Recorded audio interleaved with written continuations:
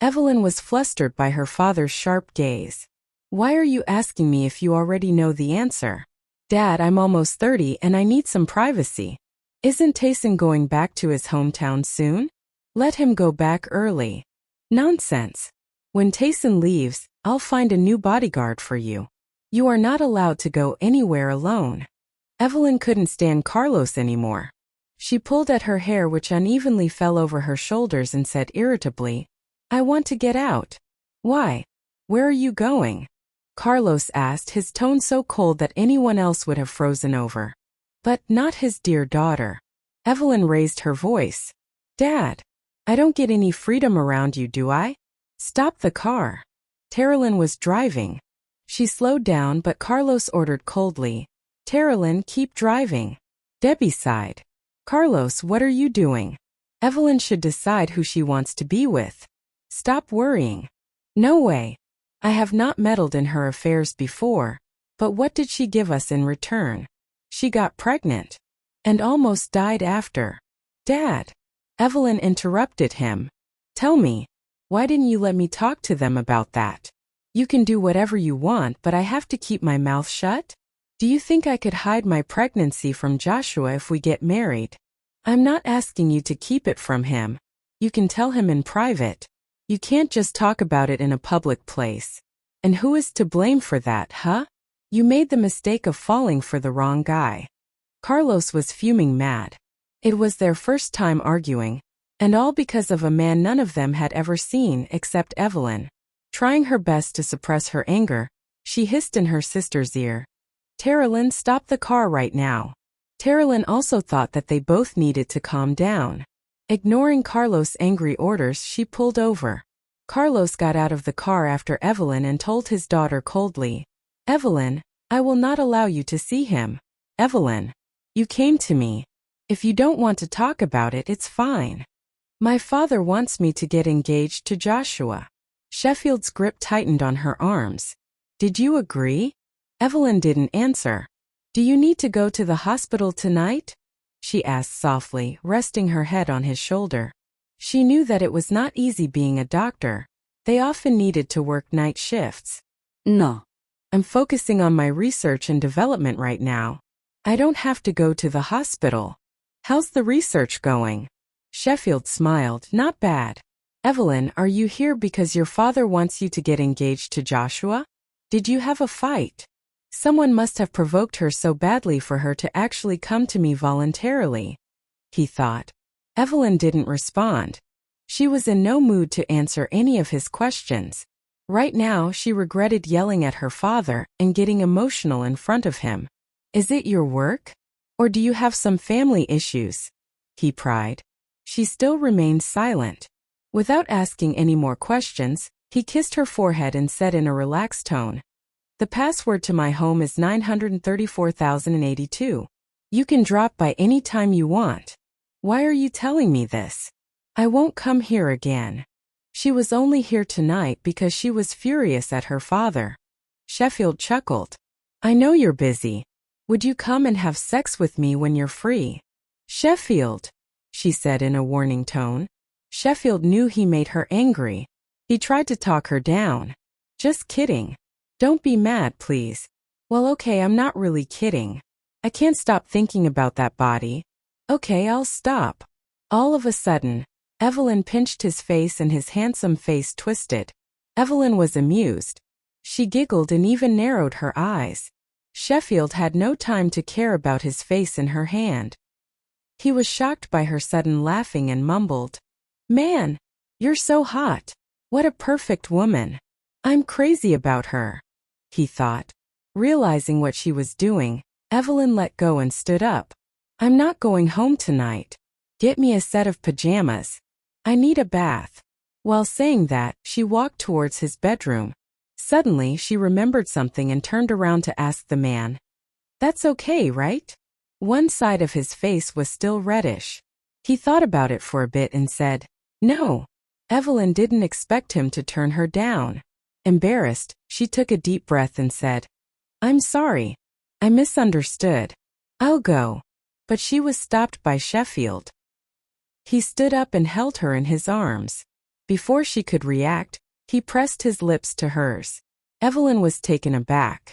She didn't come here to sleep with him. After a long while, Sheffield held her tightly, his forehead against hers. It's not like that. You know how much I want you to stay.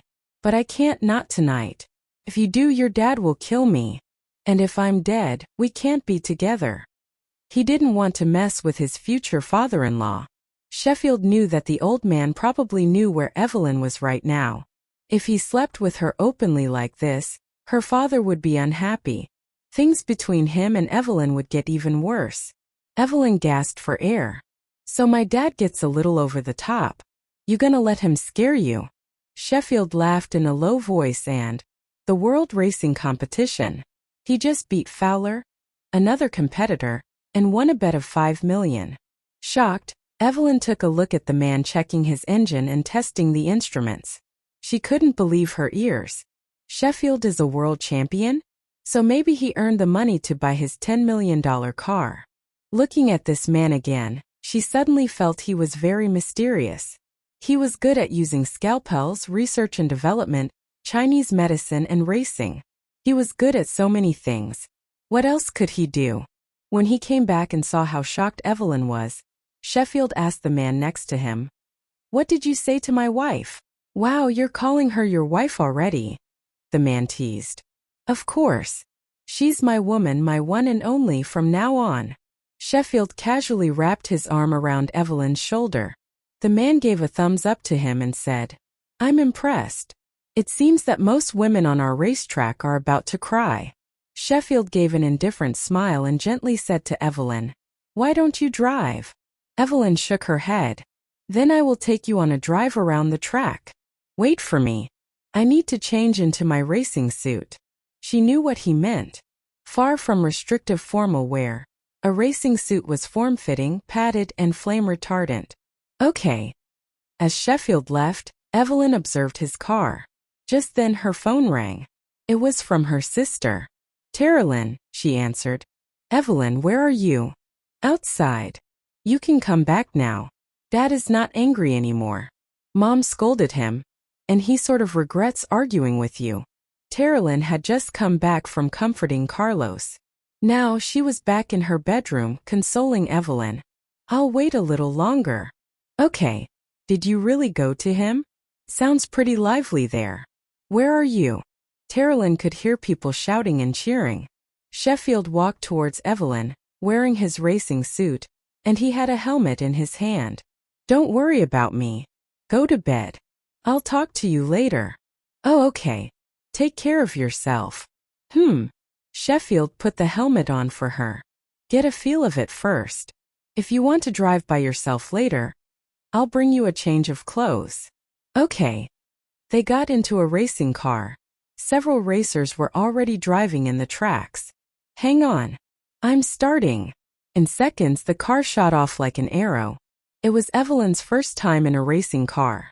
She clutched the rail and gnashed her teeth as she fixed her eyes on the track. Sheffield skillfully controlled the steering wheel. Considering that it was her first time at an auto racing, he slowed down deliberately to let her adapt to the speed. When he came to a U-turn, the rear of the car slid and Sheffield made a perfect drift. After a few laps, Evelyn's head was messed up.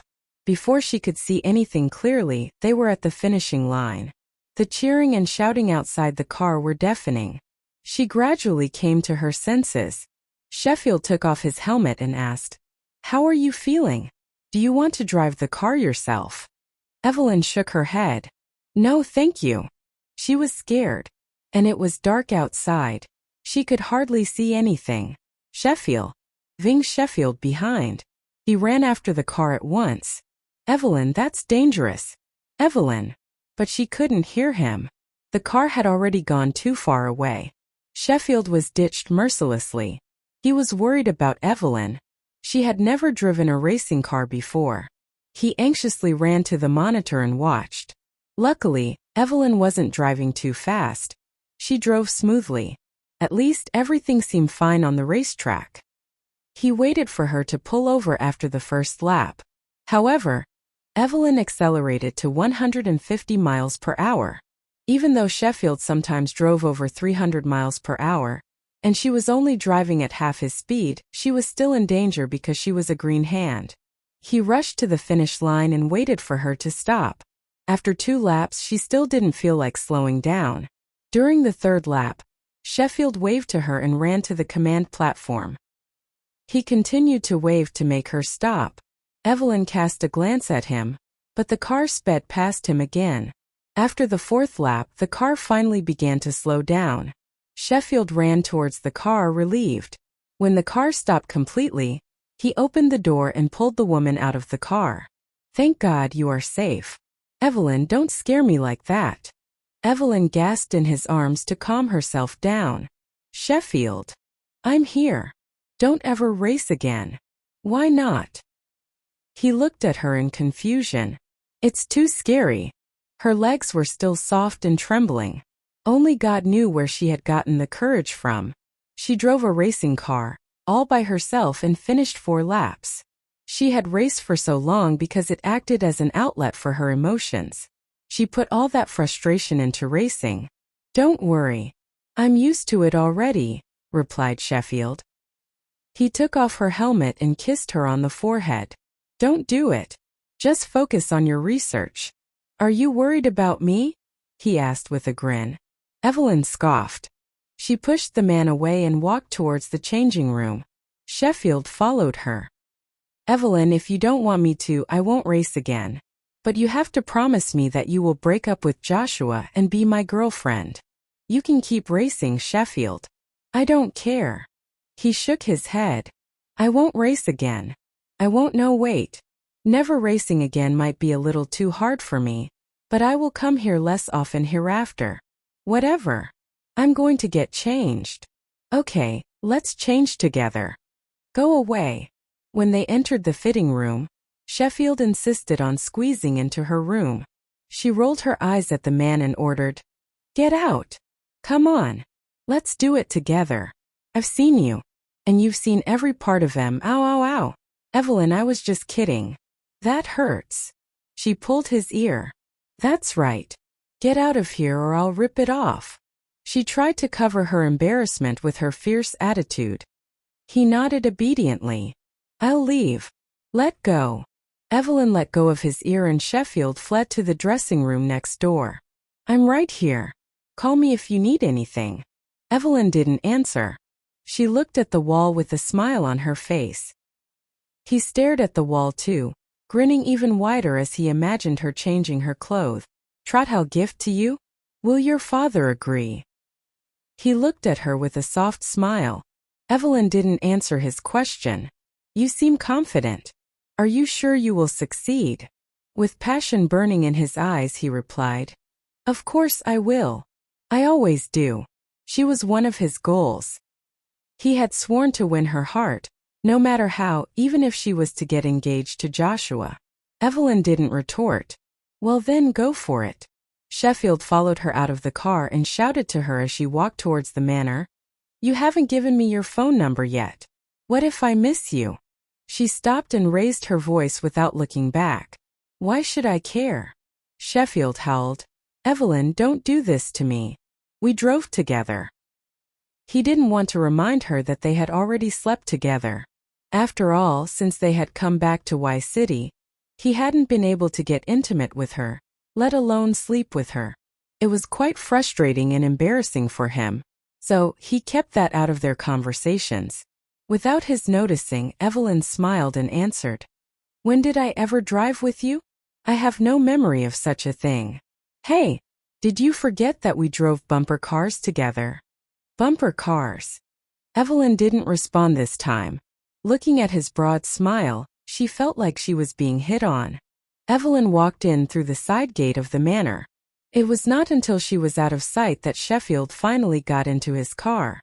When she entered the manor, she saw Carlos standing under one of the garden lamps. Wearing only thin pajamas, Carlos stood with folded arms, expressionless, as he watched his daughter walk in. Evelyn's heart skipped a beat. From where he stood, he could easily see Sheffield's car parked outside. Holy crap! Dad must have seen him, she thought to herself. She took a deep breath and hugged him. Dad, I'm sorry. I got too emotional earlier. Carlos, waiting at the gate late at night for her, melted away all her anger. He sighed. I thought you wouldn't come back. Then why are you here? Evelyn asked playfully, leaning on his shoulder. I was taking a walk. That was the lamest excuse Carlos could come up with. Evelyn chuckled. He insisted that I come back home. Dad, he's a nice guy. Did he brainwash you again? Carlos interrupted her. He didn't believe that Sheffield was the one who had asked her to come back to the manor. As far as Carlos knew, Sheffield was a cheater, who lied to Evelyn again and again. Evelyn realized that as long as Sheffield was involved, Carlos would be too angry to talk to her. Never mind, Dad. Let's go inside and get some rest. She took her father's arm. They walked towards the villa slowly. Listen to me, Evelyn. Try to get along with Joshua Fan. Evelyn didn't want to talk about it. Dad, if you mention that again, I'll move into my apartment and stay there. She had an apartment in the city, and she usually stayed there when she worked late into the night. She only came back to the manor when she got off work early. Fine. Let's talk about work. Not that either. Carlos sighed and said, You just don't want to talk to me. Come on, Dad. I love you so much. You know it. From now on, I will try my best to get on well with Joshua, so that he can be your son-in-law. He managed to ask Evelyn. He's my dad, she replied sullenly. Sheffield looked at Carlos in stunned disbelief. Dad, he repeated. Carlos' brows knitted even tighter. His eyes were as dark as ink. He raised his fist again to punch him. At the sight of his fist, Sheffield came to his senses and greeted Carlos respectfully. Dad, Mr. Huo, it's nice to meet you. Carlos cast a sidelong glance at Evelyn and said coldly, Evelyn, let go of me. I'm gonna teach this boy a lesson today. Dad, look at his face. It's swollen already. Stop. Evelyn was very anxious. How did Sheffield even know that she was here? But Carlos didn't listen to her. He shook off her hand, pressed Sheffield against the floor and beat him up. Didn't you say you were gonna kill me? Fight back now. Holding his head in his hands, Sheffield curled up on the floor. I won't fight back. Even if you beat me to death, I can't fight back. Carlos' martial arts skills were top-notch. Each punch was powerful. Evelyn looked at the man on the floor, her heart aching. With reddened eyes, she pulled Carlos away and said, Dad, please stop. He'll get seriously injured if you hit him again. Seriously injured? Carlos asked. If he gets seriously injured so easily, then he is a pussy. Why would you fall for a pussy like him? Evelyn didn't know what to say. Dad, Uncle Daryl is still waiting for you inside. Shouldn't you go back to him? Carlos paused and finally let go of Sheffield. He stood up and straightened his clothes. Call security. Ask them to throw him out. Evelyn helped Sheffield sit up. She raised her head to look at her father and said resignedly, Dad, you go check on Uncle Daryl. I'll talk to him. Carlos cast a cold glance at the pair and entered the bedroom with a snort. Sheffield wiped the blood from the corner of his mouth and sat up on the floor. You're Carlos Huo's daughter? He asked, still dumbfounded. Evelyn gaped at him. You didn't know? His face was black and blue, but he insisted on asking her irrelevant questions as if nothing had happened. Well, I know now. Joshua didn't tell me. Give me a break, you guys. Sheffield felt frustrated. He was well aware that Evelyn was from a rich family, but he hadn't expected her to be so rich and powerful. Even though he knew that she worked for ZL Group, he didn't think that the company actually belonged to her family. You are completely messed up. She fixed his clothes. No wonder your father doesn't like me. Wait. Sheffield looked at her ponderously. Joshua is not even as capable as I am. I can at least earn some money and support you, but he cannot even support himself with his low salary. Why does your father like him more than me? Does he like poor guys or something? Evelyn stood up from the floor. Why don't you worry about the wound on your face for now? Sheffield stood up as well. It's okay. It doesn't hurt. Evelyn reached out her index finger and poked the swollen part of his face. Ouch! It hurts. Evelyn, easy. She couldn't help but laugh at his reaction. Upon hearing Sheffield scream, Carlos walked out of the bedroom again and asked with a long face, "Why are you still here?" Sheffield covered his face with one hand and stared at Carlos, who looked like he was ready to beat him up again. He said has Huo on the internet before. But since he and Debbie had gotten married, much more information about him started spreading online. The news was mostly about Debbie. They seemed to love each other very much. When Sheffield saw the name Debbie Nian, he paused and remembered the time when they were in D-City. Evelyn had told him that she liked Debbie's songs. Debbie is her mom. No wonder she likes her, he thought. Her sister, Carlos Huo, was a student of law. They had met at lunch a few days back. He had only heard about Evelyn's brother Matthew Huo from her, and there was nothing on the internet about him. Logically speaking, the heir of a tycoon group should be the focus of the media, but there was no trace of him on the internet. It seemed that he was as low-key as his father. Sheffield read through Evelyn's family background briefly and put the laptop away. He decided to continue his investigation later that night. Right now, he needed a drink and a word with Joshua. As he waited in the car, he thought of an idea. Sheffield took out his phone and opened the music app. He typed Debbie Nian, and some of her albums popped up. He clicked one of them randomly and played it. The soothing and melodious song rang in the car. He could feel the music in his veins. It shouldn't be difficult to learn, he thought. Sheffield flipped through the song list. He was dumbfounded by the sheer number of songs. Debbie Nian represented an era of Chinese music. Even though her songs were 10 or even 20 years old, they were still popular. There was no singer in the country who was as famous as her. When she was still active in the music industry, she had produced 15 albums with 10 songs in each of them. An astounding total of 150 songs. How am I supposed to learn all of these in such a short time? Joshua arrived at their meeting place earlier than Sheffield. When his friend walked into the private booth, Joshua stood up abruptly and stared at his swollen face. Sheffield sat on the sofa and poured himself a glass of whiskey. What the hell happened to you? Who was brave enough to hit Maestro Tang? Did you have a fight with Evelyn's lover? Something was not right. Very few people could touch Sheffield.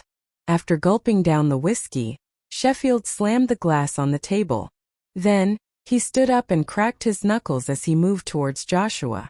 Joshua quickly put up his defense. What are you doing? Sheffield grabbed his arm and punched him in the face. Joshua didn't know why he was getting hit, so he fought back. But it was useless. Sheffield was much better at martial arts than he was. The man used to lead people into fights in the streets of M country. Before long, Joshua had dark circles around his eyes. Regardless of the pain, he roared angrily, "Sheffield, if you don't tell me what is going on, I'm so done with this friendship." Sheffield took a deep breath. He felt much better after giving Joshua what he deserved. He let go of him and said, "You knew that Evelyn is Carlos Huo's daughter." Joshua stared at him blankly. "Didn't I tell you?" he asked. "Cut the crap, asshole." Sheffield roared, glaring daggers at him. "I remember telling you." Ever since he had learned about it, Joshua had been thinking of telling Sheffield about it. "Did I forget?" "All right, I forgot. But what does it have to do with this? Did Carlos hit you?" That was the only possible ex-in-law happy half the effort would be made. Joshua was stunned for a while. Then he quickly held his old friend tighter in his arm and said, "My dear brother-in-law." "Yes, I'll call you brother-in-law from now on. This is a wonderful idea." With a disgusted look on his face, Sheffield pushed him away and shouted, "Get off me." Joshua was not angry anymore. He snuggled closer to Sheffield. "Come on, Chef. Let me give you a kiss." There was a sudden creaking sound. The door of the private booth flew open all of a sudden. Is Sheffield here?" The voice faded as soon as the person saw what was going on inside the booth. Carolyn had never expected to see such a romantic scene. Two handsome men were making out. The scene was so beautiful that she almost wished them happiness. She had heard from Evelyn that Sheffield had gotten beaten up. But she ended up witnessing her future brother-in-law and Sheffield, well, making out in a private booth. The atmosphere was more awkward than it could be put into words. It didn't occur to Joshua or Sheffield that someone would break into the room all of a sudden. They maintained the ambiguous posture. Terrelyn covered her eyes and said, I'm sorry. I'm so sorry. I didn't mean to interfere. I'll leave now, you two continue. Continue. Sheffield immediately pushed Joshua away. Get away, you son of a bitch. Joshua jumped to his feet, quickly straightening his clothes. He caught up with Terrelyn just as she was about to leave. Terrelyn, you've misunderstood. It's not what you think. She sighed and said, Joshua, I don't discriminate against gay people, but it's not kind to use my sister to cover up who you really are. You've gone out of line. And she was so worried about Sheffield that she asked me to come and check on him. Evelyn had asked Tayson to find out where Sheffield had gone.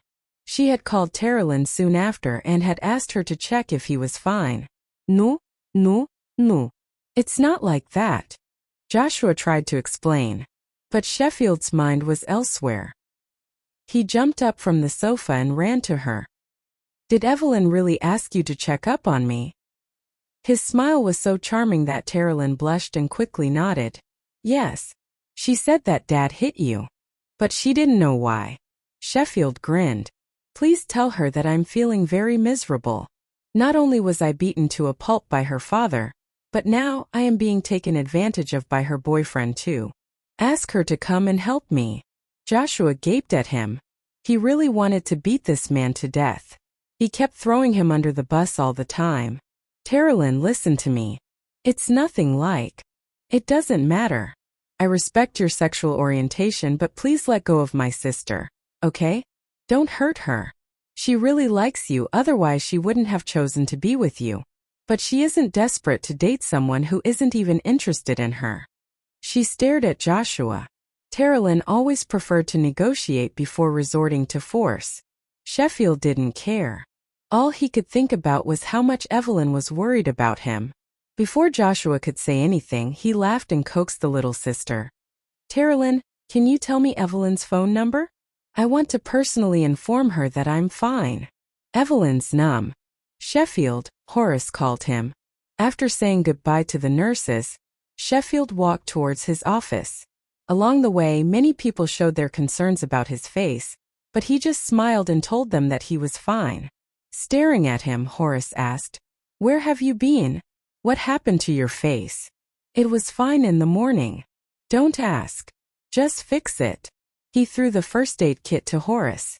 Horace opened the kit and took out the medicine to treat the swelling. At the same time, the doctors in the department came to check on Sheffield. I'm okay. I made a small mistake and my father hit me. He told them with a faint smile. Nobody doubted it, and they even asked him what mistake he had made to make his face look like that. Horace asked, I've never heard anything about your family before, and I didn't ask either. Now that this has happened, tell me, what do your parents do? I've never seen them. Do they live in another city? No, they're here. Only he knew which set of parents he was talking about. Oh, did your father hit you because you skipped work? Horace took out a cotton swab, dipped it in some medicine to dissipate the swelling and the bruises on his face. He threw him an ice bag to place on his face. Something like that, Sheffield replied. Horace let the topic go, sensing that he didn't want to talk about it. After running away with Terrelyn from the private booth, Joshua got into the elevator with her and loosened his grip on her wrist. Shall we go somewhere else? I have to talk to you about something. Terrelyn straightened her sleeves and looked at him in confusion. What do we have to talk about? Joshua replied. I want to talk about your sister and also explain what you just saw. I don't think that's necessary. Terrelyn walked out of the elevator and Joshua followed. She felt like he was acting really weird. It really is necessary, he insisted as he caught up to her.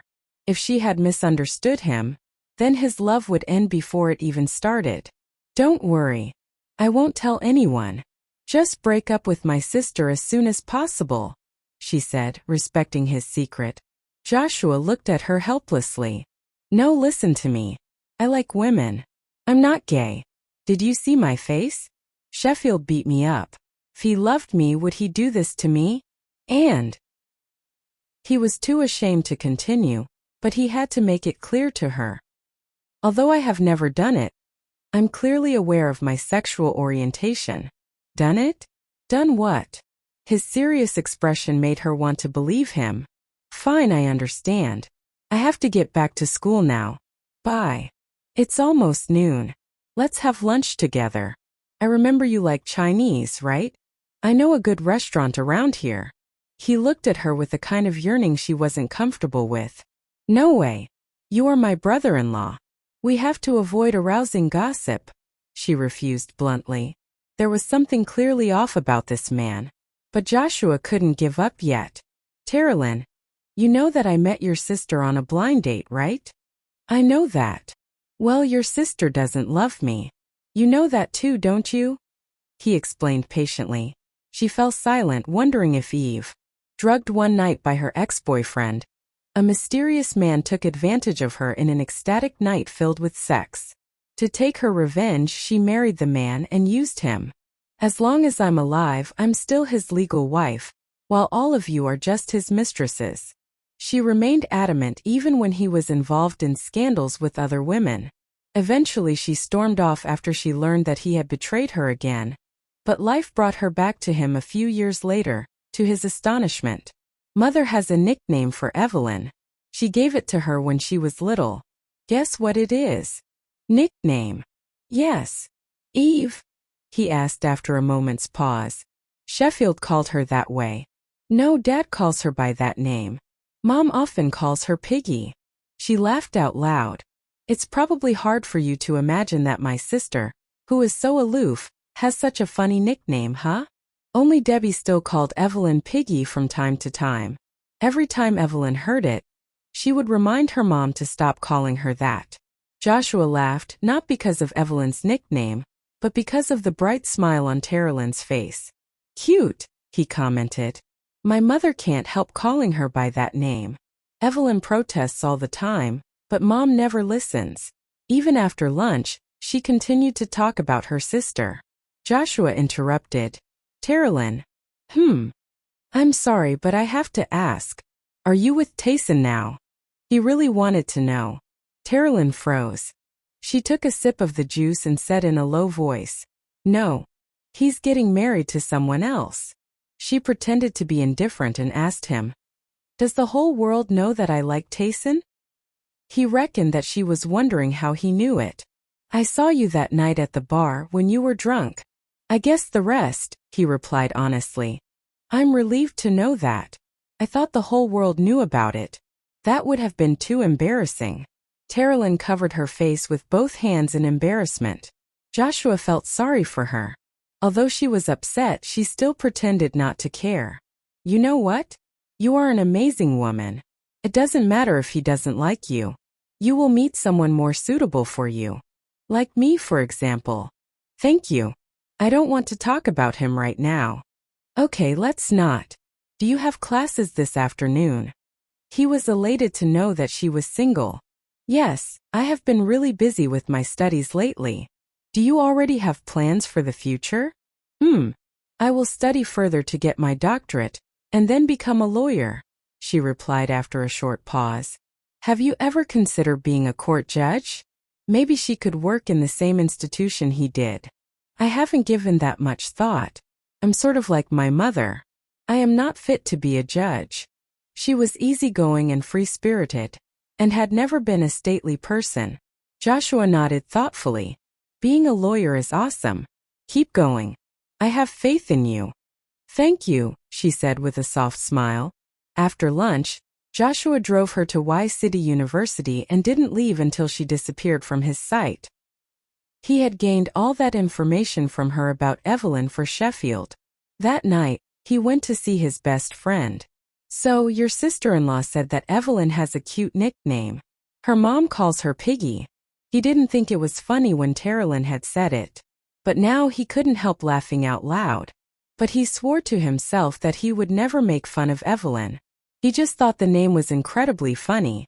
Sheffield smiled too when he heard the nickname. He thought it was lovely. He laughed for a while and then gave a good beating to Joshua. "How dare you laugh at my woman? Fuck off." Joshua punched him back playfully and said, "I'm laughing at my girlfriend." "It's none of your business," Sheffield declared. "You have 1 day to break up with her. And give me 2 more. I am taking Dolly." "Why do you suddenly want to go to the wine tasting party?" Sheffield had always been a mysterious friend. He continued to pique Joshua's curiosity. Leaning against the back of the seat, Sheffield said in a casual tone, "I just want to taste some wine and see the world." Joshua scoffed. "Bro, you own a considerably large private wine store abroad, and you're telling me that you want to go to some local wine tasting party. You think I am stupid?" Ido. "Let's just go together." Fine. "Are you sure you want to bring Dolly, and not Evelyn?" "I'm sure." "Okay." In the living room of the Xiang residence, after hanging up the phone, Dolly looked at the man sitting opposite her. "Dad, that was Sheffield. He wants to take me to the wine tasting party." Seidel was silent for a moment. "What's he up to? Didn't you say that he didn't like you? So why is he asking you out?" "I don't know. It does seem like he cares about Evelyn Huo. But he still maintains a relationship with me." Sheffield loved Evelyn. Dolly was not blind or stupid, she could tell. "He is not as simple as we think he is." Seidel was determined to investigate the man. According to his investigations, Sheffield's parents were business people, and they had died in a car accident 10 years ago. Sheffield was left behind. He was an orphan. Sheffield studied abroad, and Darius footed the bill. After that, Darius pulled strings to get him a spot at First General Hospital. "I think you're overreacting, Dad. He's just a playboy. He'll settle down after we're married with kids." Dolly had lived with 2 boyfriends before. None of them ever stopped going out and partying, but they weren't married either. Seidel thought for a bit. Maybe. It's not bad that he's picky. A lot of men are picky when it comes to their women. He just dumped a ton of cash into his research and development operations. When I asked him about it, he claimed he found a sponsor. And he wouldn't tell me who. He also said he made some of that money racing cars. He's loaded, but he wouldn't be if he didn't win races, not to mention that investor of his. Still, I don't like it. Come on, Dad. We know he raced against Fowler and won millions on a bet. He didn't lie to us. Don't worry about him. Sheffield had many girlfriends over the years, but not like Evelyn. She was special to him. He told Dolly he had gotten close to Evelyn for a reason, but Dolly wasn't sure about that. Sometimes she had a feeling that the reason was that he was attracted to the young CEO. She had to admit that Evelyn was pretty amazing. She was rich, beautiful, and was a CEO. Men had every reason to fall in love with her. She decided she had to try and make Sheffield forget about Evelyn. She wanted him all to herself. He is applying for a patent for those drugs. You have to win his heart before that goes through, Seidel told his daughter.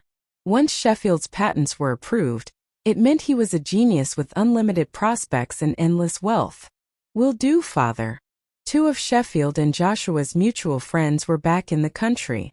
Being old friends, they decided to meet for dinner and catch up. In the biggest private booth of a restaurant, more than 10 young people sat around an oval table. The reason for the large number of guests? All of them were with wives. Burr all the time. "I don't care. I just need my own fans." At ZL Group, Evelyn was busy with her work. After reading a few chapters of a book on the sofa, Terilyn turned on her phone and opened an app to watch videos. A few minutes later, Terilyn ran in, phone in hand. "Evelyn, check it out. It's Sheffield and Joshua." She was looking at a video that had more than 6 million likes. She pressed the replay button so Evelyn could watch it too. The background was a private room in a restaurant. Men and women sat around a table, all singing "Wish I Could Win Your Heart." Evelyn didn't know the men that had sung the first few lines, but she knew Joshua. He sang, "You left. Our youth is behind us. Only people who loved someone deeply will cherish the memory of the past. Sheffield was next. He wore a gray leisure suit with a white shirt underneath. His tie was crooked. He sang the refrain. I just wish I could win your heart, and we would never be apart. But I never knew it takes such great courage to tell you that. I never thought of losing you. I was fooling myself when I said you'd come back to me soon. In the end, you became every note in my song. He had excellent breath control and sang so clearly, winning the hearts of many people.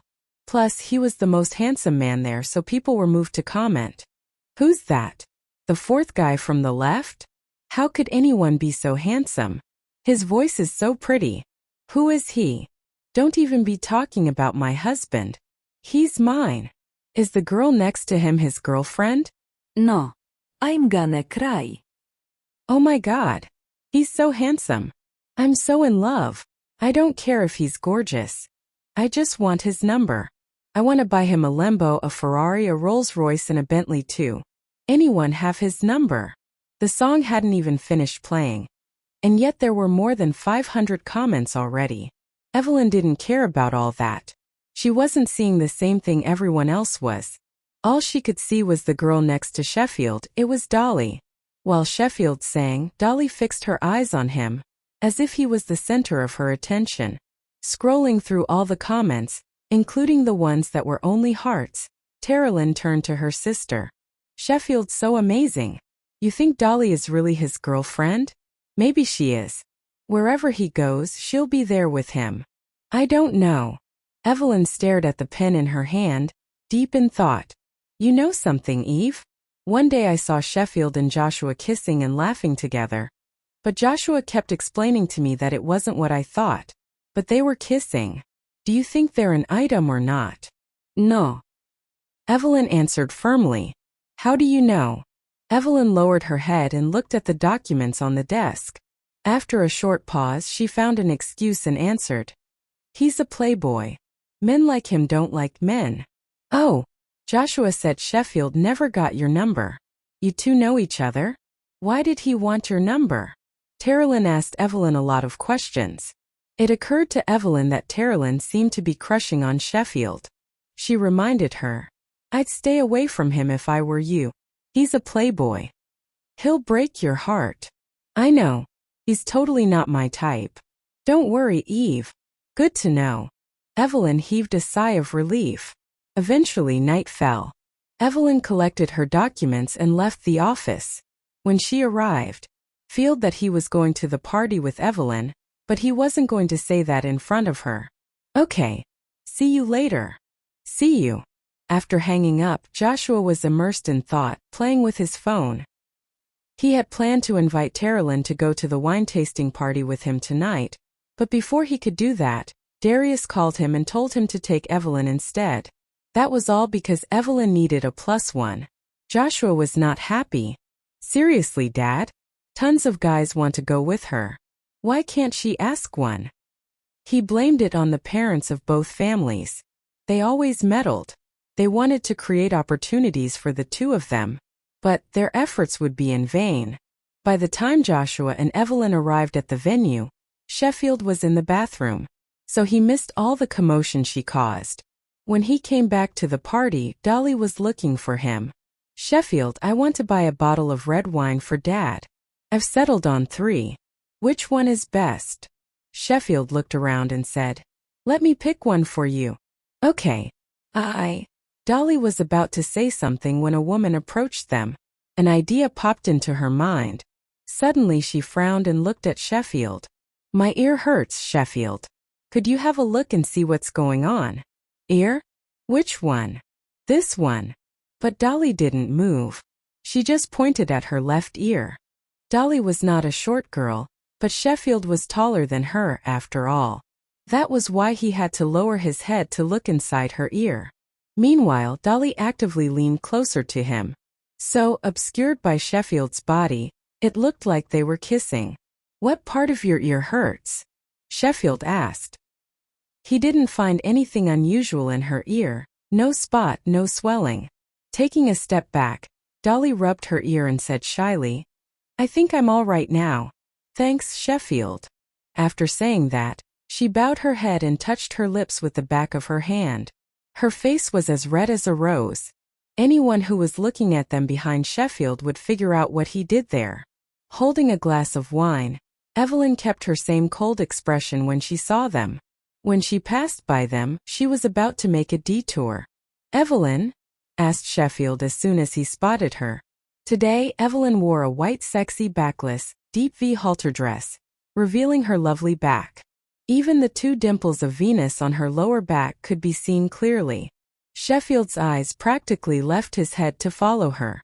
Evelyn stopped in her tracks, turned around and nodded to him indifferently. "Mr. Tang." Then she continued walking. Sheffield had come to this wine-tasting party with Dolly for another reason entirely. He didn't really want to taste the wine, nor did he care about Dolly. Now that he caught sight of Evelyn, he was thrilled, completely forgetting about Dolly. He quickly caught up to her in an upbeat mood. "Evelyn, we need to talk," he said. "We have nothing to talk about." "Actually, we do.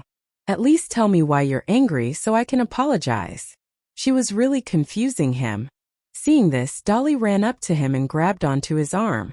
"Sheffield, didn't you say you'd help me pick out a bottle of wine?" Sheffield had wanted to break free of Dolly's grip, but Evelyn didn't want to talk to him. She walked away heartlessly. He stopped and looked at her receding figure. Sighing, he had no choice but to help Dolly with her wine dilemma. When Joshua found Sheffield, he was paying for the bottle of Red W. Drugged one night by her ex-boyfriend, a mysterious man took advantage of her in an ecstatic night filled with sex. To take her revenge, she married the man and used him. "As long as I'm alive, I'm still his legal wife, while all of you are just his mistresses." She remained adamant even when he was involved in scandals with other women. Eventually she stormed off after she learned that he had betrayed her again. But life brought her back to him a few years later, to his astonishment. "Ear in sight," he said nonchalantly. "Yeah, I'm old-fashioned like that." She didn't know how to respond. The young CEO wanted to explode in anger. After walking out of the elevator, he got with the hotel manager so he could rent a room. That way, Evelyn had a place to get changed. The manager of the hotel arranged a presidential suite for her at once. He took a room card and led them to the elevator without checking their ID cards. "Miss Huo, sir, this way please." "Thank you," Evelyn said politely. In the suite, after dismissing the manager, Sheffield closed the door and held Evelyn in his arms from behind. "Evelyn, you look stunning today," he said after smelling her hair. Evelyn angrily pushed his arms away and warned, "Stay away from me." He turned her around to look her in the eye. "I wish I could. But every time I see you, I just can't control myself. I just want to get close to you, kiss you and sleep with you." He kissed her on the lips. Evelyn tilted her head and looked away. "One more word and I'll toss you out of the window." "Okay, I'll stop. But tell me, why on earth are you angry? I have thought about it for a long time, but I still can't figure it out. Are you angry because you miss me? But I haven't told you I miss you too. Where's your scalpel? Why do you want my scalpel?" "So I can rearrange your face and see how thick your skin is, asshole." Sheffield was amused by Evelyn's joke. "Don't bother. My skin is not that thick. In fact, it's pretty soft. Here, kiss me on the cheek and you will know." He drew closer to her. Staring at his handsome side face, Evelyn reached out her hand and pinched it hard. Sheffield groaned in pain. "Ow, Evelyn. Babe, show some mercy. Please." "Shut up," Evelyn said angrily. He immediately shut his mouth. With a snort, Evelyn let go of him and walked towards the bathroom. "One more word and I'll kick you out." Gazing at her proud back, Sheffield asked with his hands in his pockets, "Do you really have the heart to do that to me?" "I do," she replied coldly. The doctor chose to keep his silence for the moment, in case she did drive him away. Several evening dresses were soon delivered to her room. Sheffield picked out a red conservative dress for her. When Evelyn walked out of the bathroom, in nothing but a bath towel, she frowned at the dress he had chosen. "I don't want red." Why not? He thought she would look stunning in it. No reason. Choose another one. Evelyn hadn't washed her hair. Her soft long curls hung down loosely, adding to her allure. Desire filled Sheffield's eyes as he stared at her. How much he wanted to take her right then. But knowing that she was still angry, he swallowed the desire and picked another dress for her. How about this black one? Evelyn cast a sideways glance at the dress and commented, Fine. You may leave now. Eve, let me stay. I will do anything for you, he said with a cheeky grin as he sat down on the bed. She observed him carefully and asked, You will do anything? Of course. Anything for you, he said firmly and opened his arms to welcome her. After a short pause, Evelyn said, All right then. Sit still. If you make any silly moves, I will have you disappear from my life. Why do? He started to say, but stopped when she frowned. Fine. I hear you. Although he didn't know what her intentions were, he grudgingly agreed. Evelyn slowly removed her bath towel, right in front of him, and threw it on his face. Her breathtaking beauty turned him on. A hot stream of unco. Drugged one night by her ex-boyfriend, a mysterious man took advantage of her in an ecstatic night filled with sex. To take her revenge, she married the man and used him. As long as I'm alive, I'm still his legal wife, while all of you are just his mistresses. She remained adamant even when he was involved in scandals with other women. Eventually she stormed off after she learned that he had betrayed her again. But life brought her back to him a few years later, to his astonishment. To you. I am envious. Is he friends with the son of the Fan family? They were talking to each other throughout the party. Yes, Joshua is his best friend. Wow, your boyfriend is friends with the mayor's son? You have such an amazing guy. Thank you, I'm flattered. Evelyn cast a sidelong glance at the group of gossiping women, with mockery in her eyes. Is she deliberately saying those things so that I would hear them? She wondered. After an hour, Evelyn went to the bathroom to freshen up. When she walked out, she ran into Sheffield and Dolly. At first, the two of them were walking separately. But when Sheffield saw Evelyn walking in their direction, he quickly put his right arm around Dolly's shoulders and pulled her closer to him. As Evelyn walked closer to them, Dolly's eyes were filled with elation. Sheffield deliberately pushed Dolly a little, knocking her into Evelyn. Evelyn staggered and took a step back. She cast a cold glance at the man, who had an evil smile on his face. How childish, she sulked. When he saw her angry expression, Sheffield thought that she was feeling jealous of his intimacy with Dolly. So he asked proudly, What? Do you feel threatened now? I can't help it. I'm popular with women. Since she didn't cherish him, he needed to provoke her to make her realize his importance. Evelyn shot a glance at Dolly, who was wearing a pink dress, and sneered. Her? Threaten me? Dolly's face darkened at Evelyn's words. What are you talking about? What am I talking about?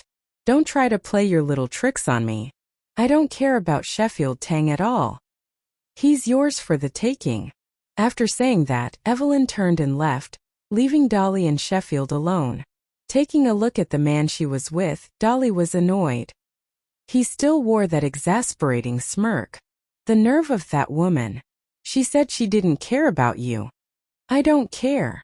He cared about her, and he believed that Evelyn would finally care about him one day. Does she really think I'm a pushover? How could she say something like that? Should I teach her a lesson? Probably. There is no time like the present. She even flirted, got me all hot and bothered, and wouldn't allow me to touch her. No way. It's time to give her something to think about me with. Sheffield made up his mind. It was already quite late and the wine tasting party was over. When Sheffield walked out of the hotel with Dolly, they met Joshua and Evelyn again. This time Sheffield just waved to Joshua and said, I'll take Dolly back. See you tomorrow, bro. See you. Then without saying anything to Evelyn, he and Dolly got into his car. He had already hired a designated driver. After all, he had more than a little wine tonight, and he wouldn't drive drunk. In the Xiang family's villa, Sheffield put a bottle of red wine on the table and said to Seidel, Mr. Xiang, Here's a bottle of red wine. I bought it at the party. I think you'll love it. Seidel recognized the brand of the bottle of red wine, and he also knew that the wine tasting party they participated this evening was all of high-grade red wine. He smiled and his eyes narrowed into slits. Oh, how considerate of you, Sheffield. The honor is mine. You've been looking out for me at the hospital. I just want to give you a bottle of wine to express my gratitude. At this time, Raven Zhao, Dolly's mother, left the kitchen and put a plate of fresh fruit in front of Sheffield. Sheffield, have some fruit. Thank you, Mrs. Xiang. Sheffield said politely. Don't mention it. Just eat. Raven Zhao already considered Sheffield as a son-in-law, and was only too willing to spoil him. Drugged one night by her ex-boyfriend, a mysterious man took advantage of her in an ecstatic night filled with sex.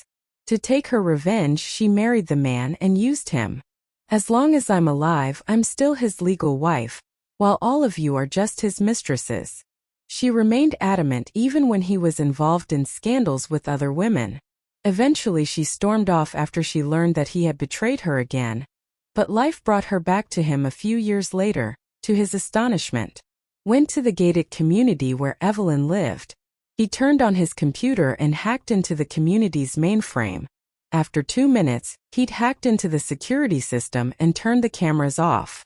It took another couple minutes for him to set up a routine where the monitors simply replayed a random selection of what had already been recorded. He could go inside undetected. He left his computer on and got out of the car. He found a wall that was not too high, took a few steps back and quickly clambered over it. After entering the area, he went straight to Building A06. On the 9th floor of Building A06. When the doorbell rang, Evelyn was asleep.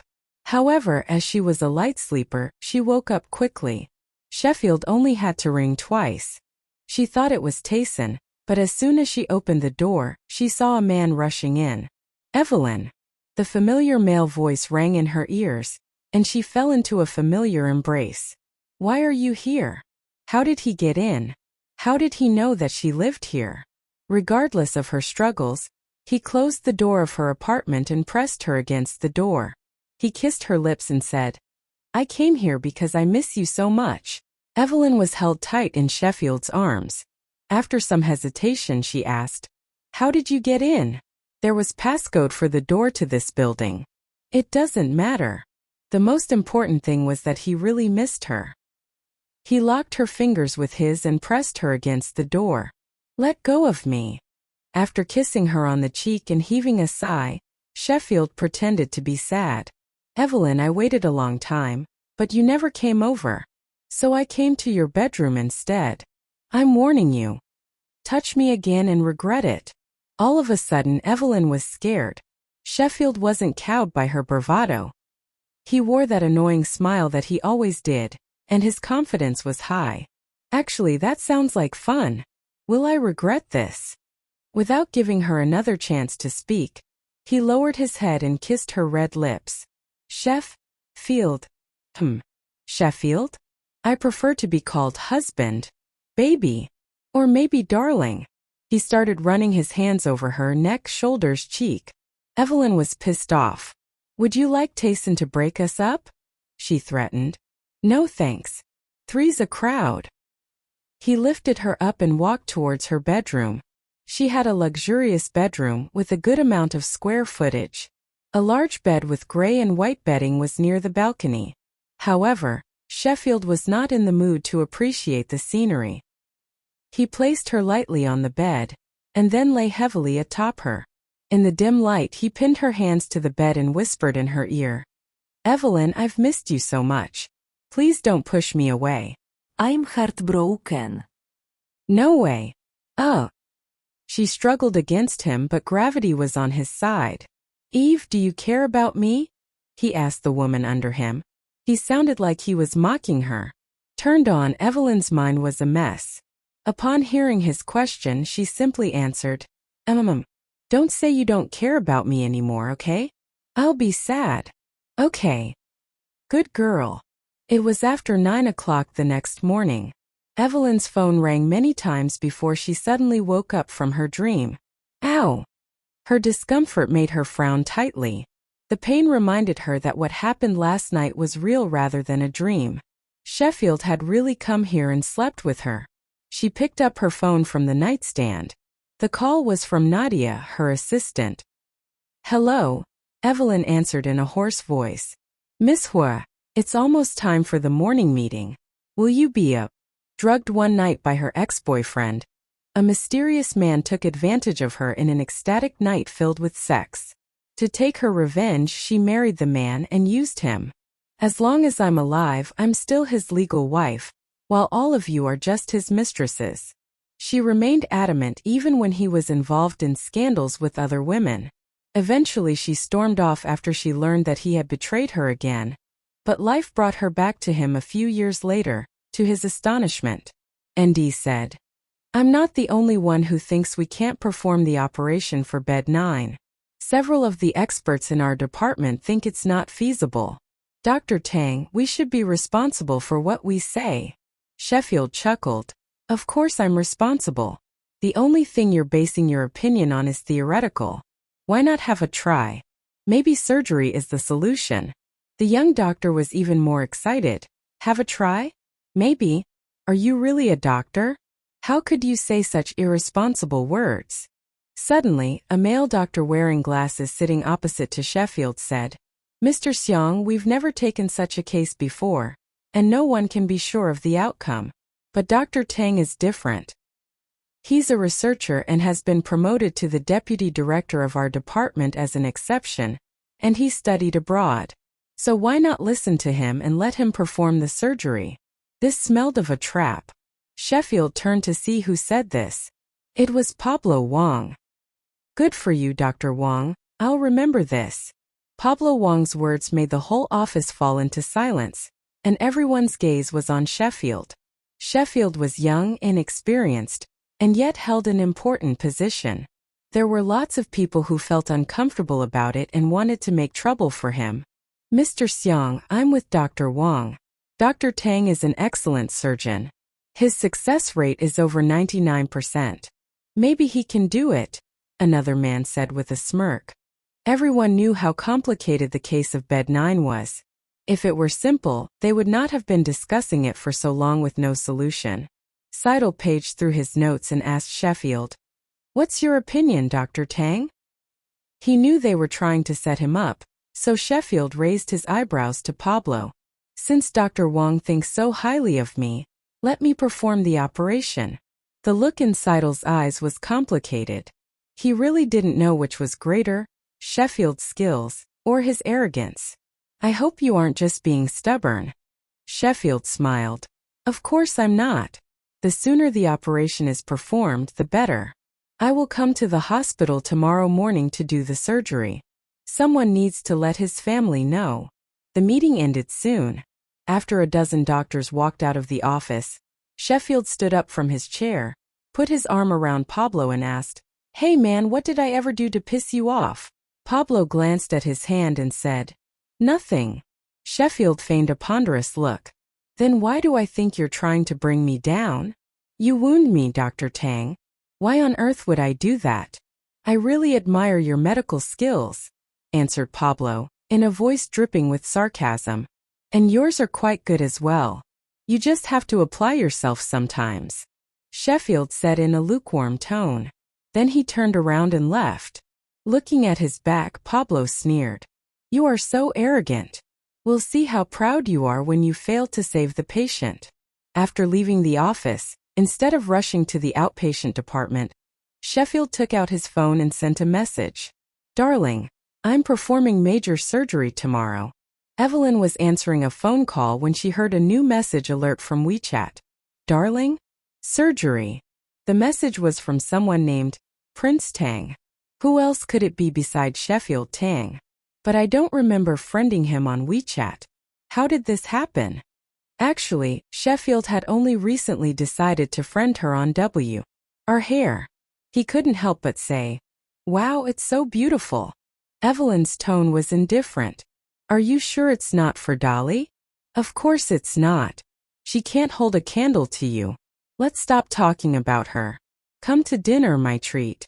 We've known each other for so long, but I've never bought you a meal. No, thank you. Evelyn tried to refuse. We've done everything. I just want to take you out to dinner. Why do you have to do me like this? He pretended to be sad and displayed it perfectly. Looking at his puppy dog eyes, Evelyn thought she had gone too far this time. It was just dinner. Where are we going? It's nearby. Sheffield grinned. He took the pink roses from the trunk, put them into her arms and closed the trunk. After half pushing and half pulling her into the passenger seat, he drove off. They walked into a restaurant. Sheffield had booked the entire glass flower greenhouse on the second floor. There were only the two of them, and the atmosphere was very romantic. Sheffield knew what she liked, and ordered a glass of wine. Evelyn, it's our first official date. I'm a little excited. What should I do? The smile on his face made her heart soften. This is not the first time I've eaten with you, she said softly. This is different. Those were not real dates. This time it was. During the meal, Sheffield rested his chin on his hand as he watched Evelyn gracefully drink her wine. Evelyn, I am so much in love with you. What spell have you cast on me? After a pause, Evelyn asked, How many women have you said that to? Only you. You are the one I love the most in the world. His words were genuine. There was not a drop of lie in them. Read latest chapters at NOV.Lubin.com only. Evelyn couldn't help laughing. Yet, you stand beside another woman right in front of me. Sheffield sighed. He felt it was time to explain his intentions to her. She had the rights to know. I don't care about Dolly. It's Seidel whom I'm trying to get close to. What do you mean? Evelyn, do you know why I chose to be a doctor? No one knew the truth. But to reassure her that she was the only one he loved, he had to tell her everything. Evelyn stopped eating. But Sheffield didn't continue. She raised her eyes to look at the man sitting opposite her. He was lost in thought, and his eyes had turned gloomy, without the usual cheerfulness. This was the first time Evelyn had seen him this way. He looked more mature than ever. But this melancholy side of his kind of broke her heart. Everyone had their own secrets of the past, which they kept to themselves just like Evelyn did. She had never told anyone about her ex-boyfriend and melody song. She put a piece of spiced salt chicken on his plate and said gently, Forget it. Let's eat. I trust you. When she had seen Sheffield and Dolly show up together at the gathering in the video, she was angry, but she wasn't stupid. Even while he was holding Dolly in his arm, she could feel no intimacy between them. At least, she could tell from the way he looked at Dolly that he didn't love her. There was no passion or affection in his eyes. It was nothing like the way he looked at Evelyn. She was just angry at the time because he said that he liked her but still had Dolly by his side. Sheffield gently held her left hand and kissed it. Evelyn, my mom passed away 5th. There was a huge glass separating them. He could only talk to her on the phone. Ingrid smiled at him the whole time. She said, Sheffield, you always said that you didn't want to learn medicine because it was tiring, difficult, unrewarding, and dangerous. I never approved. But listen to me now. Don't ever learn medicine, okay? Sheffield didn't say a word. His mom continued, Study hard abroad and never come back here. I'll come to see you if I ever get that chance in the future. Live a good life and be nice to everyone around you. Be happy. Don't be like me. I worked hard all these years, only to end up as a criminal. Who said you are a criminal? Sheffield interrupted her. Why are they accusing you of being a criminal? You are not. Ingrid smiled and then burst into tears. Perhaps her son was the only one who still trusted her. He was such a sweet boy. Sheffield, you are a good son. Take care of yourself. After they left the prison, Sheffield went straight home. The moment he saw his father, he rushed towards him, ready to fight. But he was so young. Even though he had fought many fights with his peers, this was a grown man. He was soon subdued. His father was furious. What the hell is wrong with you, Sheffield?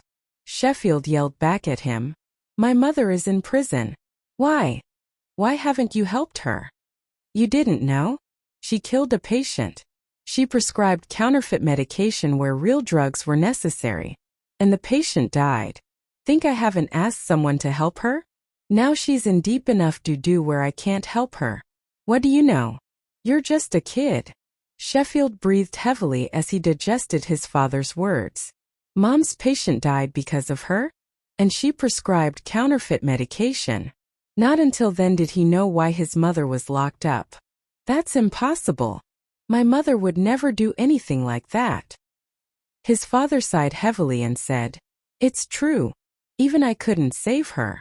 But they were a couple, and his father did what he could to help Ingrid. She had been sentenced to 15 years in prison, but she got out after serving 2 years for good behavior. Prison wasn't kind to her. She never was able to get a good night's sleep, and her dietary habits suffered. She was under a lot of stress which affected her health. Not long after she was released, Ingrid died. That year, Sheffield was 11. Despite the young age, he had tasted the bitterness of the world. In order to make a name for himself by this time, he had fought in the streets for 3 years. He did well in school though, and was about to skip the 3rd year of junior high. He had to bury his mother all by himself. 7 days after his mother died, $3 million was wired into his account. Since he was a minor, Sheffield's father checked the account and found out. He asked where the money came from. I earned it, Sheffield said nonchalantly. An 11-year-old child netted $3 million just like that. It shocked everyone in the Tang family. Sheffield was smart. Otherwise he wouldn't have skipped grades continuously, and was ready to jump from grade 8 to grade 10 at the age of 11. But no one believed he could make $3 million. So Sheffield's father did what he felt he had to, and grabbed a whip. Then he asked, How did you make that much? Are you involved with some bad pop?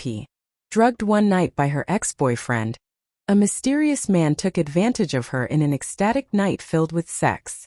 To take her revenge, she married the man and used him. As long as I'm alive, I'm still his legal wife, while all of you are just his mistresses. She remained adamant even when he was involved in scandals with other women. Eventually she stormed off after she learned that he had betrayed her again. But life brought her back to him a few years later, to his astonishment. He pressed his face against her chest and said softly, Evelyn, I want more. She answered out of breath, Here? Think about what will happen by morning. Scratch that, we'd go viral in a heartbeat. Sheffield smiled in her arms. Then never mind. I'm a guy. I don't care who sees me naked. But I'm the only man in the world who gets to see your body. Only he gets to see my body? Evelyn was becoming more and more convinced that Sheffield was overbearing. Her lips curled into a smile. She pretended to be angry and chided. Then let go of me. Despite his mood, he watched Evelyn collect herself before having dinner again. After dinner, on the way to the parking lot, Sheffield insisted on putting his arm around Evelyn's waist. But she didn't like public displays of affection. While they were arguing about this in a low voice, someone called Evelyn. Evelyn. When Evelyn heard the voice, the smile on her face instantly disappeared. She stopped in her tracks but didn't turn around. Miss G, what's up? Sheffield kept his arm around her waist. He turned his head to see who it was. A man and a woman stood at the door to the restaurant. He didn't recognize the woman. She was average-looking, well-dressed and with light makeup. He had met the man before. It was none other than Evelyn's ex-boyfriend, Calvert G. At this moment, Calvert's face was positively gloomy. He stared at Sheffield with his sharp eyes. The two men and Evelyn looked each other up and down. Then Sheffield whistled and whispered in Evelyn's ear, Hey, it's your ex and a chick. Evelyn looked at him and asked, Should we give him a show? Why not? I'm feeling generous. Leave it to me. He had always wanted to teach Calvert a lesson, but the chance had always eluded him. Today was his lucky day. Leave it to me. These simple words warmed her heart. Only her father and brother had been able to do that. Her heart trembled slightly. She kept calm and warned Sheffield in a low voice. Don't throw hands with him. He was one of the best in the entire Kwon. On hearing this, he sneered. He doesn't scare me. I've never been afraid of anyone. Scratch that. Other than you and your dad, I fear no one. Evelyn couldn't help but burst into laughter. Even though it was just a giggle, it made Calvert's expression even grimmer. Evelyn was smiling when he came across her a moment ago. Now she was even laughing out loud. It seemed that she was really happy. Jealousy drove him crazy. Rowena took a look at Calvert and walked a few steps forward to get close to them. What a coincidence, Evelyn. You here for dinner? Who's your little friend? One glance at the woman, Sheffield could tell she was a bitch. No, we came here for a haircut. Of course we're here for dinner. He was close to blurting out. If you can't say anything nice, then shut up. Rowena was taken aback. Embarrassed, she asked, Excuse me, was I talking to you? Throwing a glance at the man behind Rowena, Sheffield replied. Talking to me? You should be. I'm Evelyn's husband. Nice to meet you. His voice dripped with sarcasm. He continued. Got a problem with that? Rowena shook her head and answered gently. Not at all. Just curious. Okay. Sheffield feigned a look indicating he just realized what she meant. Drugged one night by her ex-boyfriend. A mysterious man took advantage of her in an ecstatic night filled with sex. To take her revenge, she married the man and used him. As long as I'm alive, I'm still his legal wife, while all of you are just his mistresses. She remained adamant even when he was involved in scandals with other women. Eventually she stormed off after she learned that he had betrayed her again. But life brought her back to him a few years later, to his astonishment. Neath you to attack a girl's appearance? Rowena is truly beautiful, inside and out. You're high if you can't see it. High? I don't think so, not unless you slipped me something. Sheffield looked Rowena up and down and shook his head. Is that what passes for beauty these days? Fake lashes, fake boobs, slinky dresses. Whatever floats your boat. No matter. Point is, if any of you messes with Evelyn again, you'll regret it. I never said I was a gentleman. Mr. G, you're no gentleman either. A real gentleman would hope his ex was happy, instead of bugging her like this. Get it? Evelyn had no idea Sheffield's tongue could be that sharp. Rowena was about to cry. Evelyn took a look at her and quietly nudged Sheffield, indicating he should stop. Calvert was furious. He clenched his fists and warned, You're wrong, mister. Who are you to say anything about my relationship with Evelyn? I didn't agree to break up with her. I won't take this from an outsider. Outsider? After a moment's thought, Sheffield finally dropped his hand from Evelyn's waist. He took her hand to his lips and kissed it. Mr. G, you're the outsider looking in. I'm an insider now. Insider. The word could be interpreted in many ways. It really hit Calvert where it hurt. He rushed to Sheffield and grabbed him by the collar. They were outside the restaurant now. The light was dim and it was late, so no one noticed them. Evelyn's heart skipped a beat when she saw Calvert clutch Sheffield's collar. Let go of him. Now, she ordered. With the same Joker smile on his face, Sheffield released Evelyn's hand and pulled her behind him. Get back, honey. I'd really hate for your clothes to get ruined by their blood. They can't afford those sick threads. Evelyn was rendered speechless. How could he crack jokes at a time like this? Calvert was no pushover. This wasn't a joking matter.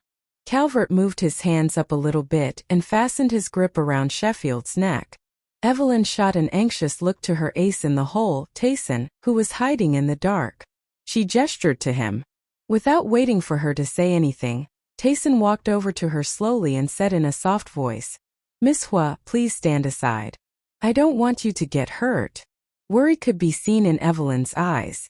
Separate those two, please. Don't let Calvert hurt Sheffield. Taking a glance at the slovenly man being choked, Tayson had mixed feelings.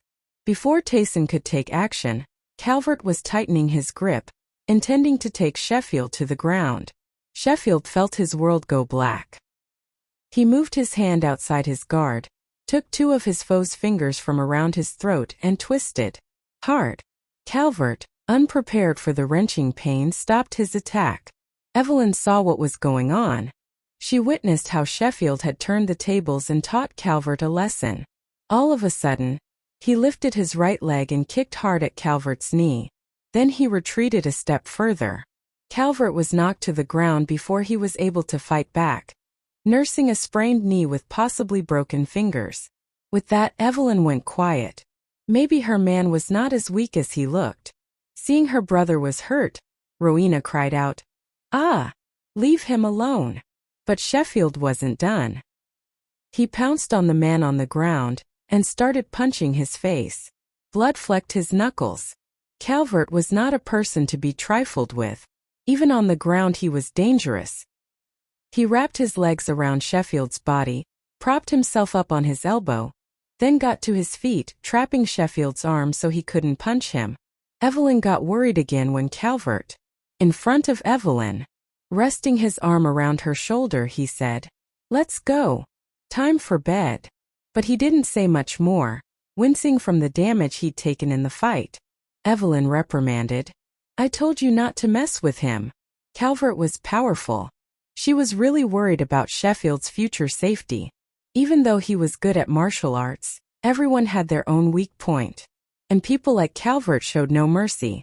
If Calvert took advantage of his weakness, the consequences would be disastrous. Sheffield bowed his head and kissed her on the cheek. Then he said happily, "I know you're worried about me. Don't worry. I'm a scourge and I'll be around for millennia." Evelyn disagreed. "Who even says that?" "Other people. About me." When Sheffield was young, many people regarded him as a scourge. "Don't say that again.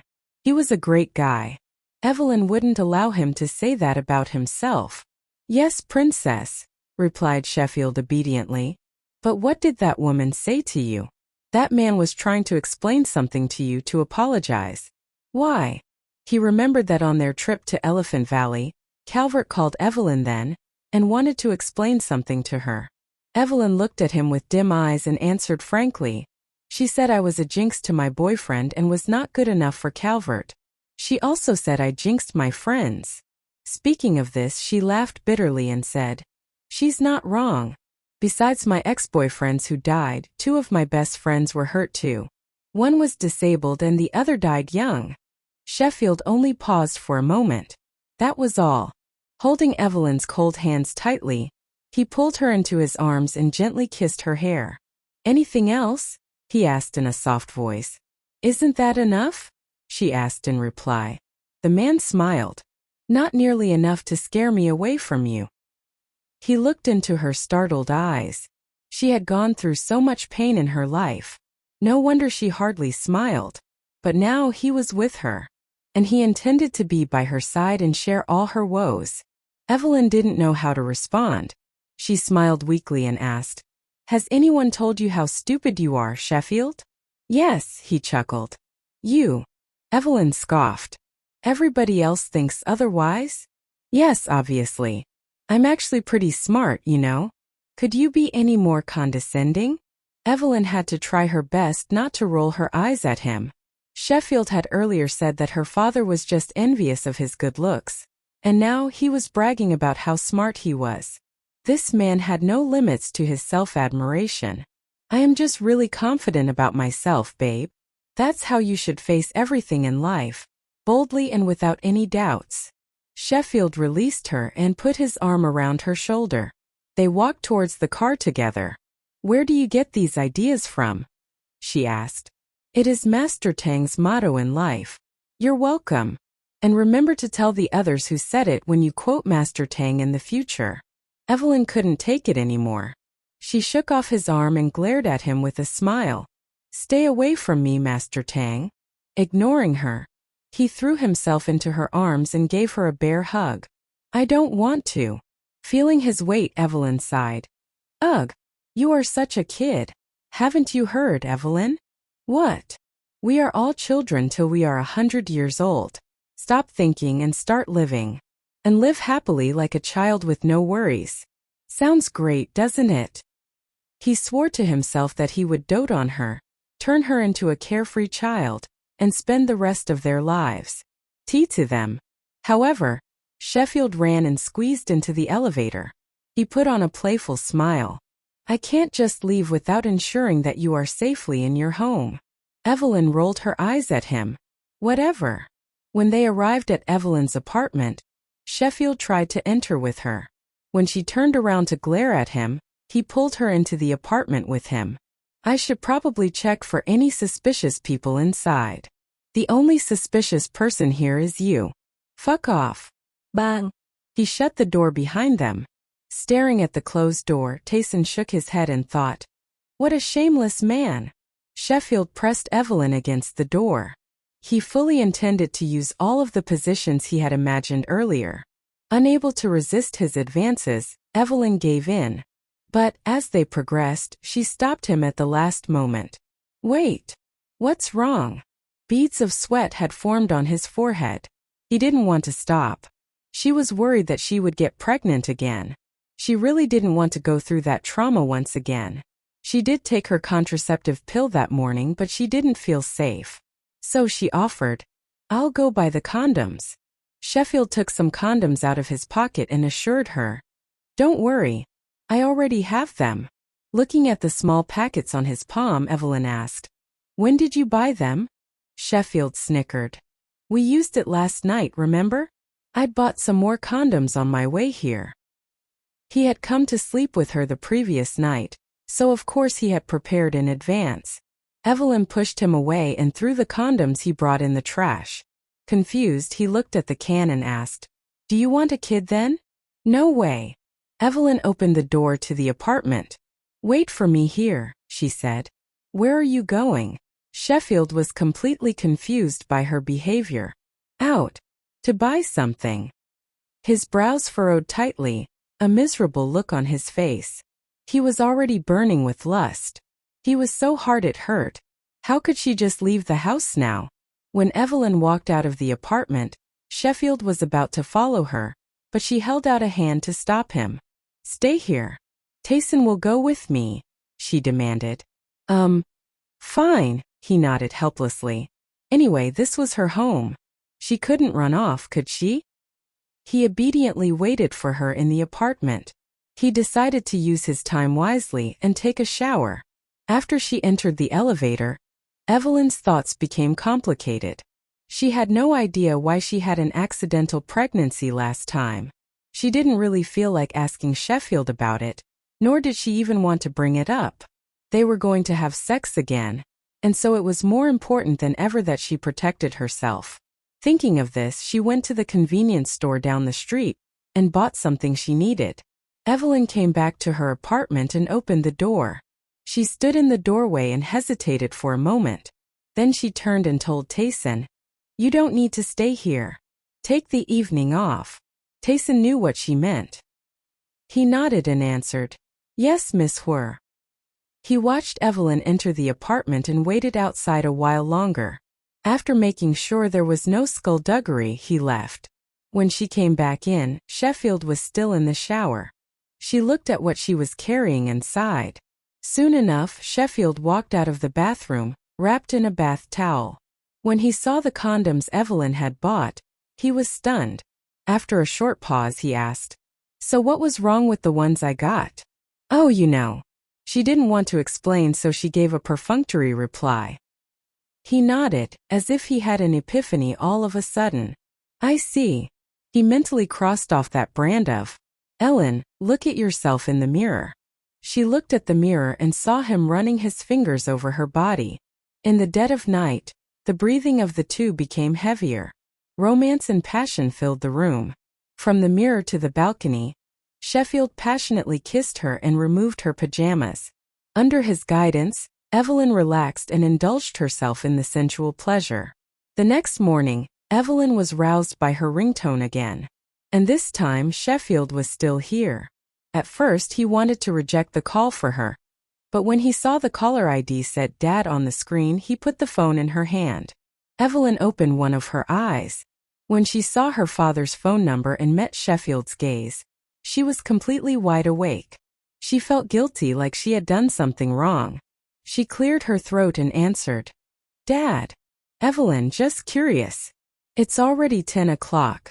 Why haven't you come to work yet? Are you okay? Carlos asked with concern. I'm fine, Dad.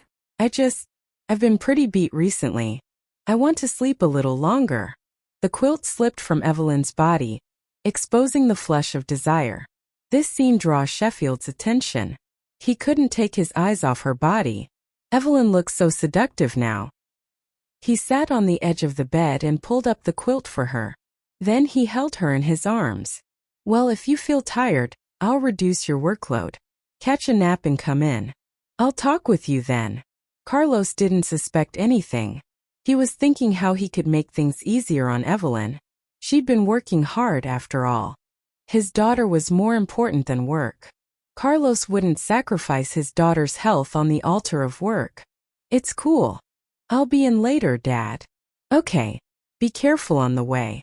Remember to grab some breakfast first. Will do, Dad. Bye. After hanging up, Evelyn heaved a sigh of relief. She looked at Sheffield, who held her in the quilt tightly. She commented abruptly, "Why do I feel like I'm having an affair with you?" Sheffield was stunned for a moment. He chuckled and said with a smile, "I can see that. But why stop? I'm enjoying this." Evelyn rolled her eyes at him. "Do you want more sleep?" She wanted to sleep a while longer. Last night, Sheffield was horny and kept her up till the wee hours. But since her father had called, she was more wide awake. No. "I don't need a nap," she said. "Then get up, freshen up and have breakfast." "Breakfast? You sound like you actually have some." She was wondering if he had gone out to buy it. Sheffield grabbed her pajamas, put them on her and kissed her shoulder before he buttoned her. "Your man made it for you." Evelyn patted his hand. "I didn't know my kitchen was that well stocked. There was nothing in her freezer. I stopped by the store when I went jogging this morning." "Jogging?" Evelyn threw a glance at his body. No wonder he had such a good shape. Turned out he exercised a lot. After breakfast, Evelyn got in her car and Tayson drove her to the office. Sheffield pointed his car toward the hospital. Although they were going the same way, Evelyn didn't let Sheffield drive her to work, because she didn't want Carlos to find out about it. In the regional CEO's office, Evelyn stood in front of the window, holding her phone in her hands, and was lost in thought for a long while. She looked out at the city, and knew the guy had an important surgery to perform that day. Finally, she decided to text him to cheer him on. Good luck. Though it was only a short message, Sheffield, who was going to change into the sterile surgical gown, grinned from ear to ear. He immediately texts. Signedly.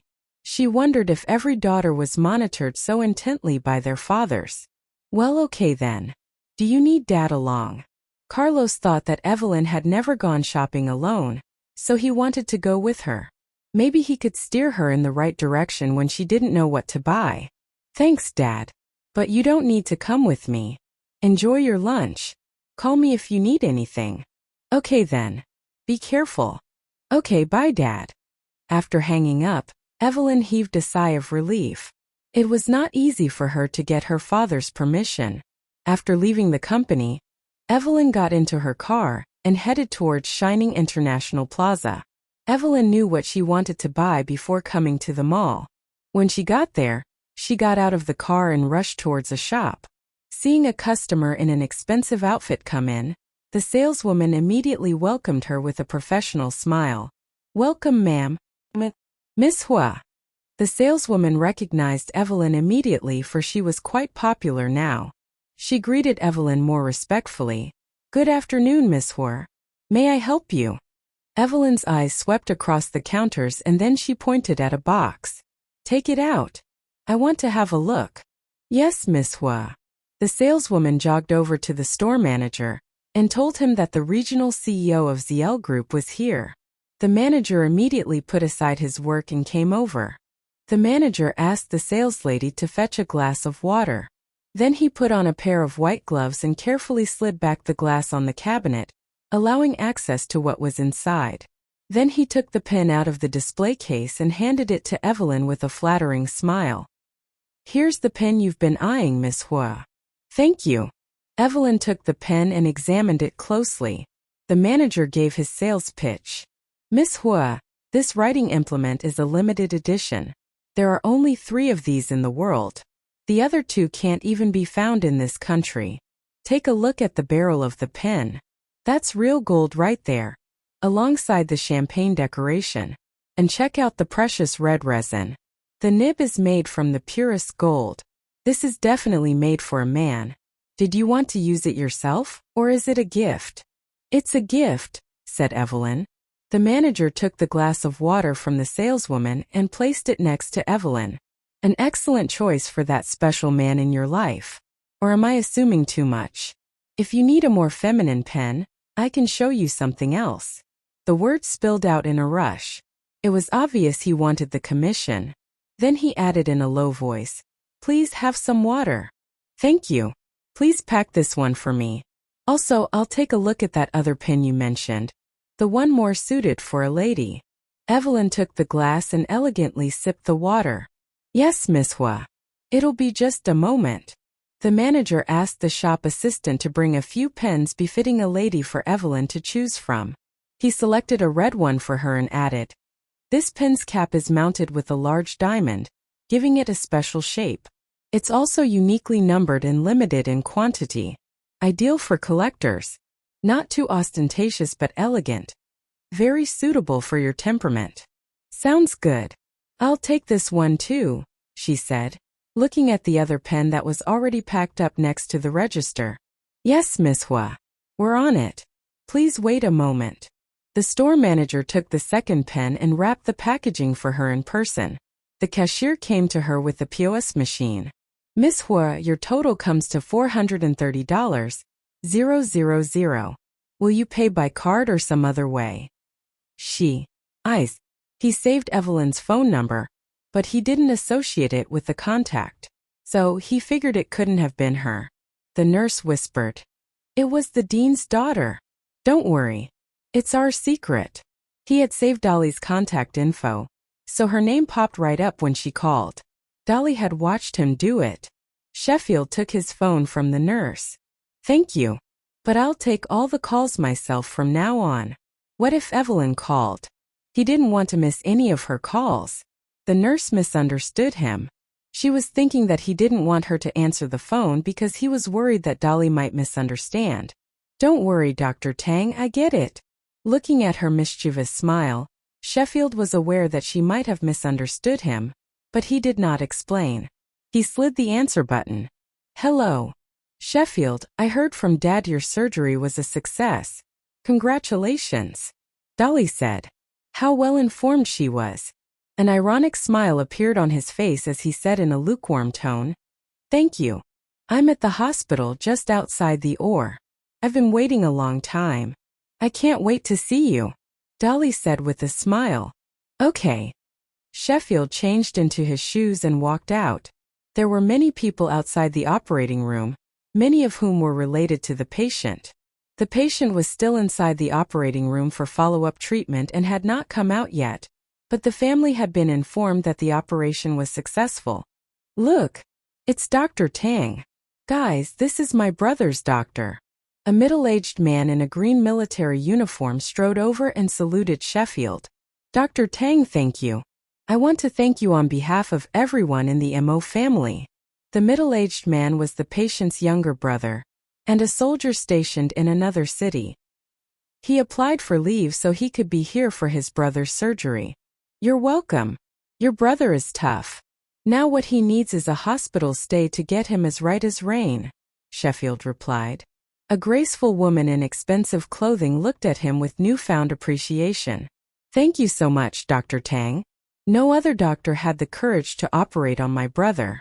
Thank you for your hard work." "Not at all. It's my pleasure." Sheffield could understand them. He didn't lose his patience in front of them. The middle-aged man shook hands with Sheffield. "Then I'll leave you be, Dr. Tang. If you need any help, anything at all, the MO family is at your service." "Thank you for your kindness, Mr. MO," replied Sheffield politely. At this moment Dolly put in, "Sheffield." All eyes were on Dolly. She came over and took Sheffield's arm. "I've been waiting for you for a long time. I'm proud of you." Seeing the public display of affection, Everyone wondered if this was Sheffield's girlfriend. Certainly seemed like it. "Thank you," Sheffield said to her. He still kept a smile on his face. After saying goodbye to the Mo family, he left with Dolly. Along the way from the operating room to his office, many people said congratulations to him or gave him a thumbs up. When they saw Dolly on his arm, they were all envious of him. As soon as he passed by, they began to talk about the two of them. Handsome, rich, and the dean's daughter likes him. He is so damn lucky. Yeah, why can't we be as good? If I were half as good as he is, I'd be happy. So if he becomes the dean's son-in-law, won't he make dean someday? Damn lucky that one. Oko. Drugged one night by her ex-boyfriend, a mysterious man took advantage of her in an ecstatic night filled with sex. To take her revenge, she married the man and used him. As long as I'm alive, I'm still his legal wife, while all of you are just his mistresses. She remained adamant even when he was involved in scandals with other women. Eventually she stormed off after she learned that he had betrayed her again. But life brought her back to him a few years later, to his astonishment. Heart skipped a beat. Giving Dolly a warning glance, he said, "Dolly, get out. Now." Dolly stamped her feet angrily and then left the office. As soon as she left, Tayson stepped out of the office too. There were only the two of them in the office. Sheffield sat next to Evelyn, intending to take her in his arms. Before he could touch her, Evelyn reached out and pressed her hand against his chest to stop him. "What are you doing?" she asked. "I just want to hug you." He was glad that Evelyn came here. "You don't have to do that. I left your gift for you. I'm out." If Evelyn had known that he and Dolly would show up together, she wouldn't have come. Evelyn was trying to stand up. He pushed her back onto the sofa and said, "Don't listen to her. How could I possibly use you? You know how I feel about you." "Actually, I don't," Evelyn replied coldly. Sheffield pressed even closer to her and said, "You do, Evelyn.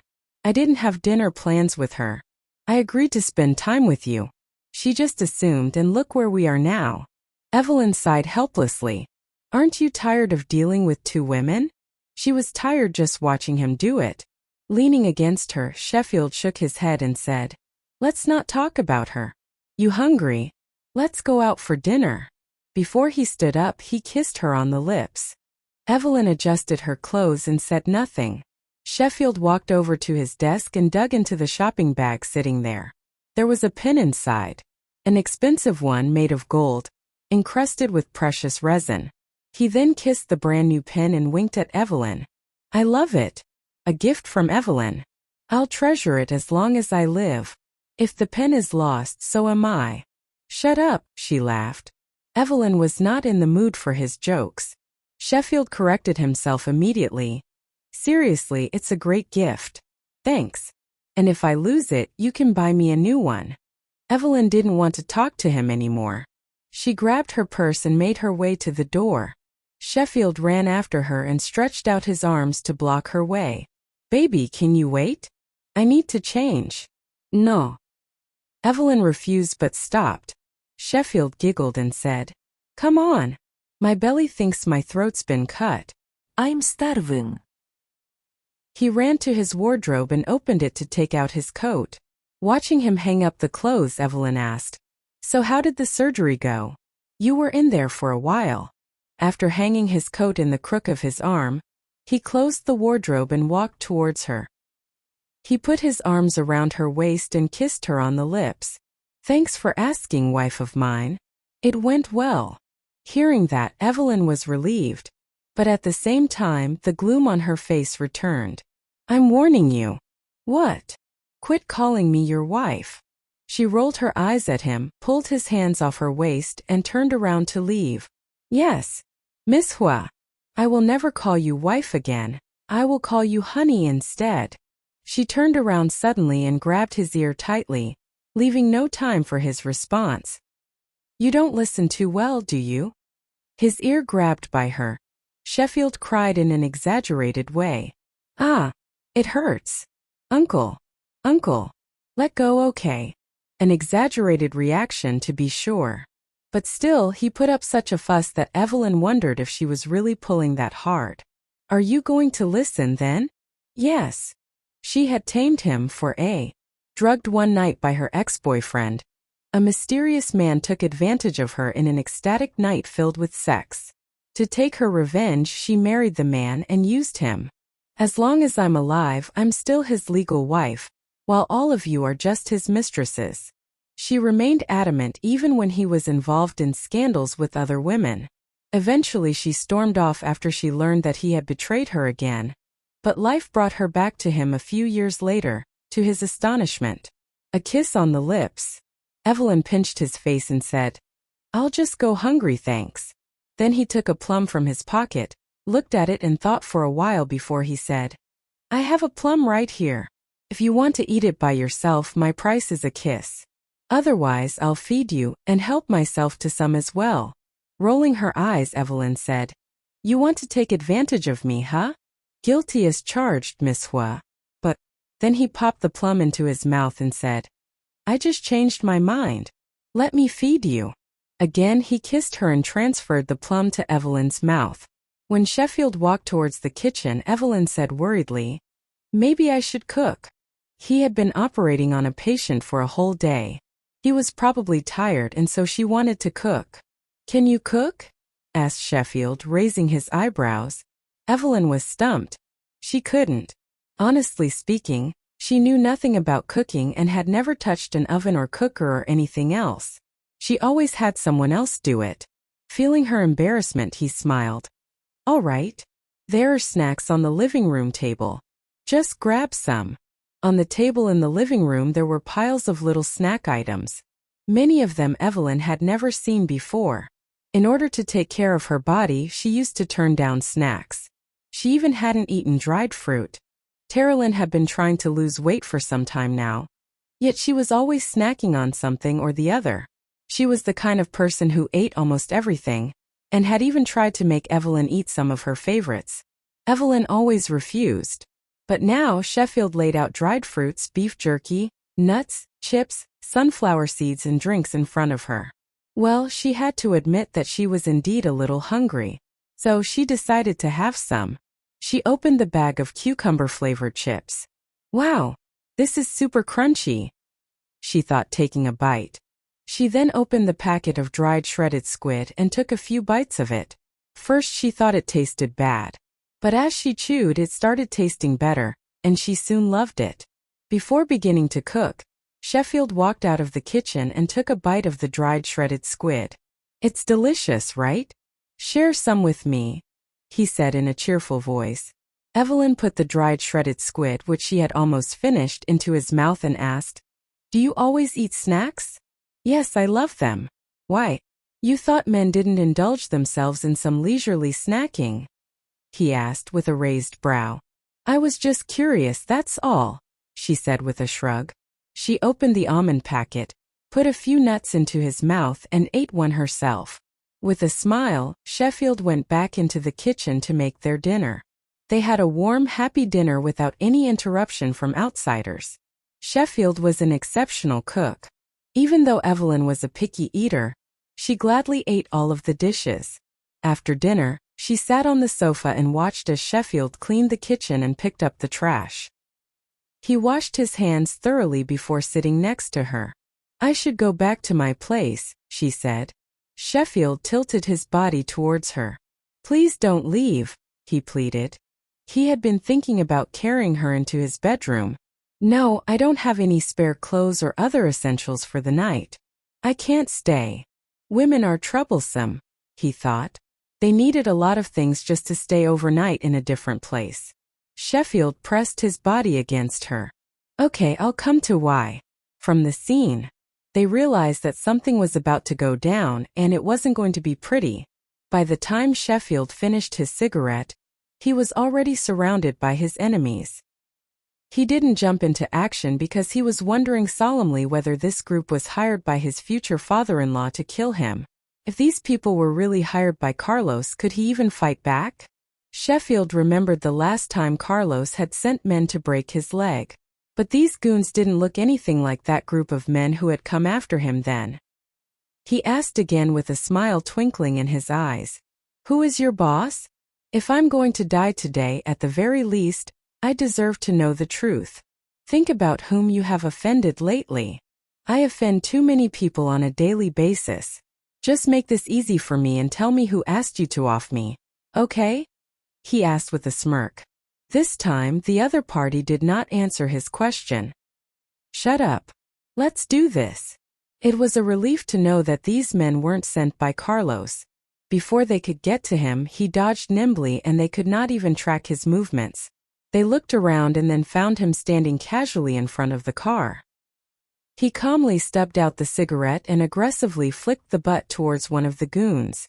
Fuck. The cigarette butt hit the gangster's face. The burly man's eyes flared in fury. He was about to beat the doctor to death himself. With a mysterious smile on his face, Sheffield took a few steps back. The other guy, who was itching for a fight, stopped. The other thugs surrounding Sheffield saw what was going on behind him, and in an instant, their facial expressions changed. More and more people were emerging silently from the darkness near the bridge. Some of them noticed that a dozen vehicles were either pulling up or on their way, their lights blinding in the darkness as they traced over the scene. Those vehicles carried 7 or 8 people each, some riding on top. Sheffield put his hands into his pockets, yawned and said to his reinforcements lazily, "Take him out quickly, boys. If you do it fast enough, maybe we can get something to eat. Fear thorough dinners on me. How does the 5th floor of the Alioth building sound?" Most of the men who came to help Sheffield had never been to the 5th floor of the Alioth building before. They were excited by the offer. One of them even exclaimed, "Mr. Tang's a great guy. Brothers, let's waste these idiots. Let's fight." The men behind Sheffield shouted in unison.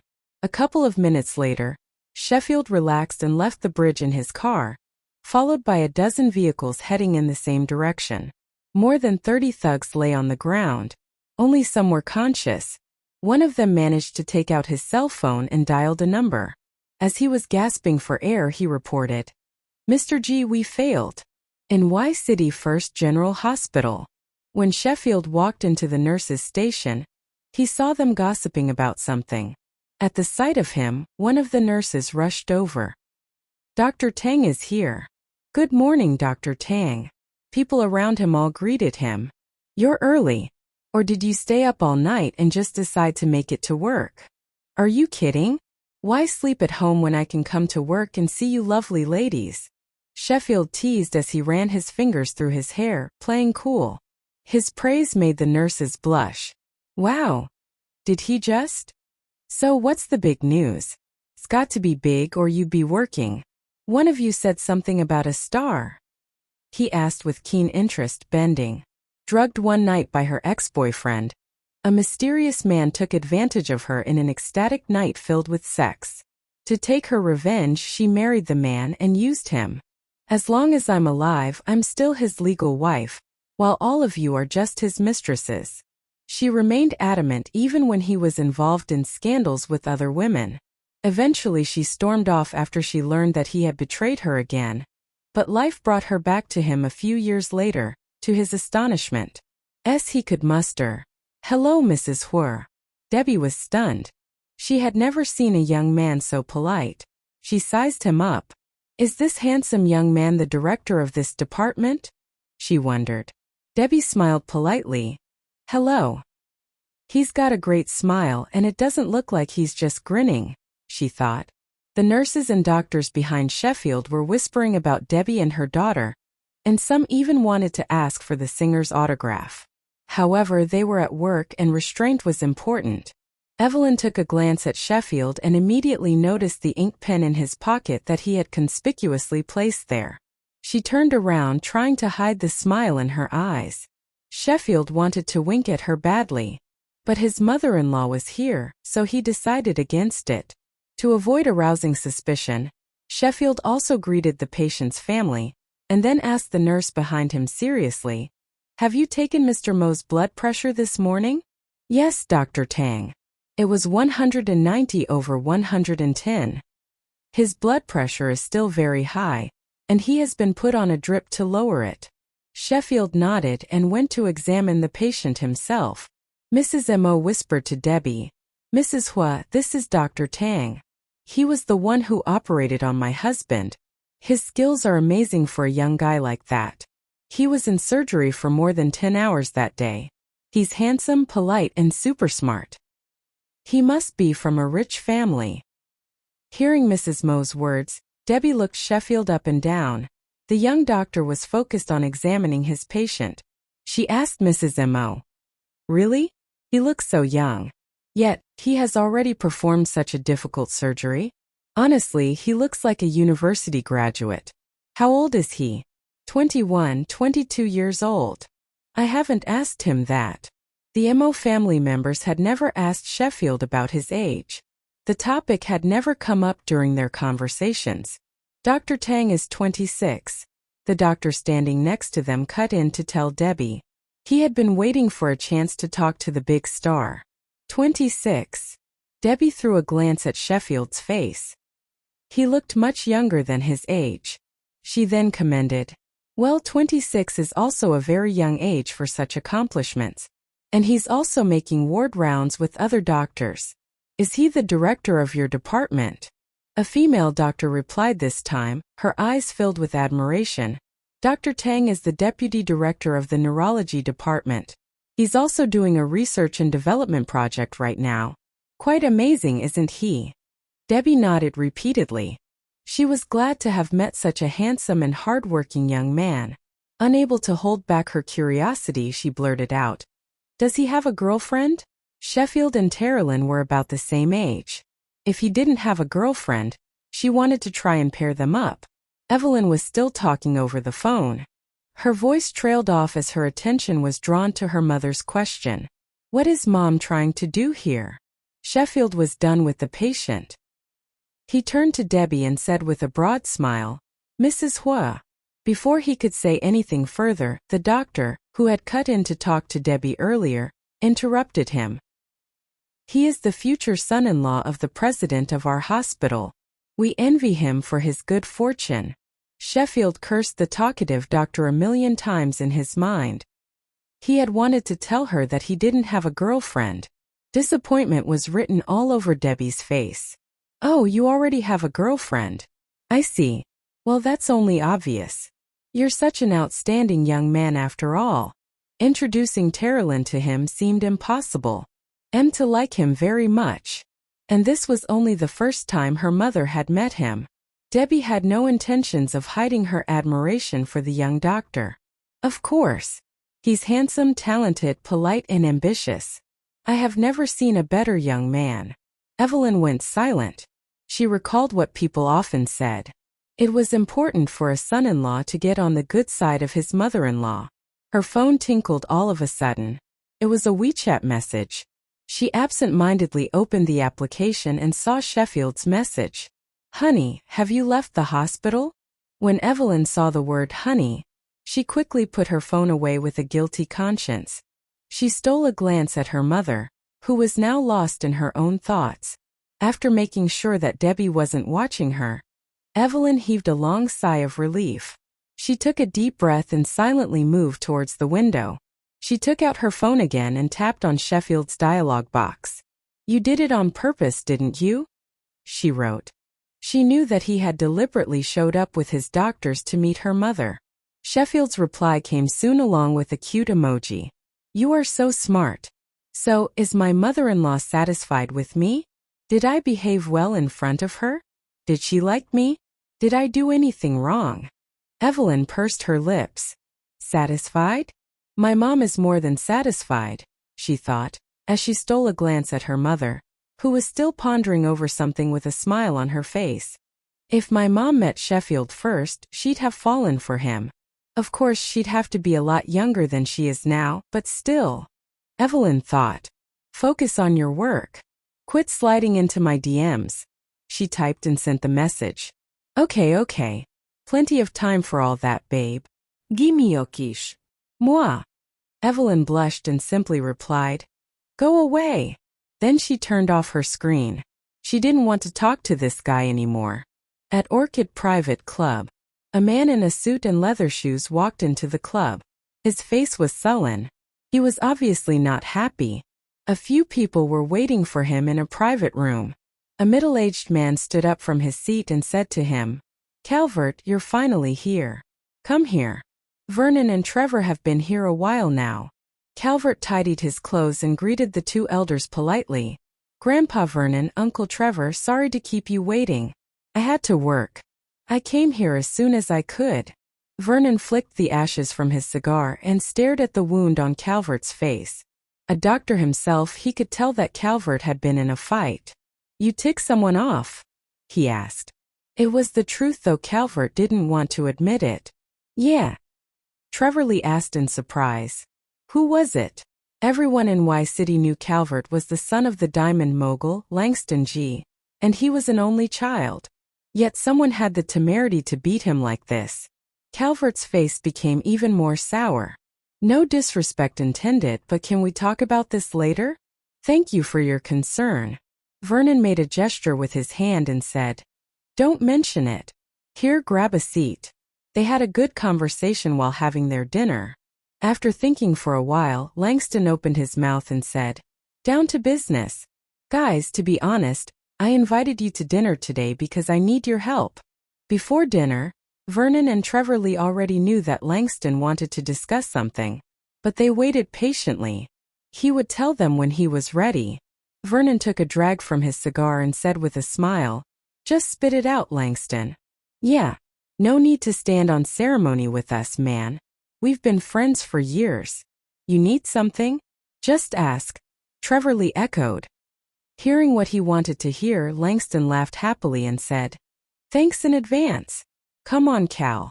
Drugged one night by her ex-boyfriend, a mysterious man took advantage of her in an ecstatic night filled with sex.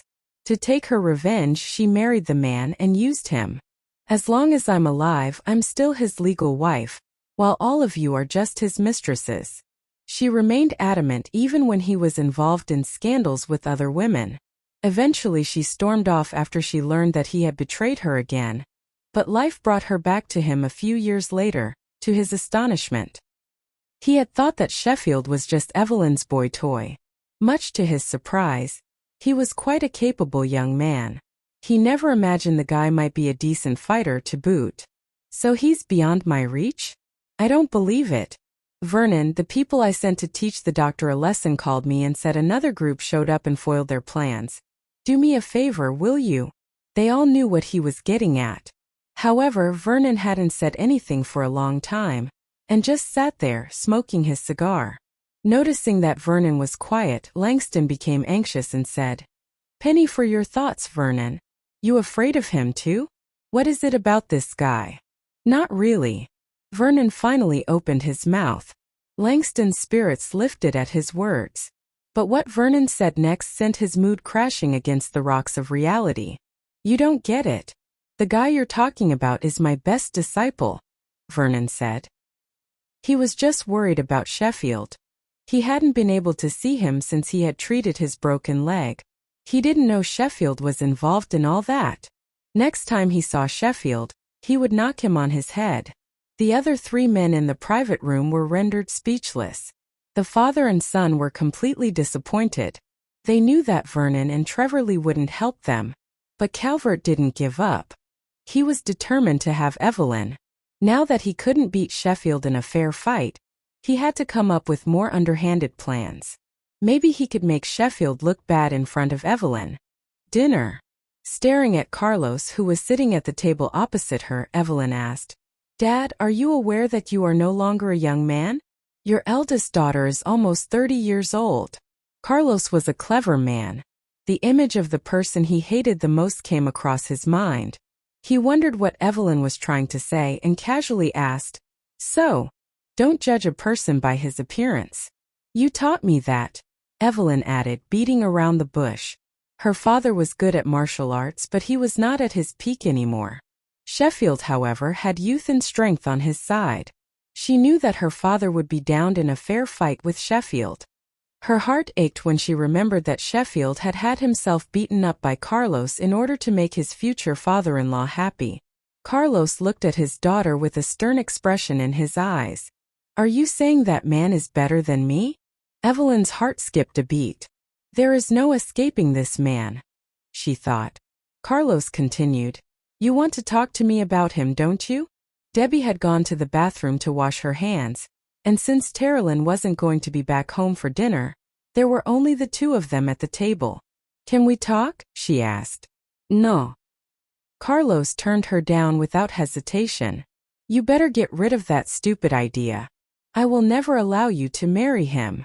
There was no trace of anger on her face. Instead, Evelyn smiled at her father and asked, What if Mom allows? Debbie. Carlos' face darkened. Has she met him? He asked coldly. Yes. But I didn't tell her anything about him. Carlos looked into Evelyn's playful eyes. He knew that she would rebel. There was only one way to stop her. Your mom is as simple-minded as you are. She is not a good judge of people. If your mother agrees, I won't forbid you from seeing him anymore. Hope shone in Evelyn's eyes when she heard that.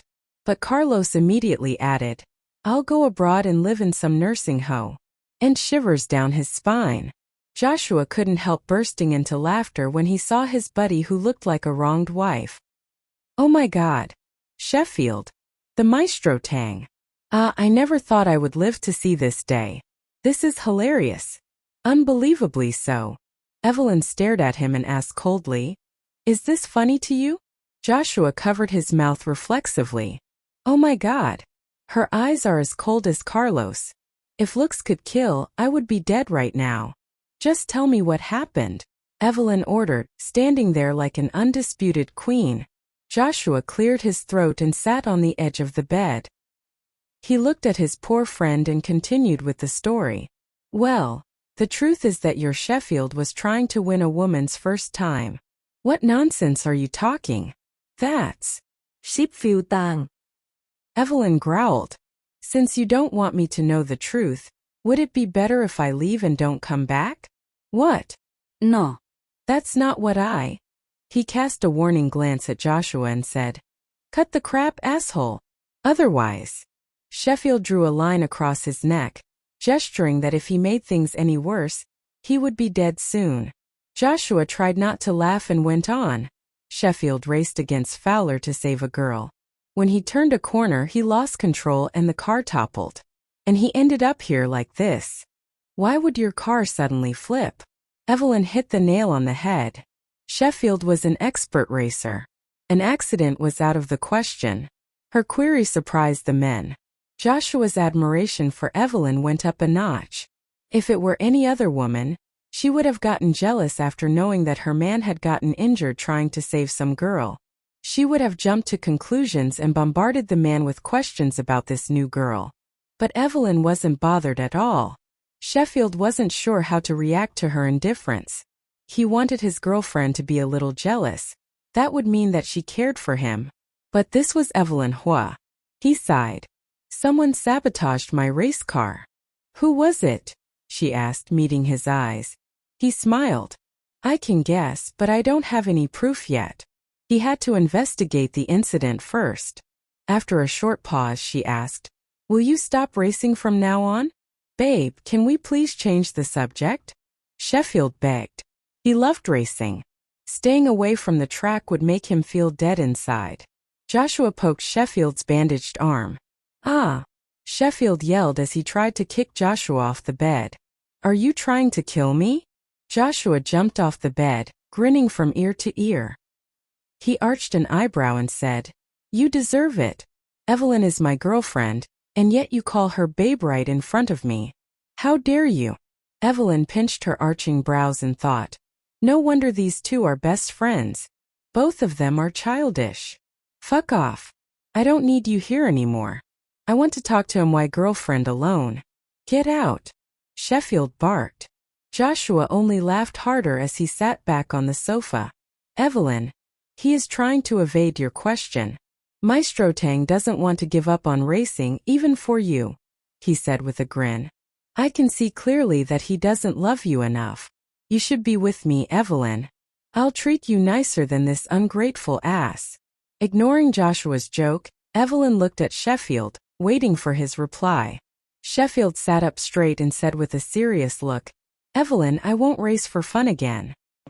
Drugged one night by her ex-boyfriend, a mysterious man took advantage of her in an ecstatic night filled with sex. To take her revenge, she married the man and used him. As long as I'm alive, I'm still his legal wife, while all of you are just his mistresses. She remained adamant even when he was involved in scandals with other women. Eventually she stormed off after she learned that he had betrayed her again.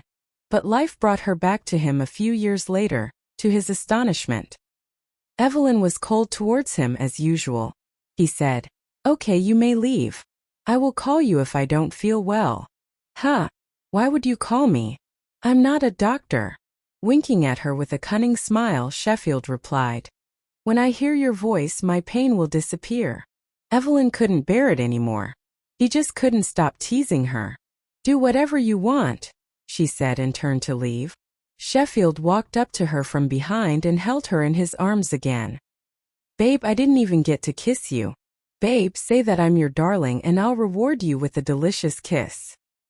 His voice was deep and attractive. Evelyn instantly blushed at his words. She looked at the arms wrapped around her. A wicked smile appeared on her face, and she pressed her hand on the bandage. "My darling." She pressed the wound harder mercilessly. Sheffield twitched at the sudden pain, and he bit his tongue to stop himself from crying out loud. "Yeah, call me. Duh." He was in so much pain that he almost said damn. But Evelyn didn't like it when he swore, so he stopped short. What was that? Does he want me to call him daddy? She remembered a video she had watched on the internet. A woman erotically called her partner daddy in bed to excite him. Thinking that Sheffield was teasing her again, she blushed a crimson red and exclaimed shyly, "Sheffield Tang, you are such a pervert." She was angry, but Sheffield had no clue why. Evelyn raised her high heel-clad foot and stomped on Sheffield's. He was only wearing a slipper, so the heel dug into his flesh. Ouch! In pain, Sheffield let go of her instantly. Evelyn took the chance to jog towards the door and fled the ward, thoroughly embarrassed.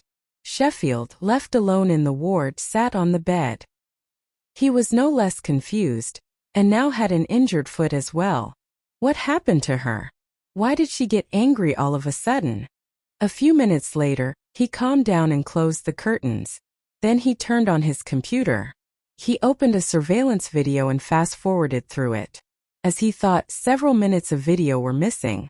Sheffield ran a hand through his hair as he browsed the network shares. He found where the saboteur had hidden the surveillance videos and restored all of them. The benefit to getting all the video back? He could see who sabotaged his race car. However, he didn't recognize the guy. So he ran the man's image through an online background check. Fortunately, there was information in the database, and in less than 5 minutes he had a wealth of data on the guy. Armed with this info, Sheffield was sure he could track this guy down. He closed his laptop and texted Evelyn. "You home yet?" Evelyn didn't want to reply to his message, but it was already past 1 a.m. Afraid that he might be too worried to sleep, she replied, "Yeah." When he saw her reply, he grinned and tapped out a reply. "Good. I'll let you go so you can get some sleep. Just remember to climb in my bed when you're free." Evelyn was rendered speechless. Why didn't she take her dad up on his offer to teach her martial arts? If she had, she'd be able to teach Sheffield a good lesson when he made her mad. Evelyn hadn't called or texted him since that night. Strangely, he didn't contact her either. Not even a message. Evelyn was worried. She wondered whether he was getting better or worse. Drugged one night by her ex-boyfriend, a mysterious man took advantage of her in an ecstatic night filled with sex. To take her revenge, she married the man and used him. As long as I'm alive, I'm still his legal wife, while all of you are just his mistresses. She remained adamant even when he was involved in scandals with other women. Eventually she stormed off after she learned that he had betrayed her again. But life brought her back to him a few years later, to his astonishment. Knew a lot of people liked her, she was not dumb enough to think that everyone did. Sheffield put his hands on the car, on either side of her. "Remember, I am the one who loves you the most. No matter what happens, don't run off with another guy." "No way." The man that loves me the most is my dad.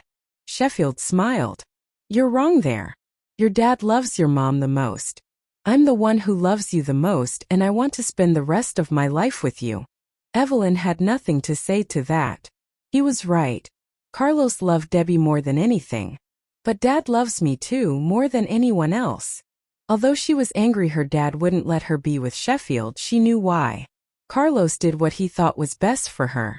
Sheffield grabbed her hand and whispered gently in her ear with a wicked smile. Evelyn, remember. I'm the one who loves you the most, not your dad. His breath was so warm that Evelyn was turned on. To hide her blushing face, she pushed him away and said, Go upstairs. I'm going home. So soon? But I just got here, said Sheffield sadly. The longer she looked at him, the more reluctant she was to part with him. See you later. Tonight, she promised her father she would come back to the manor. She couldn't be out too late. Sheffield pulled her into his arms, kissing her affectionately. 10 minutes later, Evelyn's car slowly drove away. Sheffield put his hands in his pant pockets and stood still, watching the car disappear from his line of sight. This sneaking around can't go on forever. I'll have to face Carlos and ask for his permission. Evelyn, just wait till I finish what I have to do. When everything was over, he wanted to settle down and be with her. The arrogant, sexy smile was back on his lips. At ZL Group, it was late at night. A man appeared at the entrance of the company with 2 paper bags. He whistled a tune as he entered the lift and went up to the regional CEO's office. There were very few people left on the floor. Among the assistants, only Nadia was still there. She was surprised to see Sheffield at the office, but took the initiative to greet him. Hello, Dr. Tang. He replied with a smile. Hello, Nadia. Did you guys lose track of time? You're so hardworking. Here, I got you some food. Nadia stared at the bag in Sheffield's hand and refused at once. Thank you, Dr. Tang, but I'm not hungry. Don't worry. I bought 2. Eat. He put the bag on her desk. Seeing the desserts in the bag, she stammered. Miss Huo doesn't eat desserts. Sheffield smiled and replied without hesitation. She will. Nadia was speechless. He behaved so confidently in front of Evelyn, she thought. He pushed the button of the automatic door and entered Evelyn's office without knocking. Evelyn was busy writing something, and when she looked up, she was surprised to see him. What are you doing here? She asked. It had been almost a week since they had seen each other. This was his first time in her office. He walked straight to her after scanning the room and its decoration. He put the paper bag on her desk. I missed you. I haven't seen you in days, and U.S. Ants to their company was strictly guarded during nights. Even the employees of the company were generally forbidden to come back, let alone an outsider like Sheffield. He smiled mysteriously. I have my ways. Evelyn nibbled on the dessert and asked with a frown. What ways? Tell me. Okay. If it were someone else, I wouldn't give out my secrets. But anything for my Evelyn. He took his phone out of his pocket, looked through some folders and put the phone in front of her eyes. On the screen was the picture of them riding the elephant in D-City. Evelyn stopped eating. He kept the photo, she thought, looking at the photo and feeling nostalgic. I showed this photo to your security guard and told him that I am your boyfriend. Trying to suppress the urge to hit him, Evelyn asked. And the guard just let you through? Of course he didn't. I had to call his son. As soon as he arrived, I slipped into the building. How do you know his son? Last time I came here, I saw the son bring him dinner. The son is one of my racing buddies. Sheffield had specifically chosen to come over during his buddy's father's working hours. There are more than one security guards, she said. Sheffield pulled up a chair and sat down in front of Evelyn. The others were on patrol duty. So you just sneaked in? She asked. Yes.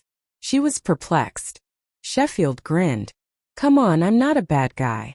Why do you have to bother about all the minor details? I only came to bring you some food. You could have just called me instead of going through all the roundabout methods.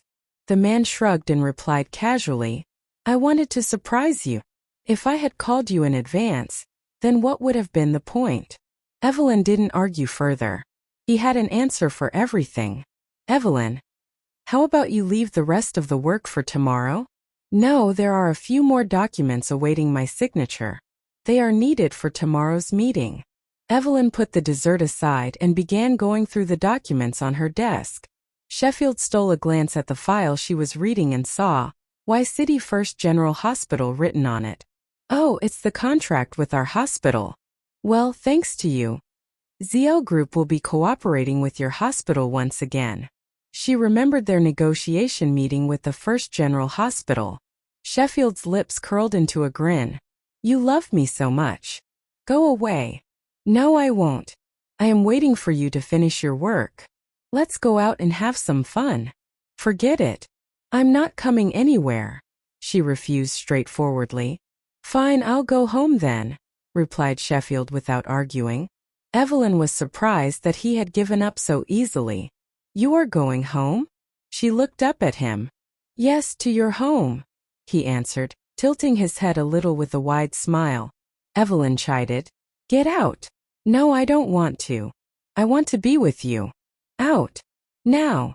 What will I do outside? Besides, I like being inside. It's so much more fun, isn't it? He smirked. How about you let me inside and we can enjoy ourselves a little? Evelyn's breath caught. She gave him a cold stare and cursed. You're so shameless. What's there to be ashamed of when I'm with you? He didn't feel the need to hide anything from Evelyn. He wanted her to see him as he was. Evelyn was fed up with his flippant tongue. Blushing, she ordered. Shut up. Drugged one night by her ex-boyfriend, a mysterious man took advantage of her in an ecstatic night filled with sex. To take her revenge, she married the man and used him. As long as I'm alive, I'm still his legal wife, while all of you are just his mistresses. She remained adamant even when he was involved in scandals with other women. Eventually she stormed off after she learned that he had betrayed her again. But life brought her back to him a few years later, to his astonishment. Didn't confront Evelyn face to face, nor did he plan on teaching Sheffield a lesson. Instead, he asked Joshua out for a meal. Alone. Needless to say, Joshua was freaked out. He called Sheffield. Your future father-in-law has invited me to dinner. I have a bad feeling about this. I have a bad feeling about that too, Sheffield replied as he continued to delete horrid comments about Evelyn online. What should I do? Beats me, dude. If only he could read Carlos' mind. Sadly, he couldn't. Few people ever knew what was on Carlos' mind. Why did you have to show off your affection for Evelyn publicly? Now Carlos has found out. Are you happy now? Joshua scoffed. But which media company was bold enough to reveal gossips about Evelyn Huo? Although the news had been suppressed temporarily, it had already reached the masses. It was Calvert G., said Sheffield casually. Calvert had spent a large sum of money bribing a media company. The legal owner of the company was someone completely irrelevant to the G family, so even if the whole thing went south, no one would suspect the G family. After the media had exposed Sheffield's relationship with Evelyn to the public, Carlos destroyed the company. But the culprit, Calvert, managed to stay out of it and remained untouched. That guy? Is he trying to get his revenge on you? Joshua knew what had happened between Sheffield and Calvert. He has no other reason to do this, Sheffield replied. Joshua understood. Well, I'm at Orchid Private Club. Igatego. Talk to you later, he said to Sheffield. All right. When Joshua arrived at room 888 of the Orchid Private Club, Carlos had just opened a bottle of red wine. Joshua's heart caught in his throat. Carlos was way too intimidating even in pleasant surroundings like this. But right now he had to face him. He greeted Carlos respectfully. Hello, Uncle Carlos. Carlos poured a glass of wine and handed it to him. Hello, Joshua, he said, betraying no hint of emotion. Thank you, Uncle Carlos, Joshua said as he took the glass. Carlos sat down on the leather couch. Have a seat, he said to Joshua. Thank you, Uncle Carlos. His responses were measured and polite. He knew a lot was riding on this meeting. Joshua sat opposite Carlos. Carlos was never a man to beat around the bush. As soon as they sat down, he went straight to the point. You need to marry Evelyn. After a short pause, Joshua refused. I'm sorry, Uncle Carlos. I can't. Or tomorrow, Carlos interrupted. Tomorrow everyone will know you were the one who chased Evelyn and went back to her apartment with her. Does Evelyn even know about this? Joshua asked anxiously. She doesn't need to know. You just need to tell me yes or no. I'm sorry, Uncle Carlos. There's no way, he apologized. He promised Sheffield he would break up with Evelyn. If he got engaged to her, Sheffield would kill him. Surprisingly, Carlos wasn't upset. Instead, he asked, Is it because you like Terrelyn? He didn't expect that Carlos would know anything about that. Was it that obvious? So he decided honesty was the best policy. Sorry, Uncle Carlos. I meant to talk to you about this later, but I guess there's no time like the present. Yeah, I like Terrelyn. Evelyn and I aren't good together. We were looking for a reason to break up. Carlos stared into his glass, swirled the wine around the goblet instead of taking a sip. Get engaged to Evelyn, and then I'll give you the green light to woo. Glad but was eventually overtaken by vertigo. At last he fell unconscious. Sheffield could tell his friend was upset, panicked even. He took in his surroundings and saw suspicious-looking men at different points. He darted into the shadows and seemed to lose them for now. After making sure he was safe, he called Joshua again, but he got a message saying that the subscriber was not accepting calls at this time. He must have turned his phone off. But why? Worried Joshua was in danger. Sheffield went back home and opened an app on his phone. He entered his friend's details and tried to figure out his friend's last location. It wouldn't tell him where he was now because the phone was off. Amazingly, the app managed to find him. He was at a large hotel. While he was pondering this, his phone rang. It was Dolly. He wasn't in the mood to talk to her, but she kept calling again and again. Finally, about the fifth time, he picked up. He answered the phone impatiently. God, finally, she said. You need to hear this. I just saw Joshua. He rented a room with Evelyn. What are you talking about, Dolly? Sheffield got even more upset when he heard what she said. I knew you wouldn't believe me. There's a large hotel next to Orchid Private Club. Room 909, 9th floor. Just go there and see for yourself. Once she said that, Dolly hung up the phone. Sheffield checked the location of Joshua's phone once more. It was indeed in a 5-star hotel next to Orchid Private Club. He quickly dialed Evelyn's number. Luckily, someone picked up, but that someone was not Evelyn. Hi, Mr. Tang, it's me. It was Tayson. Where's Evelyn? Miss Huo and Mr. Fan are inside the hotel talking. I'm waiting outside. Inside? Outside? His best friend and the love of his life? Sheffield hung up the phone and sped to the hotel. About 15 minutes later, he was on the 9th floor of the hotel, out of breath. He could see room 909. Tayson was guarding the door. Sheffield rushed over to him and ordered, Open the door. After a moment's hesitation, Tayson answered, Mr. Fan and Miss Huo are inside. What are they doing? Demanded Sheffield with a grim face. Please go away, Mr. Tang. Tayson answered, standing in front of the door. Anger took control.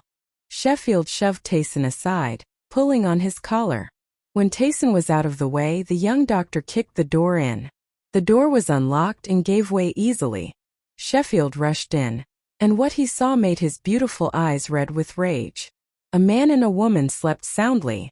The woman intimately rested her head on the man's shoulder. They might be naked under the quilt. Actually, on the way here, Sheffield had calmed himself down. Even before setting foot in the room, he knew Joshua wouldn't betray him. But now he saw it with his own eyes. What little reason he had left fled him. He knew it was a setup. He knew that Carlos was responsible. But Carlos wasn't here. His friend was. Sheffield flew into a rage. He yanked the covers off of Joshua and shouted his name. Joshua! Fucker! Under the quilt, Joshua was in his underwear. All of a sudden, Sheffield lost his nerve and let go of the quilt. He was afraid Evelyn was as naked as Joshua. Evelyn woke up first, unable to sleep through Sheffield's roaring. As soon as she opened her eyes, she saw Sheffield's scarlet eyes. And then Joshua woke up too. He fell, rassing him in front of everyone. I'd dump her if I were him. Evelyn cast her a cold glance and said ruthlessly, Thankfully, you're not him. And I'd shut your mouth, since you have no chance with a guy like that. The woman was embarrassed. Wow. Maestro Tang's girlfriend is awesome. I'm sure she keeps him on his toes. Ignoring the commotion, Evelyn walked up to Sheffield, standing with his back to the crowd. She stopped less than 2 meters away from him and asked, Do you really think I'm that kind of girl? Not knowing what to say, he closed his eyes in frustration. Actually, he had regretted what he did the moment he stepped out of the hotel, and had completely forgotten everything Evelyn told him. Just as everyone was waiting quietly for the drama to unfold, Sheffield turned to look at her with an ingratiating smile on his face. Without hesitation, he took Evelyn into his arms and said, Honey, listen to me. It's all my fault. Don't be mad, okay? His reaction caused an uproar. So the amazing Maestro Tang was henpecked. Disappointed and sad, Evelyn looked at him and asked, Your fault? If you really thought you were wrong, you wouldn't have come here. She didn't know what happened or when she fell asleep, or how she ended up sleeping in the same bed as Joshua. But she was pretty sure it wasn't Sheffield's fault. No, it's all my fault. Hey man, get over here. He dangled a set of keys from his fingers. Here, the keys to my race car. Take care of it for me. I'll never race again. When Sheffield declared in public that he would quit racing, the crowd boiled over in astonishment. Oh my God, is he really giving it up? Looks like Maestro Tang is really quitting the racing scene. Breaking news. Ignoring what the others were saying, Sheffield put his arm around Evelyn's shoulder and walked towards his car. Honey, please don't be mad, okay? Let's talk about this. Joshua was smoking, leaning against his car. His face was a mess. Dried blood, bandages, a pair of shiners under his eyes. When he saw Sheffield, he dropped the cigarette and ground it out. Don't even talk to me. We're done. Sheffield snorted. Fine by me. You slept with my woman. Some friend. Listening to his childish words, Evelyn couldn't help but sigh. Sheffield. Okay. I just need some time. Sheffield compromised. As for what happened tonight, they all knew who set them up. Evelyn felt angry at Carlos and guilty around Sheffield and Joshua. With a guilty conscience, she said to Sheffield, who drove her home, Go on home. I'll talk to Dad. I'll go with you, said Sheffield, gripping her hand. He wanted to be there to support her, even if Carlos beat him to death for it. Evelyn shook her head. Not yet. Her father must be still angry about the scandal.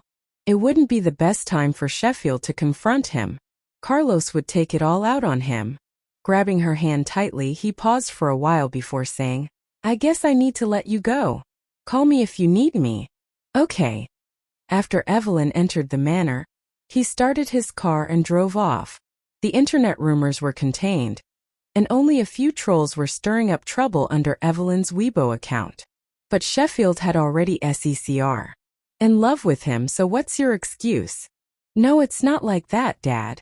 That other woman, he doesn't care about her the same way he does me.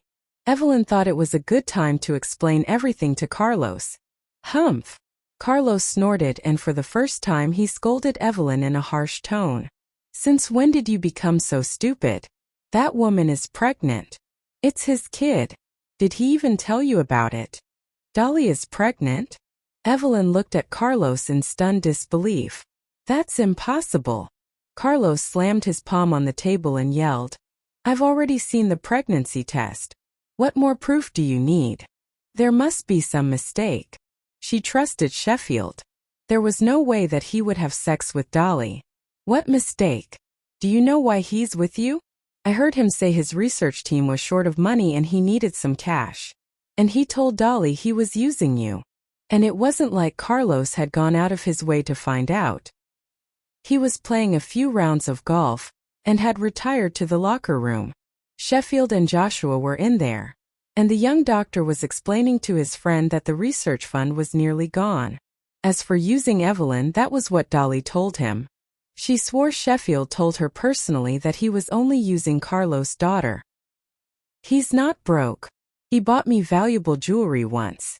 I offered him money and he turned me down. Over 100 million. He turned it down, Dad. Dolly had also told Evelyn straight up Sheffield was only using her. But she didn't believe it. Carlos was furious. That's only because he wanted more. Can't you see? He is not as simple as he pretends to be. I have investigated him. His parents were pretty well off, had some business connections. Then they died in a car accident. But they weren't his real family. The man who died in that accident was Barrick Tang. He had a kid, but it wasn't him. You've been together so long. Did he ever tell you who he really was? Carlos, for all his resources, couldn't find out who Sheffield was. He could only get so far in the background check, and there were some pieces of information that he couldn't get at. And if Carlos couldn't figure it out, then the young doctor must be hiding something. At least that was what the elder thought. It was dangerous for Evelyn to stay with someone like him. He would rather let Evelyn marry a poor boy with an obvious background, or a stubborn man like Calvert. At least he knew who they were. He could also dig up what he didn't know about them. But Sheffield was different. His family background was fake. Even Carlos couldn't find out anything about him, because he had hidden his identity too well. Evelyn stood there in shock. It was true. There was more to Sheffield than met the eye. She'd seen that. Fighter, doctor, race car driver. What else was he hiding from her? After a long while, she answered timidly. He said his mother was a doctor of neurology. She was framed and imprisoned for dealing in counterfeit drugs. She died when he was young. As for his father, Sheffield never talked much about him, and she didn't ask him either. Carlos sneered. Are you sure he was telling the truth? Did you look into it? You just took his word for it? God, you're naive. If you asked as wonderful as you, raised her for nearly 30 years, and some guy swooped in and took her virginity, I'd be angry too. After I finish up here, I'll move in with your folks. I'll cook, wash, and serve our parents every day. I'll let them get to know me. They'll know I'm way better than Calvert. Sheffield just babbled away. Evelyn listened, laughed, and then cried. If he really loved her, the news should have broken his heart. But he still sounded mellow about it all. Evelyn wondered if it was because he was acting tough, or because he just didn't love her. Don't be sad. We'll grab coffee in Paris in a few days. We'll have a nice vacation and forget all this temporarily, okay? Evelyn closed her eyes. Tears streamed down her cheeks. Okay. I gotta go. I have another surgery coming up. Actually, he just wanted to talk with her. After all, they seldom saw each other and he missed her. At work, he barely talked to anybody. Yet, little did he know that what he said next would give her the wrong idea. I've been making money like crazy recently. I haven't bought you jewelry for a long time. Evelyn, please don't hate me. When I get some more cash, I'll buy you the best things in the world every day. Make money like crazy. He brought up money just like father said, Evelyn thought. If Sheffield had known what Carlos had told Evelyn the previous night, he wouldn't have brought up the topic of money in front of her. Evelyn wiped the tears off her cheeks and said in a calm voice, I still have some money left. Why don't you take it? She didn't know why she said that to him. Did she really want to give him money? Or did she just want to test him? Sheffield sighed. Evelyn, you have to trust me, he said. Even without performing surgeries or racing, I can still afford to do my research and also support you. If you are curious about me, I don't mind having a face-to-face talk tonight and we can. He began to flirt again. She interrupted him. All right, I understand. Now shut up. Go on with the surgery. Okay. After hanging up, Evelyn placed her head on the office desk and felt her depression creeping up on her again. When Calvert walked into her office, she was staring at a document in a daze. It was a subsequent document regarding the deal between ZL Group and the First General Hospital. Sheffield had signed his name on the contract on behalf of the hospital. Evelyn. Calvert sat down in front of her and called her in a soft voice. She raised her head from the document to look at him with a frown. Why are you here? He could now enter her office freely. Her father had granted him access. Calvert took out 2 tickets from his suit pocket and placed them in front of her. Tickets to the concert of the famous pianist Jimmy Mee. It's on the day after tomorrow. Let's go together. Evelyn was in no mood to go to a concert, especially with him. She refused indifferently. Thank you, but I'm not interested. Not interested? Calvert asked, feigning surprise. I heard from Uncle Carlos that you had passed level 9 of the National Piano Grading Test. Is it the concert that doesn't interest you? Or is it me? Evelyn replied honestly. I'm not interested in you or the concert. He only smiled. Evelyn, I like your upright and unyielding character. But I know that you will come with me. Just keep the ticket for now. He looked at his friend. I haven't slept in 2 days. This better be worth my time. Joshua pushed the man back into the apartment and closed the door. He looked him up and down and asked, Did you hear the rumors on the internet? Rumor? Yeah. Joshua nodded impatiently. Sheffield sneered. I already knew it yesterday. I don't need you to report everything to me. Dude, I'm talking about the latest gossip of this morning. I have bigger news for you. Where were you at 7 o'clock last night? Joshua asked in a mysterious tone. I was performing an operation. If you have something to say, just say it. Why are you beating around the bush? Sheffield really wanted to kick the man out into the Pacific. He hadn't left the operating table until a little over 10 o'clock last night. After that, he had headed straight to the research lab and had stayed there until this morning. Did you know that Evelyn went on a date with Calvert? Joshua asked. Thinking of the rumor on the internet the day before, he added. Not the date 2 days ago. This was last night. Last night. She didn't tell me anything about a date. And I didn't check my phone either, replied Sheffield as he scratched his messy short hair. Only Carlos and Joshua knew about his relationship with Evelyn. Carlos wouldn't tell him anything about her. So Joshua was the only one to keep Sheffield informed. Calvert and Evelyn went on a date. It's all over the tabloids. Photos of them leaving the office together, going on a date, and Calvert driving her home. They even interviewed Carlos. Do you know what he said?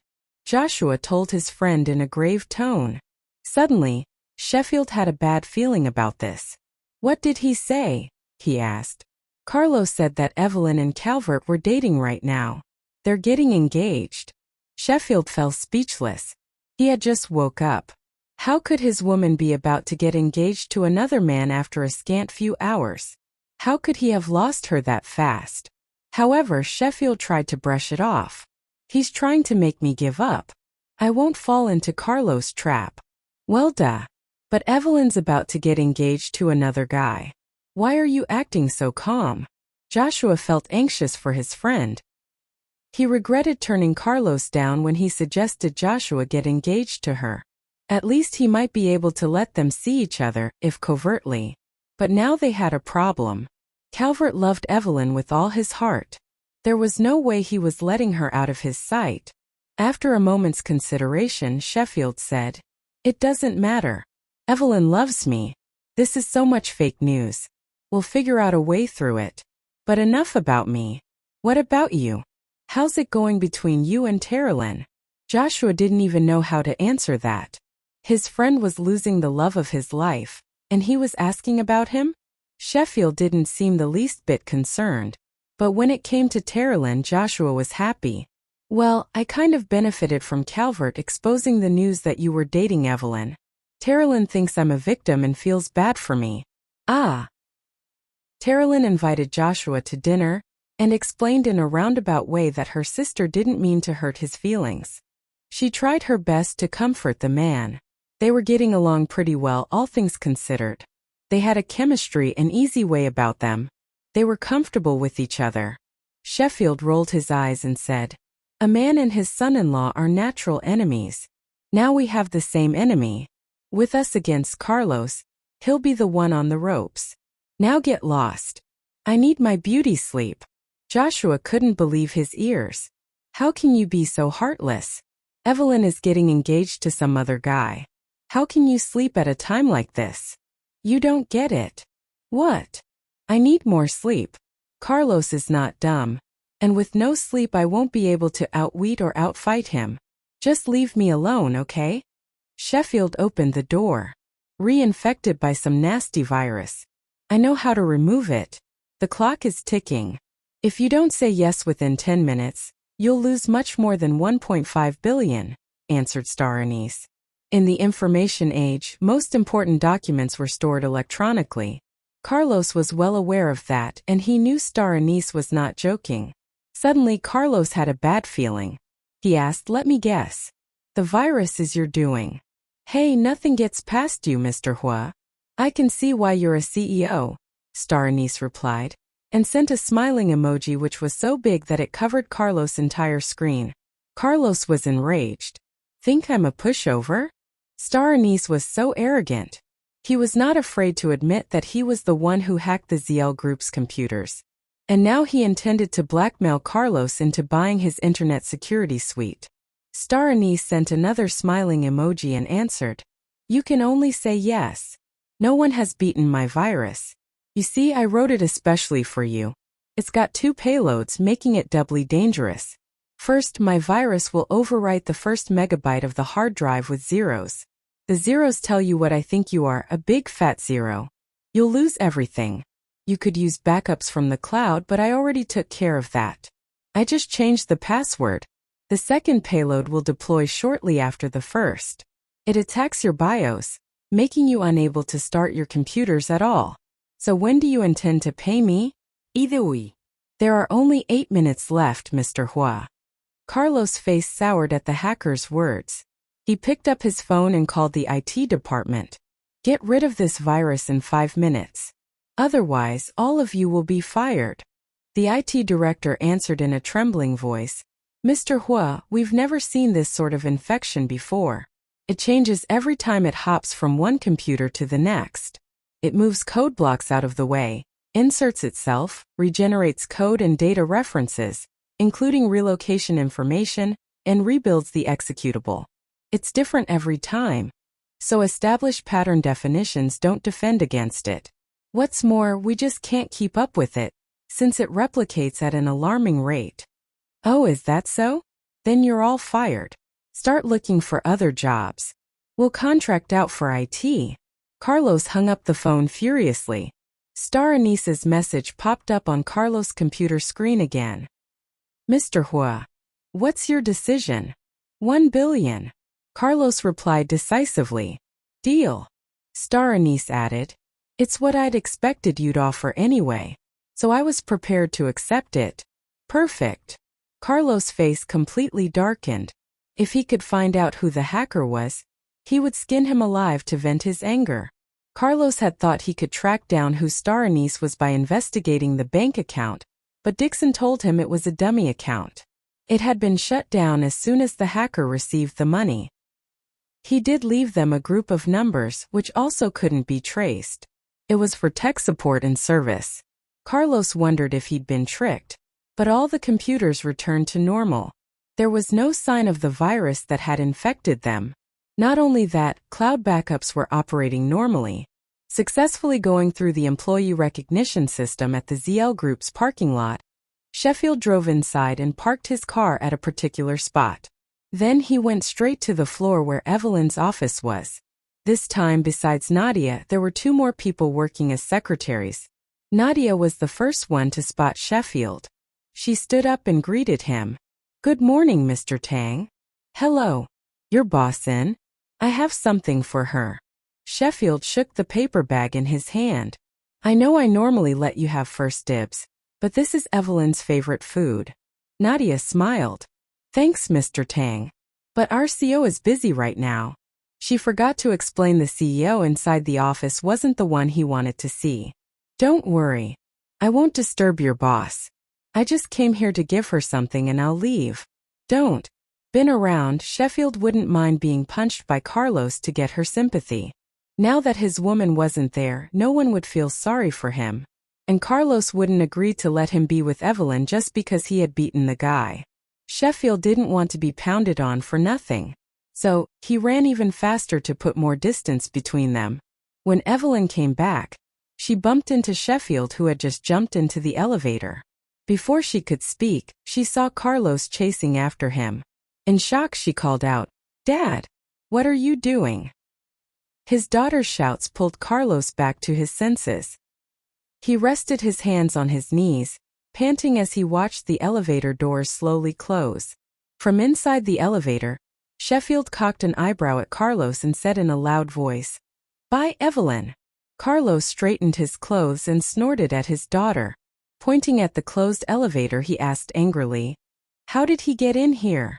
"Well, I gave him a pass." Actually, Evelyn didn't know how Sheffield managed to get through security and come up here. Carlos took out his phone and dialed Dixon's number. "Print out a photo of Sheffield Tang and send it to the security department. If he gets in the building, rough him up and throw him out." "Yes, Mr. Huo," replied Dixon. Evelyn didn't know what to say.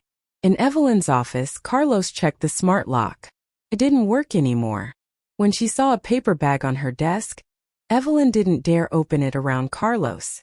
"Dad, what happened?" she asked. "Why were you chasing him? You see what kind of man you're hanging out with? Why is he so rude?" Carlos cast a burning glance at his daughter and added, "Humph.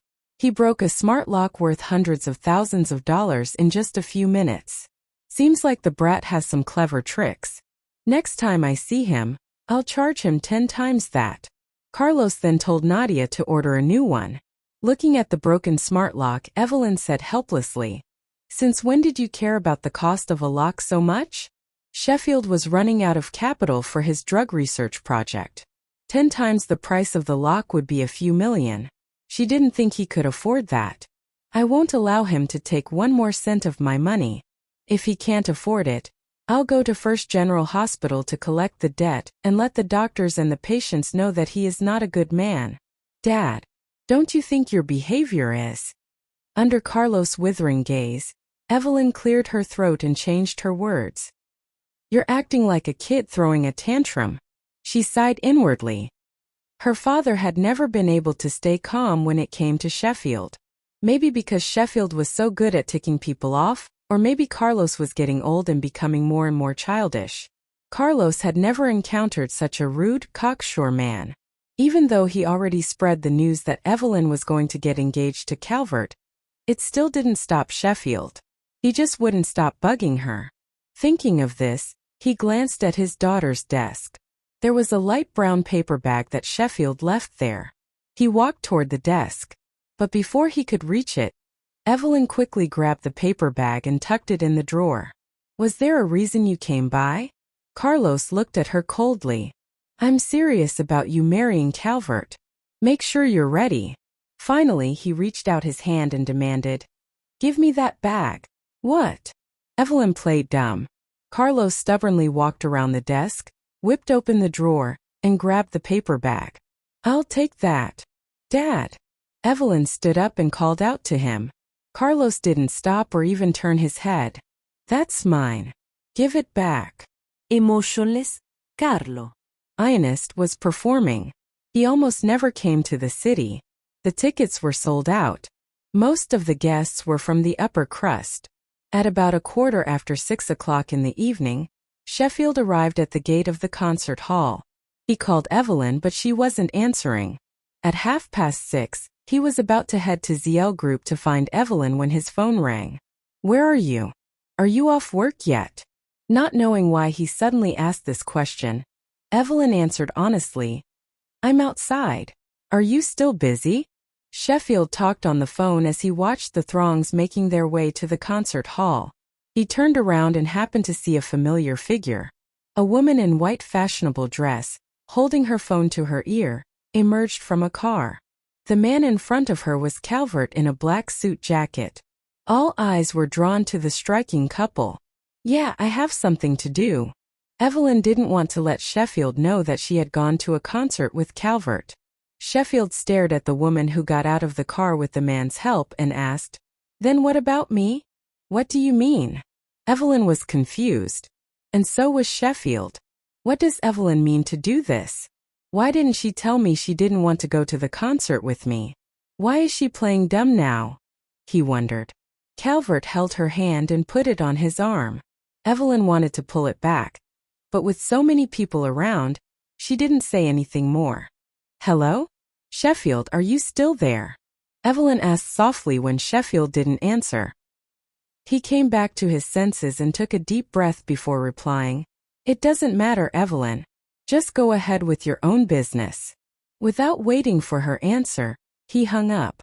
Evelyn stared blankly at her phone. What's wrong with him? He is being really weird, she wondered with a frown. It was 10 minutes to 7 o'clock, and 3/4 of the hall was filled with audience. Behind the music hall, Sheffield leaned against the wall and continued to smoke his cigarettes, one after the other. When he was done with the last one, he took a few puffs and stubbed it out before striding into the hall. His seat was in the middle of the third row. The seats around him were filled, except the two in the middle. He fixed his eyes on the first row. In the dead center of the first row was a woman in a beautiful white dress, along with a man in a black tux. There were several reporters not too far away from Calvert and Evelyn. The two of them were continuously being photographed. The concert began at 7 o'clock sharp. Jimmy, the piano maestro, stepped onto the stage and the hall fell silent at once. Evelyn's heart was not in the music.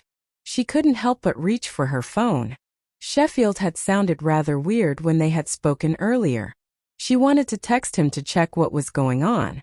"Evelyn, what's wrong?" Calvert leaned closer and whispered in her ear. They were so close that from where Sheffield sat, it looked like they were having an intimate moment. His heart stung. Evelyn put her phone away. She distanced herself from Calvert and said coldly, "Nothing. After his performance, Jimmy announced, "We have a special program for you while I take a small break. Enjoy the show, ladies and gentlemen." Evelyn was lost in her own thoughts when Calvert stood up from his seat. Under everyone's confused gaze, he walked onto the stage and shook hands with Jimmy. After sharing a few words with him, the pianist walked off the stage and Calvert, away from the man in front of the piano. Calvert stood up from the floor and looked at Sheffield with a murderous aura. But Sheffield didn't seem to notice. He slowly glided his fingers along the piano keys. Many professionals and enthusiasts in the audience knew at once which piece he was playing as soon as he began the first note. Grande valse brillante. I can't believe my ears. He is very talented. Wow. Such a beautiful tone, and he's so handsome as well. Is this for real? His fingers are so agile. The audience, including Evelyn, was shocked. She stood still and stared at the piano, as she watched Sheffield's fingers dance on the keys. There was a casual, charming smile on his face. He was playing with great ease. The melody was like the sounds of nature, flowing with the clouds and echoing through their bodies. When the performance was over, no one spoke. Before anyone could react, Sheffield stood and walked up to Evelyn. He had a cynical smile on his face. Sheffield grabbed the microphone from Calvert's hand forcefully and said to Evelyn in a casual, lazy voice, "Playing the piano for a proposal? I can do that too. It's really not a big deal. Evelyn, I love you. His aquamarine means nothing. It's just an experimental achievement. But I'm different. Although I don't come from a rich family like him, I have the heart and the grit to support you." Blushing, Evelyn wanted to say something, but Sheffield interrupted her. With his intent gaze focused on her, Sheffield continued, "He's a zero, not a hero. He can't even play a level 9 etude. Stick with me and I'll play you a level 10 piece every day. Chopin, Beethoven, Brahms, Mozart, Jimmy. Pick your poison and I'll play it for you." "Sheffield." Evelyn called out in a hushed voice. "Hey, cut it out." Sheffield was too bold. There were thousands of people watching them. He wasn't shy because of the attention. On the contrary, it fired him up. "I'm not messing around. Evelyn, if you don't believe me, you can ask Jimmy, that old guy, if I can play his compositions. That old guy. The audience in the concert hall burst into an uproar when they heard how Sheffield addressed the well-known pianist. They were laughing mostly. Finally, Jimmy took the chance to walk on stage. He strode over and rapped his knuckles against Sheffield's head. Brat. Come to ruin my concert again. Not only Evelyn but everyone else stood there, mouths agape. Everyone was whispering to one another. Who is that guy? Why is he trying to ruin Maestro Jimmy's performance? Do they know each other? As the scene unfolded in front of him, Calvert's face darkened. Obviously that asshole knows Jimmy pretty well, he thought. Sheffield massaged his head as he pleaded. I'm sorry, master. Please give me one more minute. I just want to ask my girlfriend to marry me. Before Jimmy could say anything, Sheffield had already reached out to Evelyn and said, Evelyn, I want to marry you, but I haven't had a chance to get rings yet. Can you say yes first? I'll buy the rings later, I swear. Evelyn was a little worried. What are you doing? My dad. She reminded Sheffield in a low voice. Evelyn, I mean it, he said sincerely, smiling. The young CEO was embarrassed. But the audience didn't mind. They just sat back and enjoyed the show. Just then, another person broke from the throng. She lifted the hemline of her dress as she walked on stage. Sheffield. Dolly walked towards them with deliberate steps. Seeing her, Sheffield frowned sly. Much you'll need to finish your project. It's several $1 billion. So what? Evelyn turned a corner and disappeared from Sheffield's sight. Dolly threw a glance at Sheffield, who was still talking to the young man, and decided to catch up with Evelyn. When there were only the two of them left, Sheffield stopped smiling and scoffed. So tell me, why me? Do I know him? Does he know me? The person was not annoyed by his words. When he remembered what his boss told him, he didn't try to persuade Sheffield any further. You have a bright future ahead of you, Mr. Tang, if you don't screw things up. It's none of his business. Let me say it one last time, but out. I don't want any help. After saying that, he stalked off to join the others, leaving that young man there alone. Just as they got to the car, Dolly stopped Evelyn. Miss Huo, I have something to tell you. She didn't wait for Sheffield because she had been waiting for a chance to talk to Evelyn alone. Without Sheffield around, Evelyn turned to look at her and replied indifferently, I don't think we have anything to talk about. Calvert opened the car door and was waiting for her to get in. Looking at the arrogant Evelyn, Dolly didn't get angry. Instead, she put her hand on her own belly and asked happily, Miss Huo, did you know I'm pregnant? Evelyn glanced at her flat belly and asked calmly, Okay, and? Where are you going with this? It's Sheffield's kid, Dolly said with a smug smile while paying attention to what was happening behind her. It was rare for Evelyn to smile around her. She approached Dolly in high heels. Dolly took a step back warily, covering her belly. What do you want? She asked. What do I want? Despite Dolly's reluctance, Evelyn took another step forward and reached out her hand to touch her belly. Why not share your good luck with me? That way he can get me pregnant too. Miss Xiang, if Sheffield knocks me up, who do you think he will marry, me or you? It never occurred to Dolly Evelyn would react like this. She had thought Evelyn would fly into a rage and dump Sheffield. Sounds like you don't mind me having his baby, she said in a shrill voice. She glanced at Calvert and added, Or are you two-timing Sheffield, Miss Huo? Calvert was on a phone call with his father, Langston, so he didn't pay much attention to what the two women were talking about. Brushing off her words, Evelyn fired back. Now that you're pregnant, you'd better stay home and not go out so much. You wouldn't want to miscarry. Think Sheffield will care if you lose the baby? I don't think so. Take care of yourself, Dolly. If it's a boy, you might be rich the rest of your life. Evelyn's tone made Dolly very angry. Not only was she insinuating Dolly was a mistress, but also implied that the only reason Sheffield was around was the baby in her belly. This drove Dolly crazy. Dolly balled her hands into fists, blazing with jealousy. Her face contorted. She'd known for a while how much Sheffield loved Evelyn. It was impossible for him to give up on Evelyn, so she was trying to trick the CEO into dumping him. Miss Huo, you really don't mind Sheffield being a manslut? I find that hard to believe. Dolly spat. Men always fool around before they get married, and they pick up a lot of mistresses along the way. After all, he has a pretty face. But has he ever picked just one girl? Or did? T.S.? Who told you he could do that? The fact that he addressed her father by his full name really shocked Dolly. He had never called Seidel by his name. She didn't know this guy anymore. Her gut clenched when she saw his expression. Sheffield, I'll apologize to Evelyn. Too little, too late. Get lost. Sheffield snorted. He grabbed Evelyn's wrist and was about to escort her to his car. But when they turned around, they saw a black Emperor parked nearby. The back window was half open. There was a man inside. When Evelyn saw the car, her heart skipped a beat. It was Carlos' car. She wrenched her hand free and told Sheffield in a low voice, "Go. He might not see you." At the same time, Calvert caught up to them.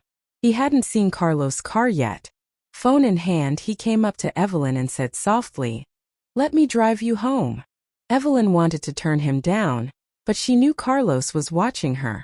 She nodded and said, "Okay." But before she could do anything, Sheffield grabbed her hand and said resignedly, "Baby, I'm not afraid of your dad. Really. But I am. When he gets mad, he will do something really messed up." Evelyn bit her lower lip and freed her hand. "I'll be okay. Just go." When she saw Carlos, she was scared to death. If Carlos hurt him again, well, she didn't know what she'd do. When Evelyn was about to get into the car with Calvert, Sheffield came over to the Black Emperor and knocked on the car window. "Mr. Huo, can we talk?" he asked in a relaxed tone. "You messed up my son-in-law's big moment, when he was going to propose to my daughter. What makes you think I want to talk to you?" Leaning against the car door, Sheffield threw a glance at Evelyn, who waited outside Calvert's car. She seemed to be worried about him and her father getting into a fight again. Sheffield then said with a smile, "Mr. Huo, let's get to the point. I love your daughter, and I will for my whole life. You can do anything you want, but you can't take my life. Think you can bargain with me? I guess I need to be meaner to you so you'll get the point," Carlos snorted. Sheffield raised his brows at the woman wearing a worried face. "My life belongs to your daughter. You can't take it away." "I don't get it, Mr. Huo. Why do you not want us to be together? She'll have one more guy to love her and protect her. Isn't that a good thing for your daughter?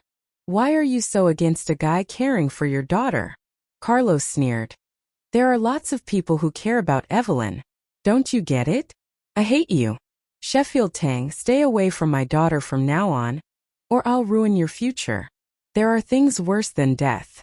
Head resting in his hand, elbow on the car door, Sheffield said, "Well, ruin my future if you want. But you know I'm a doctor, right? You ruin me, then you put thousands of families that need my skills in danger. They need me to save their lives. You can't be that mean, can you, Mr. Huo?"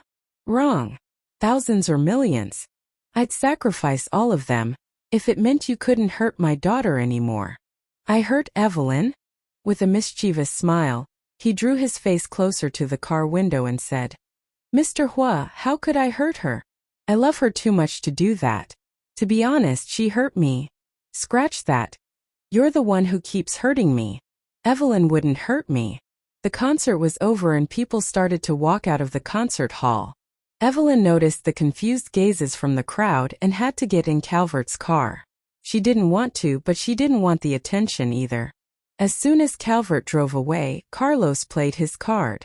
Drugged one night by her ex-boyfriend, a mysterious man took advantage of her in an ecstatic night filled with sex. To take her revenge, she married the man and used him. "As long as I'm alive, I'm still his legal wife, while all of you are just his mistresses." She remained adamant even when he was involved in scandals with other women. Eventually she stormed off after she learned that he had betrayed her again. But life brought her back to him a few years later, to his astonishment. "Andy, turn it down. I've heard that there's a new French dessert shop on Media Road and business is booming. I'll pick up one of their desserts for you next time I come. Thanks for your hard work, Miss Hua. I'm going in now. Wait, Mr. Tang. Nadia watched the man slip into Evelyn's office as fast as a rabbit, and then took a look at the food he left. She couldn't help but sigh resignedly. Miss Hua and Mr. Tang have a special relationship. I think I'll leave them alone, she mused. I'll take off work after chowing down on this. If Mr. Hua asks about it, I can pretend to know nothing about it. At the thought of this, Nadia opened the paper bag and then the boxes. The food inside made her mutter in surprise. Wow! It looks delicious. The packaging is pretty high-end. He must have spent a fortune on this. I know we're supposed to kick him out, but he's a really great guy. Clean-shaven, handsome, generous, and friendly. Nadia didn't see anything to object to there. He'd made a very good impression on her. When he pushed open the door to Evelyn's office, Sheffield saw the woman staring anxiously at her laptop. Hearing the noise, she looked towards the door and said, "Hold on. Ugh, this is so frustrating." After putting the other paper bag on her desk, he leaned forward and asked, "What's wrong, Eve?" Evelyn rubbed her aching temples. "Nothing. Something's wrong with my laptop." She looked as if she had been through a lot. "Anything I can do to help?" asked Sheffield directly. Without even raising her head, Evelyn refused Sheffield bluntly. "Get real. You're a doctor, so that would be great if I were sick. This is a computer, a completely different thing. Quit bugging me and chill for a bit." After staring at the busy woman for a long time, Sheffield said, "Don't count me out yet. Maybe I am a doctor, but I know a fair bit about computers too." Evelyn didn't have the time or mood to bicker with him. She called the IT department and said, "Look, I can't get to my control panel, and I get an access denied error when I try to open my browser. All my icons keep changing. When are you going to fix this?" "You don't know? Call Mr. Hua and ask him for the Security Suite's tech support number. Just call him." "Star Anise? I don't understand what you're talking about." "Just get a hold of him and ask him to repair my internet as soon as possible. There are important things on my computer. Just handle it." After hanging up, Evelyn looked at Sheffield, who was unwrapping the desserts for her. Somehow, she felt annoyed and said in a harsh voice, "I'm not hungry. I don't think you get how stressed out I am. The documents are pretty important." Sheffield gave her a soothing smile and tried to coax her. "Did you forget what I said? A few sweets will turn that frown upside down. You can't do anything but wait, so grab a bite." The screen of her laptop kept changing. Each time it refreshed, the icons were rearranged, and even the names were misspelled. Evelyn got more and more annoyed. "I said no, Sheffield Tang. I'm not in the mood to eat. Find something to do. Play on your phone, sleep, anything. Leave me alone or go away." She spat impatiently. He lowered his head and said in a soft voice, "Okay. I have some work to finish up in the research lab. The food's here if you get hungry. Don't forget the milk, it's still warm. It's cold outside. You should bundle up. Cut it out. If you're going, just go." She interrupted him. Her head was about to explode.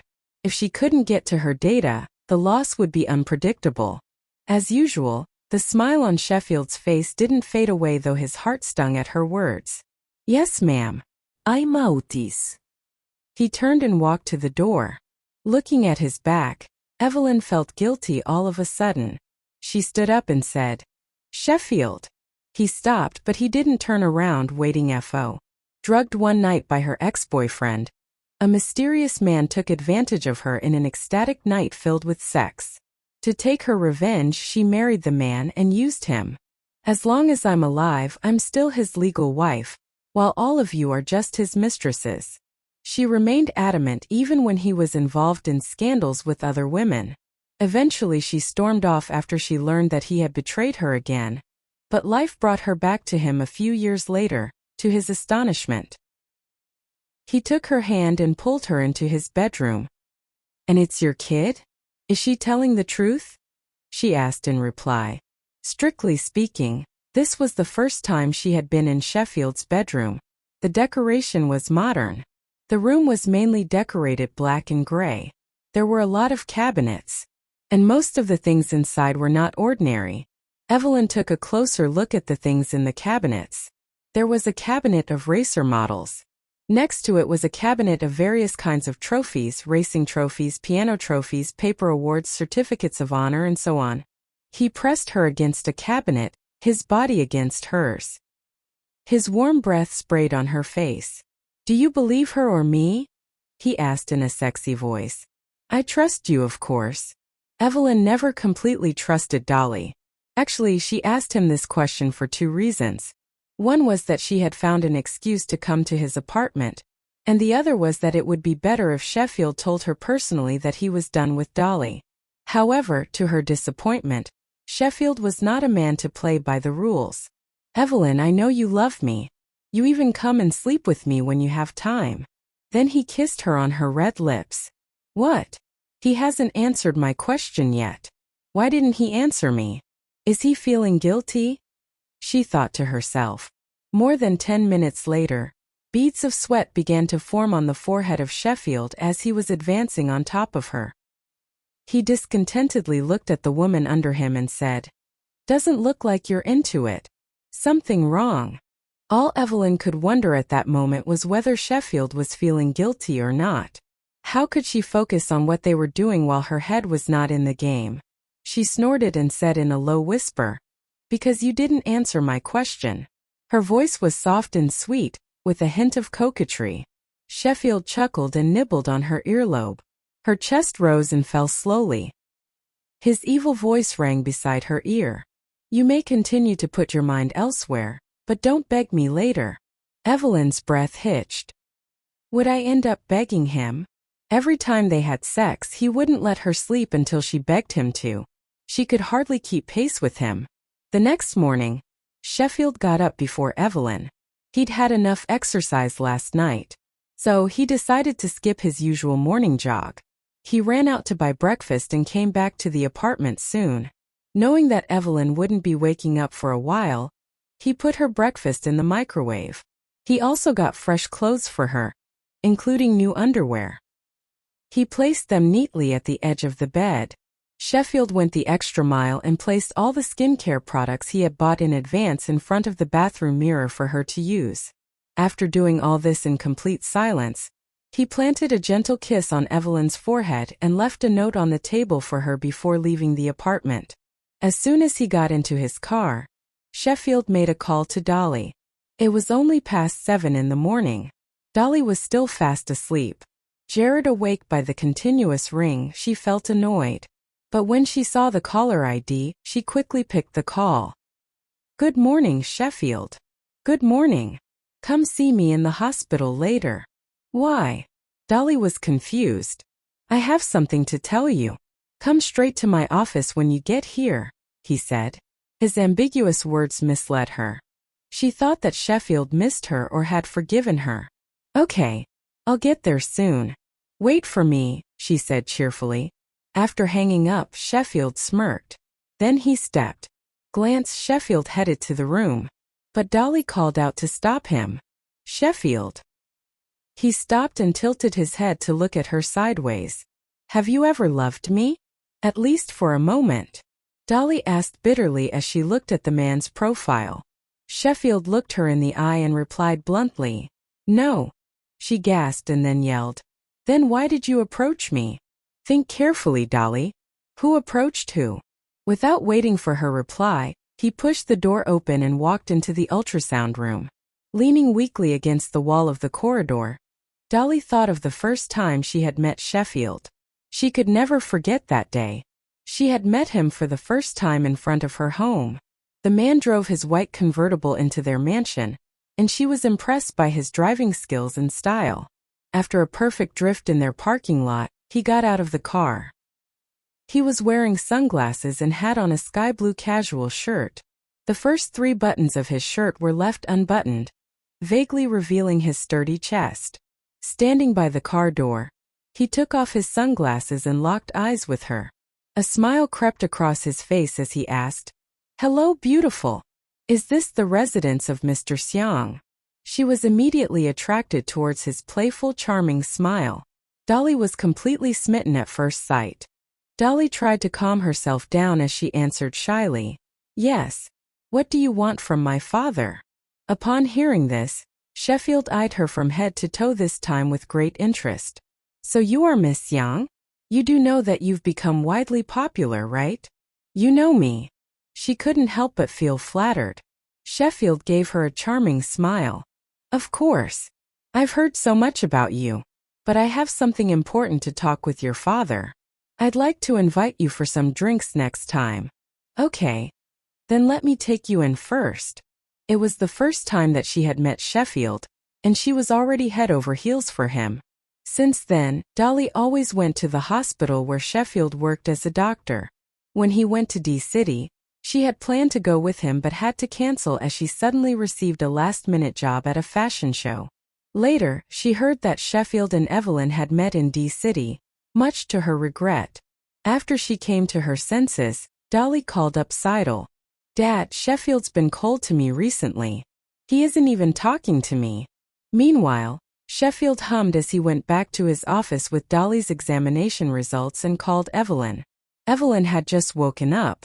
She was still sitting in Sheffield's bed, staring at the photo wall in front of her. He had printed all of her photos from their trip to D-City and had posted them in his bedroom. Her thoughts were brought back by the ring of her cell phone. Seeing the caller ID, she blushed. "Hello." Sheffield's gentle voice came from the other end of the line. "Babe, you are awake? Or did I wake you up?" "I woke up before you called." Embarrassed, Evelyn lifted the covers to get out of bed. "Okay. Remember to have breakfast. Get off work early. Let's go shopping." "Well, let's talk about it later," she answered. What if she was too busy to go? Fine. I'll send you a message on WeChat. Remember to check it. Bye moi.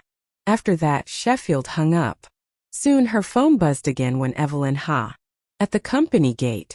Holding the roses in her arms, she smiled and said, "You give me a present every time you sleep with me.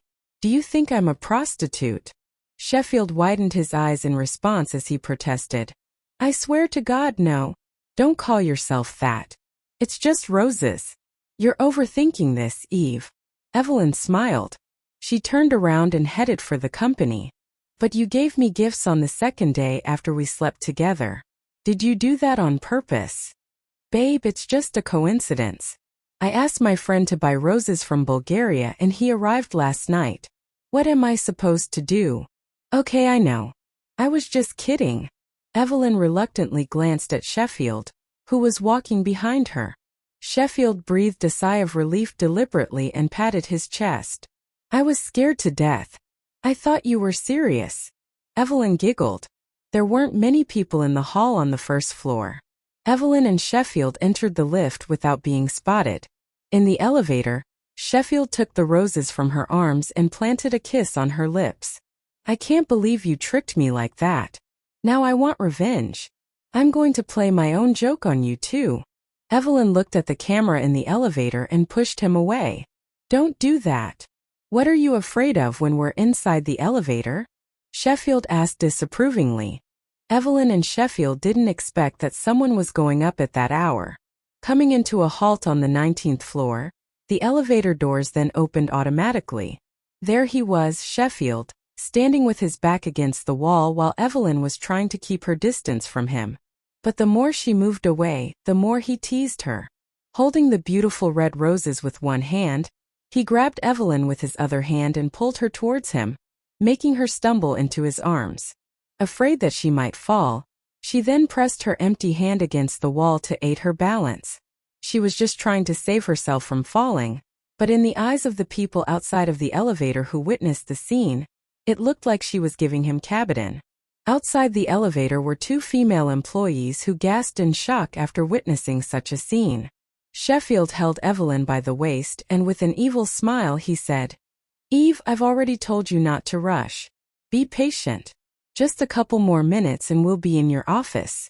If only you had listened, then people would not be staring at us right now. Sorry about that, everyone. Eve is just busy taking me back to her office. Don't worry, we're leaving now." Please take another lift. Right after saying his words, he walked past Evelyn and closed the doors. After the very unfortunate scene, the elevator went up slowly when a rumor about Evelyn and Sheffield went viral on WeChat. Hey, you know what? I just saw Miss Huo hug and kiss a boy toy in the elevator.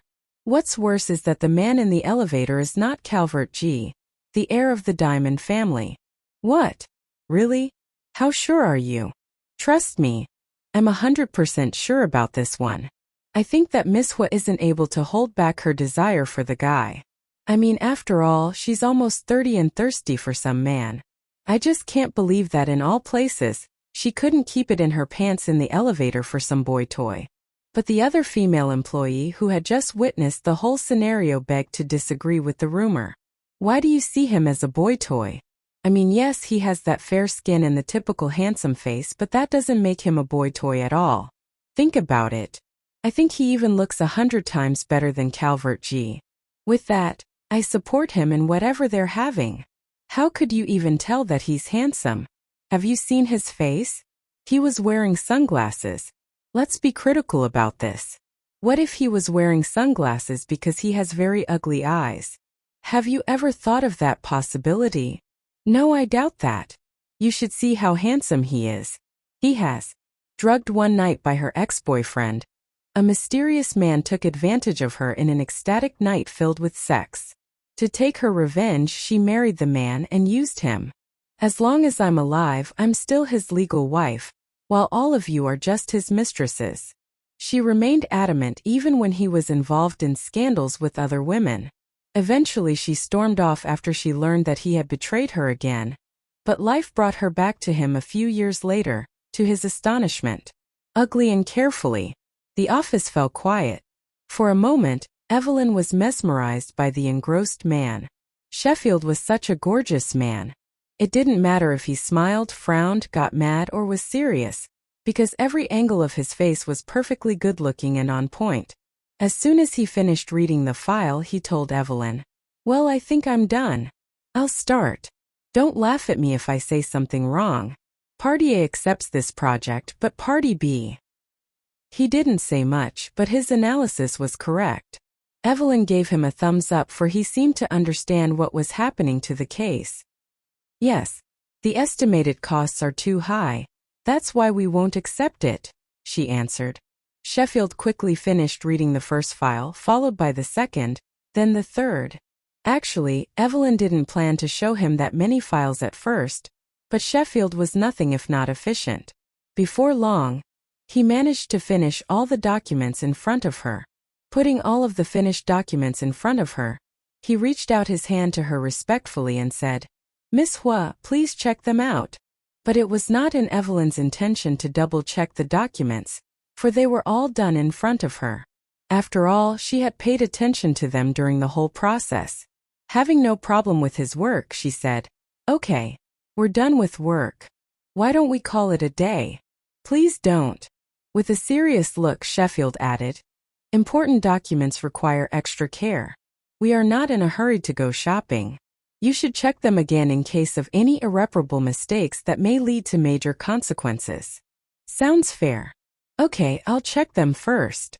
Sighing in defeat, Evelyn picked up a file and began to check it for any mistakes. Evelyn finished checking all the documents in less than 20 minutes. She smiled. "Wow, Dr. Tang. You really are business-minded. I didn't expect this." She walked towards him with a document in her hand and winked at him as she said, "Ever think of changing your career? I could hire you to be my personal assistant, and you can help me with all this work." Sheffield's heart literally skipped a beat. The way she winked at him made him feel like she was trying to seduce him. He was on cloud 9 and couldn't suppress his grin. Realizing what she had done, Evelyn lowered her head shyly. Her reddened face was again a turn-on for the poor man. "Oh girl, you are mine and I will never give you away to another man. Not in this life or the next," he swore to himself once again. He walked to her and held her hand. "I could do it. You know I would do anything for you." And he meant what he said. He was willing to sacrifice everything for her. His life, his career. She was his world now. Evelyn blushed and covered her face with the document in her hand. With only her eyes exposed to him, she said, "Enough already. Do you want to go shopping or not?" A big smile appeared on her face behind the document. "All right. But you shouldn't tease me like this anymore. I might take you seriously next time," he said with a gentle kiss on her forehead. Evelyn looked into his sparkling eyes and asked, "Why? You don't like my suggestion?" Sheffield chuckled, realizing how innocent she was. No, no. "You can tease me all you like. I enjoy every moment of it." A warm feeling filled her heart. She smiled and asked him, "So, will you consider my suggestion?" "Of course I will. I'll be your personal assistant when I am not working at the hospital. I could even be your personal gigolo, take care of you every day. I'll make you very happy every night and—" Ship phiêu tang. Evelyn interrupted him. "Yes. Shut up," she ordered. "Yes." Ipow. Drugged one night by her ex-boyfriend, a mysterious man took advantage of her in an ecstatic night filled with sex. To take her revenge, she married the man and used him. "As long as I'm alive, I'm still his legal wife, while all of you are just his mistresses." She remained adamant even when he was involved in scandals with other women. Eventually she stormed off after she learned that he had betrayed her again. But life brought her back to him a few years later, to his astonishment. "I'll know where it came from. I don't care, Evelyn, if people knew that you kissed me. But I wonder." The smile on Evelyn's face disappeared. With a cold snort, she pulled out a wet tissue from her bag and tried to wipe the lipstick marks on his face. This time Sheffield dodged and said shamelessly, "No way. I won't let you erase these marks of love. I'm keeping them." "Sheffield, come here." Evelyn chased after him. Sheffield dodged her again, but Evelyn went after him. "Sheffield, Tang, stop. Or I will not go shopping with you," she threatened. He stood still obediently upon hearing that. Evelyn pressed him against the car and wiped his cheeks clean. Tayson frowned at a black car not too far away from him, and then at Evelyn, who was playing with Sheffield. He wondered whether he should go over and warn them. In the black car, Carlos was in the back seat, his windows rolled up. His deep eyes were fixed on the two people in front of him. Dixon was in the driver's seat. After a while he offered, "Mr. Huo, do you want me to?" Carlos didn't respond. He saw Evelyn's smiling face. He hadn't seen it in a long time. Terilyn, who had come with Carlos to pick up Evelyn, saw the scene outside the car too. She asked Dixon in a low voice, "Uncle Dixon, is that Sheffield Tang?" Knowing what Terilyn meant, Dixon cast a glance at the silent Carlos through the rearview mirror and answered after some hesitation, "Yes." Terilyn covered her mouth in shock. So her sister and Sheffield had known each other for a long time. What was worse, he was the guy who got her pregnant. In a hurry, she took out her phone and shot a message to Joshua. "Sheffield and my sister are old friends, huh?" But Joshua didn't answer her. He might be at work, she thought. "Dixon," Carlos called out. He wanted the younger man to stand by for orders, but his voice trailed off as he saw Evelyn kissing Sheffield. The moment seemed to go on forever. The smile on her face widened. Carlos changed the order he was going to give. It was not until Evelyn pressed Sheffield against the car to wipe away the smears of lipstick from his face that Carlos said to Dixon, "Drive." Dixon turned around and caught a glimpse of Carlos, his expressionless boss. He wondered what was going through the man's mind. So he wasn't going to clean the young doctor's clock this time? The Emperor slowly glided away like a phantom, like it was never there in the first place. Carlos stared out the window. "Don't tell your sister we went anywhere," he told Terilyn. "What? Why?" Terilyn asked in confusion. Carlos didn't answer her. Terilyn thought for a while and said tentatively, "Dad, Evelyn is a lot happier with Sheffield than she is with Calvert. You can see it in her eyes, on her face. Stop butting into their love life. Just leave them alone." "Humph." With a snort, Carlos said coldly, "I can't just sit back and do nothing. That man is dangerous, and there's a reason he tries to make time with my daughter." I won't let her be hurt again. Terilyn chose to shut up and leave it alone. Sheffield took Evelyn to the most happening place in Y City. He found a parking spot, albeit a few blocks from where he wanted to be. He grabbed her hand and led her along the busy street. Hungry? He asked in a soft voice. A little. He let go of her hand and took something from his pocket. He unwrapped and held it close to her lips. Come on, open up. It was a preserved plum. It was her favorite snack, so he always had a bag around somewhere. Evelyn shook her head. I've eaten too many of those today. How about something else? The preserved plums were delicious, but there was only Somu. She has 2 nickels to rub together. Evelyn nodded. Let's give her a leg up. How? Buying her toys? She wondered. But they were not kids. A smile appeared on his face. He took her arm in his and walked towards the old lady. Pointing at the bubble wands, he asked, Grandma? How much are these? Sheffield called the old lady Grandma in an enthusiastic tone, as if he were really greeting his own grandmother. The old woman was elated by his greeting and answered kindly, $5 apiece. Give me. Sheffield turned around and counted the children behind them before continuing. 10 of them, please. When she saw him counting the children, Evelyn had already guessed what his plan was. Why 10? She asked. There were only 4 children behind them.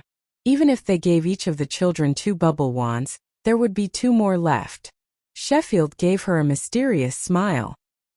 He took out a $100 bill from his wallet and handed it to the old woman before replying to Evelyn. You'll know in a minute. Keep the change, he told the old shopkeeper. Her face lit up. That was double the cost of the wands.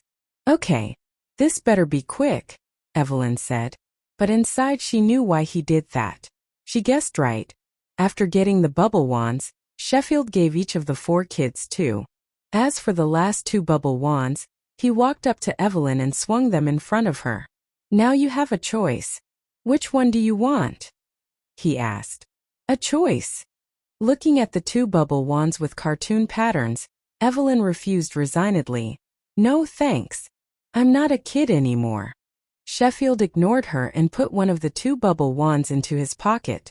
He tore open the other one, dipped the stick in the bubble mixture and handed it to Evelyn. Come on, give it a try. Check out that little boy. Look at the size of those bubbles. Blow a bigger one than his. You can do it. Evelyn wasn't impressed. She couldn't help but ask, do I look like a kid who might like blowing bubbles? Scratch that, do I look like a kid? Sheffield smiled. Yes. Evelyn, let your hair down every once in a while. You might actually like it. She rolled her eyes at him. What a load of crap. She wanted to be carefree too. Who wouldn't? But carefree didn't mean acting like a kid. Don't tell me you don't know how to blow bubbles, Sheffield challenged her when she just stood there, staring at him. In order not to waste the soapy solution, he casually blew on the round circle at the end of the stick, and several big, round bubbles flew out, one after another. Evelyn immediately denied. Don't know how? Now you're just taunting me. I used to love these toys as a kid. She was telling the truth. She always had to have one when they went somewhere. But she was almost 30 now and it would be weird for her to play with kids' toys. Hearing her, Sheffield handed her the wand. Come on, prove it to me. I double dog dare you. He hadn't said that in a long time, but he figured it was appropriate now. Evelyn knew he was deliberately trying to tick her off, but she still played along. She also couldn't help smiling at what he just said. Taking the toy from him, she retorted. See for yourself. If I can blow a bubble, a big round one, you'll have to do whatever I say tonight, and you can't say no. No problem. It was not what he wanted to say, which was, sounds kinky. But he didn't want to push it. Evelyn dipped the stick in the liquid and blew it. Under the dazzling lights of the city, several bubbles that reflected the colors of night floated in the air. Sheffield gave her a thumbs up and exclaimed dramatically, Evelyn, you're awesome. You make quite a fetching kid. I declare little Evelyn got first place this round. Part of Evelyn couldn't stand it when Sheffield treated her like a kid, but the other part asking me why I quit racing cars. And Evelyn continued to ask, and I didn't answer back. Why would I do that when I already have you? He pretended to be aloof. With a smile, Evelyn said, Why don't you reply to her? You're hurting the poor girl. But wouldn't that hurt you? Evelyn had to admit that he had a perfect answer. They stopped at a sidewalk restaurant and found a table to sit down. Ever been to a place like this? Evelyn looked around and saw that it was quite crowded and noisy. They had to raise their voices to be heard. She shook her head and answered, No. They were overdressed for a venue like this, drawing curious stares. I know it's not what you're used to. Just give it a chance. If you don't like the food, we'll leave. Then he took out a tissue, wiped her chair and helped her sit down. Okay. What do you want to eat? A waiter came over with the menu. Sheffield put the menu in front of Evelyn and said, Pick anything you want. Then he told the waiter, For snow beers, please. Okay. I'll be right back. The waiter left. Evelyn put the menu back in front of Sheffield and said, You order. I don't know what's good here. The menu looked sumptuous. Those photos certainly had her mouth watering, but she didn't know how the food actually tasted. Okay. Sheffield ordered several seafood platters and barbecue skewers. In the end, he said to the waiter, 2 sets of disposable tableware, thanks. Yes, sir. After the waiter left, Sheffield winked at Evelyn. Do you know what I ordered? Evelyn looked at him suspiciously. You can choose not to tell me. I'm not interested. As long as it was edible, it was fine by her. The goat's pizzle in this place is good, Sheffield told her. The goat's pizzle? What's that? Is it kidney? She wondered to herself. Sheffield smiled slyly and said, You'll know when it's served. He opened a can of beer and put it in front of her. Don't drink too much. Evelyn picked up the can of beer and took a sip. Do you often come here? She asked. Not really. Then how do you know this place? Even though she had lived in Y City for more than 20 years, she didn't know the existence of this place. My friend brought me here first. I liked the food, so I brought Joshua here twice afterwards. He liked the food so much we'd often come back here. Joshua comes here too? Okay, I see, she mused. It took a while before all their orders were served. Luckily, Evelyn had already eaten earlier. When all the dishes had finally been served, she'd already downed her can of beer. Have a taste. He took a skewer of grilled meat and neared it toward her lips. Looking at the strange shape of the food, Evelyn asked, What kind of meat is this? There was a hint of unpleasant odor. Oh, a piece of mutton. Oh, Evelyn said as she took a small bite. After she swallowed it, he stifled his smile and asked, Was it delicious? Not bad. It smells unpleasant, but the odor is not very strong in the mouth. But it tastes a little funny. The taste was very strange. At last, he couldn't help but burst into laughter. This is the goat's pizzle. What's it exactly? Is it? She blushed and whispered to him. Is it the kidney? He answered with the same smile. No, it's. He leaned forward as he whispered something in her ear. Ahem. Evelyn's face reddened while she choked on her own saliva. Drugged one night by her ex-boyfriend, a mysterious man took advantage of her in an ecstatic night filled with sex. To take her revenge, she married the man and used him. As long as I'm alive, I'm still his legal wife, while all of you are just his mistresses. She remained adamant even when he was involved in scandals with other women. Eventually she stormed off after she learned that he had betrayed her again. But life brought her back to him a few years later, to his astonishment. As she stood up, Sheffield caught her by the arm and feigned a worried tone. Evelyn, are you okay? Evelyn pulled away and answered stubbornly. I'm fine. Her body felt a little light as if she was floating. Evelyn looked around the place for Tayson but couldn't find him anywhere. Little did she know that Sheffield had asked Tayson to leave earlier so he could have a nice time with Evelyn. As he eyed her rosy face, he sighed to himself. He knew that he shouldn't try anything with her, especially now that she was drunk. He took her to a convenience store, bought a bottle of water, opened it and handed it to her. Drink. It will help sober you up. Evelyn took the bottle and drank some water. She heaved a sigh of relief after feeling better. Let's go. It's late. You have to go to work tomorrow. He made sure to guide her by the waist as he led her to the car. Vigilantly, Evelyn looked at him. I can walk myself. The vigilance in her eyes wasn't lost on him. Chuckling, he said, Evelyn, don't worry. I won't try anything with you. Not in a blunt, straightforward way. Why would she think that I could do that to her? I'll only ever do something if she wants me to. You promise? In hindsight, she figured she must have been really drunk to trust him. I promise, he replied. Sheffield took Evelyn back to the car and fastened her seatbelt. If you want, you can take a nap first. I'll wake you up when we arrive, he said. Okay. Drive me to the manor. All right, Sheffield replied. However, when Evelyn woke up, she was still in the car. A bit scared, she turned her head only to find an empty driver's seat. Where's Sheffield? It was dark outside. Where were they? Just then the door opened. It was Sheffield. Ooh, you're awake. Upon seeing him, Evelyn let out a sigh of relief. Where are we? She asked. On Bloom Road. My car broke down. He stood at the door and lit a cigarette with a lighter, seemingly worried. It was not the first time she had seen him smoking. She had seen it once or twice in D-City. But this was the first time she'd seen him smoking since they got back from D-City. How did that happen? She glanced around but couldn't see anything. She knew they still had at least a good 2 kilometers before they could reach the Huo family's manor. Sheffield puffed out the smoke and glanced around too. There's a hotel nearby. Let's check in there for the night.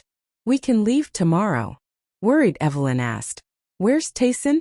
Ask him to pick us up. Oh, I almost forgot. He didn't want to be our third wheel, so I asked him to go back first when we arrived at the downtown area. He was coolly dangling the cigarette from his mouth. Then I'll call him and ask him to come here, she offered. She couldn't shake off the ominous feeling that was creeping up her chest. Okay. This time he didn't stop her. While fumbling around in her bag, Evelyn suddenly remembered something and said, My phone's dead. You call him. Her phone ran out of power when they were having dinner. Sheffield shrugged and said innocently, My phone ran out of power too. Evelyn was rendered speechless. The more time she spent with him, the more she felt that this was his game. But she couldn't prove it. She sighed silently, knowing that she was stuck with him that night. Is the hotel far from here? It's not far.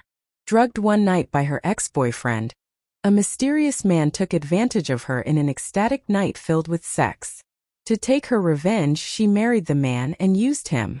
As long as I'm alive, I'm still his legal wife, while all of you are just his mistresses. She remained adamant even when he was involved in scandals with other women. Eventually she stormed off after she learned that he had betrayed her again. But life brought her back to him a few years later, to his astonishment. Flatly, the receptionist immediately handed over a room key to her. Yes, miss. It's on the 16th floor, room 1609. Okay, thank you. Evelyn took the room key and helped Sheffield walk towards the elevator. Evelyn, you're so good to me, he said, smiling. Evelyn didn't know how to respond to that. Go to bed early. Don't stay up late. Okay. When they reached the 16th floor, they entered the room together. Evelyn checked the room and found that it was hardly a presidential suite, so she could only imagine how bad an ordinary room was. Soon there was a knock on the door. Sheffield opened the door. A woman in black uniform was standing at the door. The woman's eyes lit up when she saw Sheffield. She spoke in a coaxing voice. Hello, sir. I'm the manager of this floor. Did you ask for antipyretics? Yes, thank you, he replied with a nod. You are welcome, sir. What else can I do for you? Just call me if you need anything. Frowning, Evelyn took 2 steps towards the door, her eyes fixed on the manager. The manager's smile froze at the sight of the woman in Sheffield's room. Nothing else. Thank you, said Sheffield nonchalantly as he took the pills. Then he closed the door. Evelyn then felt that she couldn't leave Sheffield alone here. Not only was he ill, but there was also a seductive manager outside the door, who was obviously coming on to him. Take your medicine first.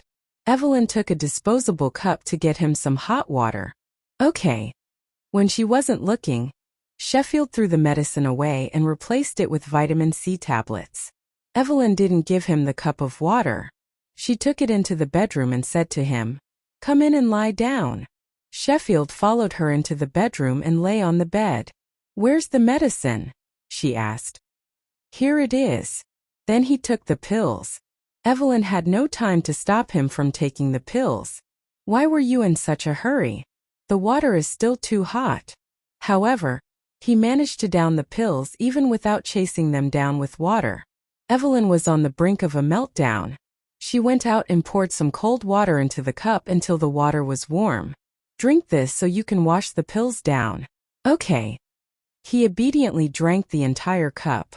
Satisfied, Evelyn threw the empty cup into the trash can and made him lie down on the bed. "You should sleep." "Okay." He closed his eyes as if he was sleepy. When she turned around to take a shower, he grabbed her hand. "Evelyn, don't go." "I'm not feeling well," he said weakly. "I'm not leaving. I'm going to take a shower." She sat beside the bed and comforted him softly. No shower, Evelyn. "I want to sleep with you in my arms." He wouldn't let go of her. Evelyn sighed since he was acting like a spoiled brat. "Okay, I'll just take off my coat." She pulled her arm from his grip, picked up his coat that he had placed at the foot of the bed, and hung it next to her coat on the rack. Sheffield moved to make room for her on the bed. As soon as Evelyn lay in bed, he pulled her into his arms. She relaxed when he didn't try anything else and just held her in his arms. "Evelyn, I want to talk to you," he whispered in her ears. To himself he thought, "She's on guard, so I need to do something or say something to let her guard down. Aren't you SLE? Drugged one night by her ex-boyfriend. A mysterious man took advantage of her in an ecstatic night filled with sex. To take her revenge, she married the man and used him. As long as I'm alive, I'm still his legal wife, while all of you are just his mistresses." She remained adamant even when he was involved in scandals with other women. Eventually she stormed off after she learned that he had betrayed her again. But life brought her back to him a few years later, to his astonishment. Nere. Suddenly, he turned over and pressed her under his body. She could feel his warm breath on her face. "I had a good meal tonight. Now I'm all fired up and I can't sleep." So, Evelyn thought to herself, "So did I fall into his trap? Since you're so excited, I'm leaving." "Please don't." With a sly grin on his face, he pulled up the quilt to cover their bodies and said, "It's already late and we're alone. Are you sure you want to waste this opportunity?" "No, you can't do this." His mouth suddenly covered hers. "What a bastard! How could he do this to me? How dare he trick me like this?" The next day, Evelyn didn't have her breakfast until it was almost noon. Tayson called her and picked her up. To avoid gossip, she asked Sheffield to wait in the room before she left the hotel. Sheffield didn't mind. He curled up on the sofa with satisfaction, watching her leave with her hand on her waist. She was sore all over. When Evelyn left the room, she passed by some staff chatting. One of them said, "We didn't have many guests last night, huh? There was only one room that was booked on this floor. The two guests stayed in the presidential suite." No. That wasn't the case. The receptionist said that the guest in room 1609 booked the whole floor. "Wow! How rich is he?" Evelyn put her hand down from her waist and looked around the hallway dotted with nearly 30 rooms. Did she fall into his trap? Or maybe Sheffield didn't know about it either. Obviously, it was impossible that Sheffield didn't know. What a scheming man. He colluded with the hotel receptionist to trap her. Evelyn gritted her teeth in anger, all the while cursing inwardly. She just wanted to punch Sheffield in the face. When she got in the car, Tayson immediately started the engine. Upon passing by Sheffield's car, she blurted out, "Wait." Tayson stopped the car and asked, "What's up, Miss Huo?" Evelyn took out her phone and called Sheffield. I think I left my lipstick in your car. Can you unlock your car? All right. Sheffield didn't suspect anything. He simply unlocked his car through an app on his phone after he hung up. While Tayson was still confused, Evelyn said flatly, Can you go and check what's wrong with Sheffield's car? Yes, Miss Huo. 5 minutes later, Sheffield came into their sight. When he saw Tayson checking his car, he was a little surprised, but he still continued walking toward them. Closing the hood and dusting his hands, Tayson approached Evelyn and said, Nothing is wrong with the car, Miss Huo. It's fine. Nothing's wrong. No, Miss Huo, answered Tayson. He was sure of it and had started the engine to test it. Evelyn closed her eyes for a while, not getting out of the car. She looked at Sheffield, who was smiling brightly. Sheffield Tang, she called. Sheffield ran to her and said cheerfully, Honey, I'm here. Your car is fine. His expression amused Evelyn. Sheffield asked thoughtfully, It is. Yes, she confirmed. He pretended as if he was just finding this out now. Oh, I thought something was wrong with it. It must have fixed itself. I couldn't even start the car last night. Evelyn was pissed. So he had planned that entire night and virtually manipulated her. Drugged one night by her ex-boyfriend, a mysterious man took advantage of her in an ecstatic night filled with sex. To take her revenge, she married the man and used him. As long as I'm alive, I'm still his legal wife, while all of you are just his mistresses.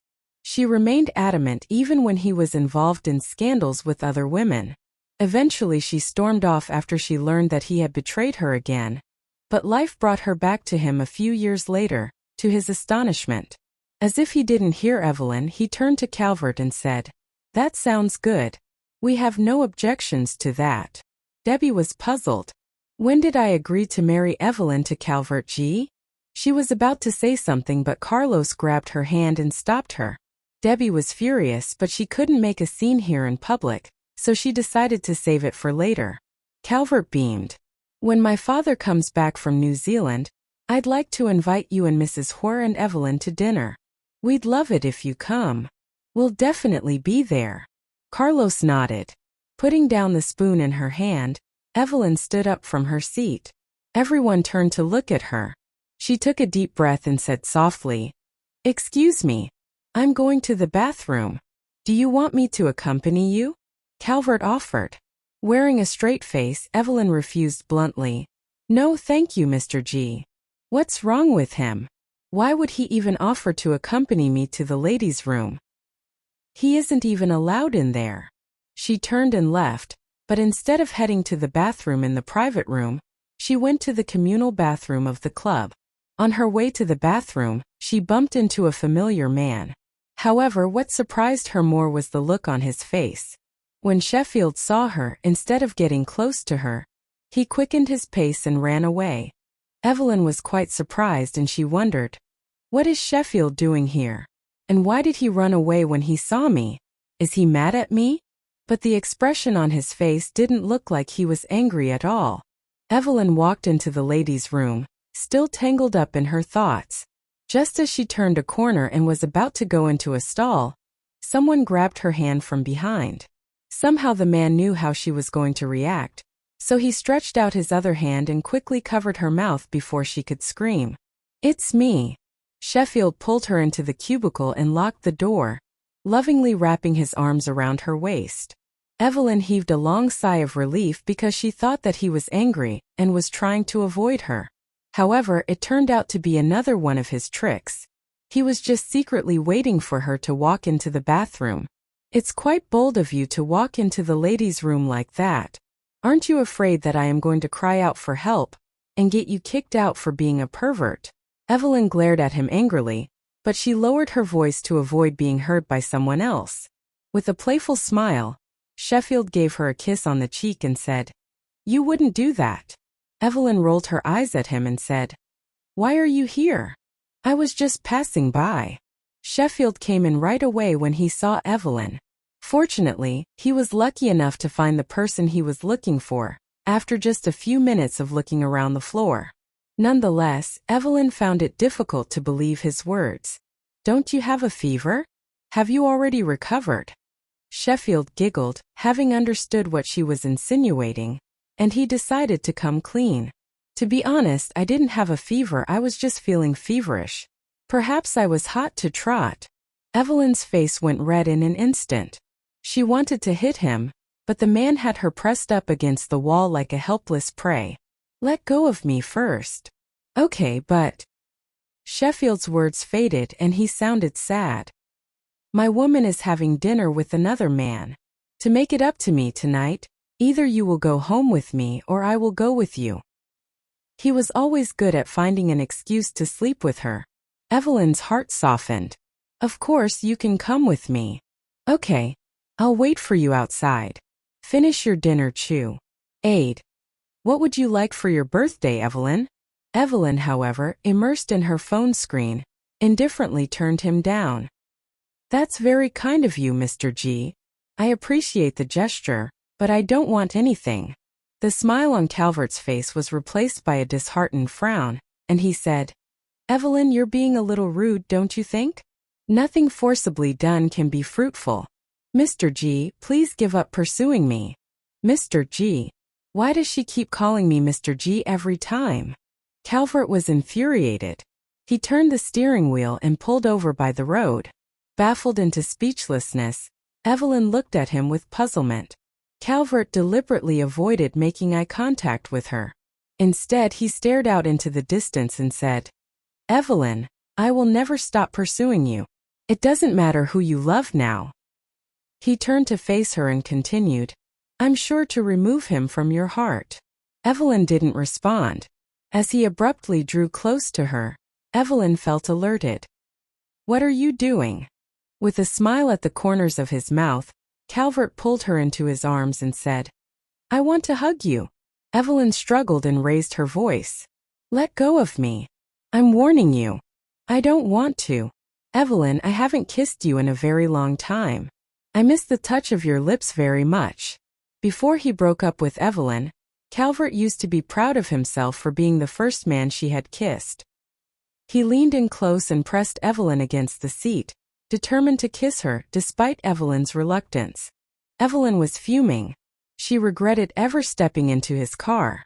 Calvert G, if you take one more step, I'll make sure you never see Y City ever again. At this moment, a piercing screech came from outside. Within seconds, Calvert's car shook accompanied by a loud noise. Evelyn's heart skipped a beat. Calvert looked through the front windshield and saw a man kicking his car. His foot was still propped up on the hood of the car. Then the man started kicking again. Inside the car, Calvert's face instantly darkened. He just couldn't understand why he kept seeing this particular guy everywhere. He decided to kiss Evelyn right in front of Sheffield. Thinking of this, he lowered his head again. Evelyn turned her head away. She reached out one hand ready to open the door, but Calvert noticed what she was trying to do. He grabbed her wrist to stop her. Knowing that the doors of Calvert's car were locked, Sheffield quickly got in his own car and slammed his foot on the gas pedal. He was in such a hurry that he didn't even have time to close the car door. He drove his car with the intention of bumping Calvert's car. In order to kiss Evelyn, Calvert had unbuckled the seat belt. Under the impact of the crash, he almost flew out of his seat. Evelyn only felt her body shaking dramatically. Sheffield backed and crashed into the hood of Calvert's car. Half of the hood was broken and the headlights were severely damaged. Seeing the scene, Tayson, who was in the car behind Sheffield's, quickly got out of the car. He roared at Sheffield, Are you crazy? Miss Huo is still inside. But Sheffield didn't seem to hear him. His eyes were filled with revenge as he glared at Calvert. When Calvert's eyes met with Sheffield's, Calvert sneered, Evelyn, see? This man is insane. A lunatic who doesn't care about your life. What do you see in him anyway? Sheffield crashed into Calvert's car 3 times in a row, failing to get Calvert to fight back. Sheffield moved his car again and drove towards the door of the driver's seat. Realizing. Drugged one night by her ex-boyfriend, a mysterious man took advantage of her in an ecstatic night filled with sex. To take her revenge, she married the man and used him. As long as I'm alive, I'm still his legal wife. while all of you are just his mistresses. She remained adamant even when he was involved in scandals with other women. Eventually she stormed off after she learned that he had betrayed her again. But life brought her back to him a few years later, to his astonishment. Got out of the car and took out a cigarette. He called someone. What have you been up to recently? Evelyn's seeing someone and he's very important to her. It's not me. We're just pretending for the media. Carlos is just using me. You can carry out your plan now. I'm leaving it to you. Goodbye. After the call, Calvert stood under the dim street light, glaring at his ruined car. His eyes were filled with ferocity. Sheffield Tang, you like Evelyn? Then I'll just stand by and see how things unfold between the two of you. I'll just wait for my chance to get something from this. After parking his car in the Forecd shop, Sheffield got in Tayson's car with Evelyn and headed for Evelyn's place. When they arrived at her apartment, Evelyn hugged him tightly, calling in a soft voice, Sheffield. Yes. Sheffield was taken aback at first at Evelyn's initiative to hug him. Then he wrapped his arms around her. After a while she said, Nothing. I'm going to take a shower. Evelyn let go of him. Sheffield nodded and asked, Where is your computer? Why? Evelyn looked at him in confusion. When ZL Group installed an antivirus system, didn't you install it on your laptop? No. I only use this laptop at home. She had stored a lot of important documents on the laptop, so she seldom used it in the office, let alone allow anyone else touch it. The argument. I can make this thing hack-proof. I wrote a batch file that runs all these little programs. They do things like erasing your web history, identifying keyloggers, disabling run as administrator vulnerabilities, removing malware and adware that your antivirus missed, and give you real-time protection. Rootkits, viruses, worms, spyware, adware, trojans, all of that will be a thing of the past. It even detects weird network activity and throws the hacker into a virtual sandbox. He may think he's doing something, but it's all fake. I also got a hold of something called HIPS, which does a lot of the heavy lifting. It can catch hacker attacks? Asked Evelyn. Of course. As well as everything else I mentioned. The main problem for a lot of these more traditional antivirus programs is that the virus is constantly changing. But heuristic analysis as well as the virtual sandbox and network monitoring takes care of all that. HIPS is a lifesaver. Where did you get that? It doesn't matter. Grab a shower first. I'll help you install it. He saw the leery look on her face. You don't want me to see what's on your computer? You hiding something? He was teasing her on purpose. Evelyn shook her head. After a while, she went to fetch the laptop. Be careful. I got a virus pretty quick. There's a lot of important stuff on there. Sheffield nodded and took out an item from his pocket. It looked like a USB flash drive, but that wasn't quite what it was. It had a small box at the end of it. He plugged it into one of the USB slots and it lit up. Despite her confusion, Evelyn left for the bathroom. The moment he opened Evelyn's laptop, he felt something was wrong. He tried to call her over, but to his surprise, she was already in the bathroom. He used some of his tools to go snooping and found someone had already hacked in. The hacker was good. He left few traces. Evelyn wouldn't have even known the guy was there. But Sheffield knew what was going on as he ran his batch file. Someone had made an incoming connection, and that wasn't in her trusted connections list. He opened his portable drive and brought out an app to do deep packet inspection (DPI), and in particular encrypted traffic intelligence. That would do the busy work and separate connections into different categories. He could even find someone using a VPN.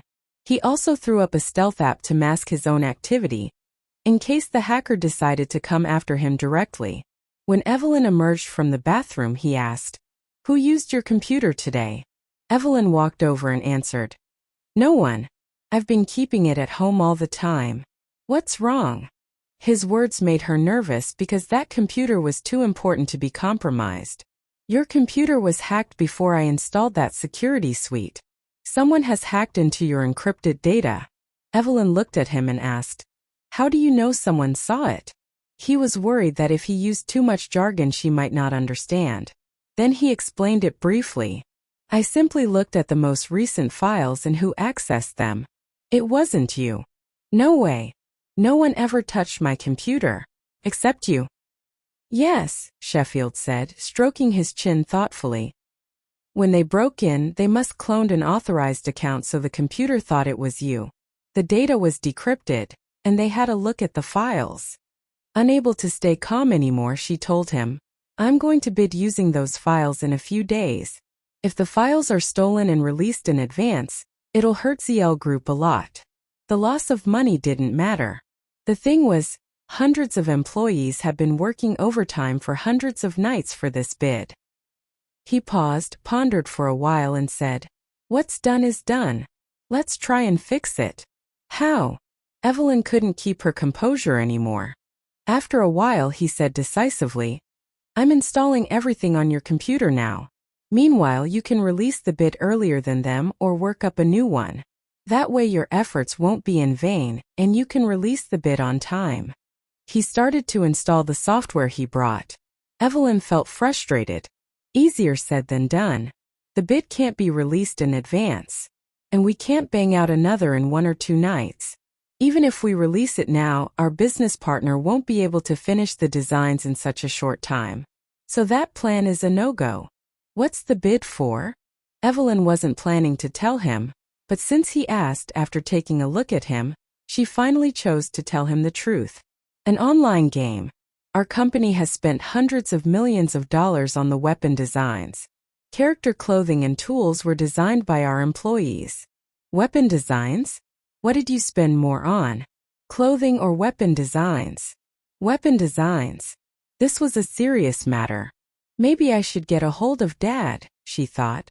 However, Sheffield put his hand on her phone to stop her. Contact the designer first. Convince him to announce he has a deal with ZL Group. Do it now. We have to take every precaution. Annoyed, Evelyn said. Yeah, but it's not that easy. The designer is pretty mysterious, keeping everything hush-hush. Although the designer holds the copyright, I'm not sure if we can get in touch with him. What's his name? He asked after a moment's contemplation. I don't know. It was true. Someone else was in charge of the contracts. She decided to ask Carlos about it first. But as soon as she turned on her screen, he put a hand over it. Heedless of her impatience, Sheffield said firmly, Contact the designer now. Could you please stop thinking about the weapon designs? I need to call Dad now. Being a doctor is what you should focus on. Business is not as simple as you think, okay? Unexpectedly, Sheffield insisted. Make some calls. Figure it out. Your business depends on it. Evelyn felt he was driving her crazy. I'm worried and in a bad mood. Let's not fight, please. Maybe you should go. Sheffield was silent for a while.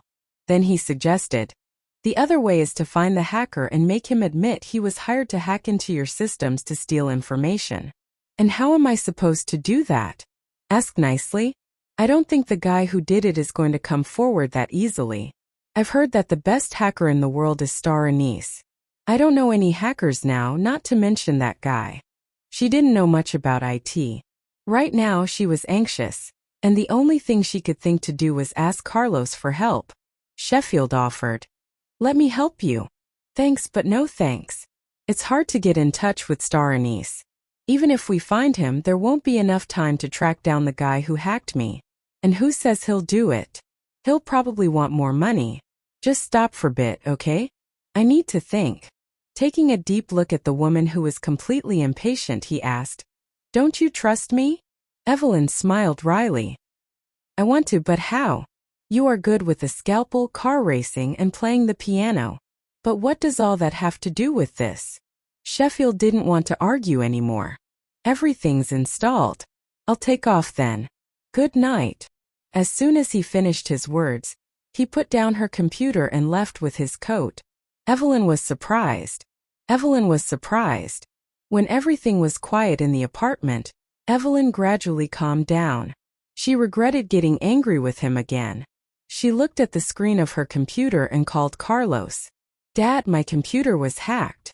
Carlos was trying to mollify his wife when Evelyn called. Debbie was still mad at him for what had happened at dinner. He said into the phone, "What's going on?" "I don't know. A hacker got into the documents for the bid of the Thundercloud project.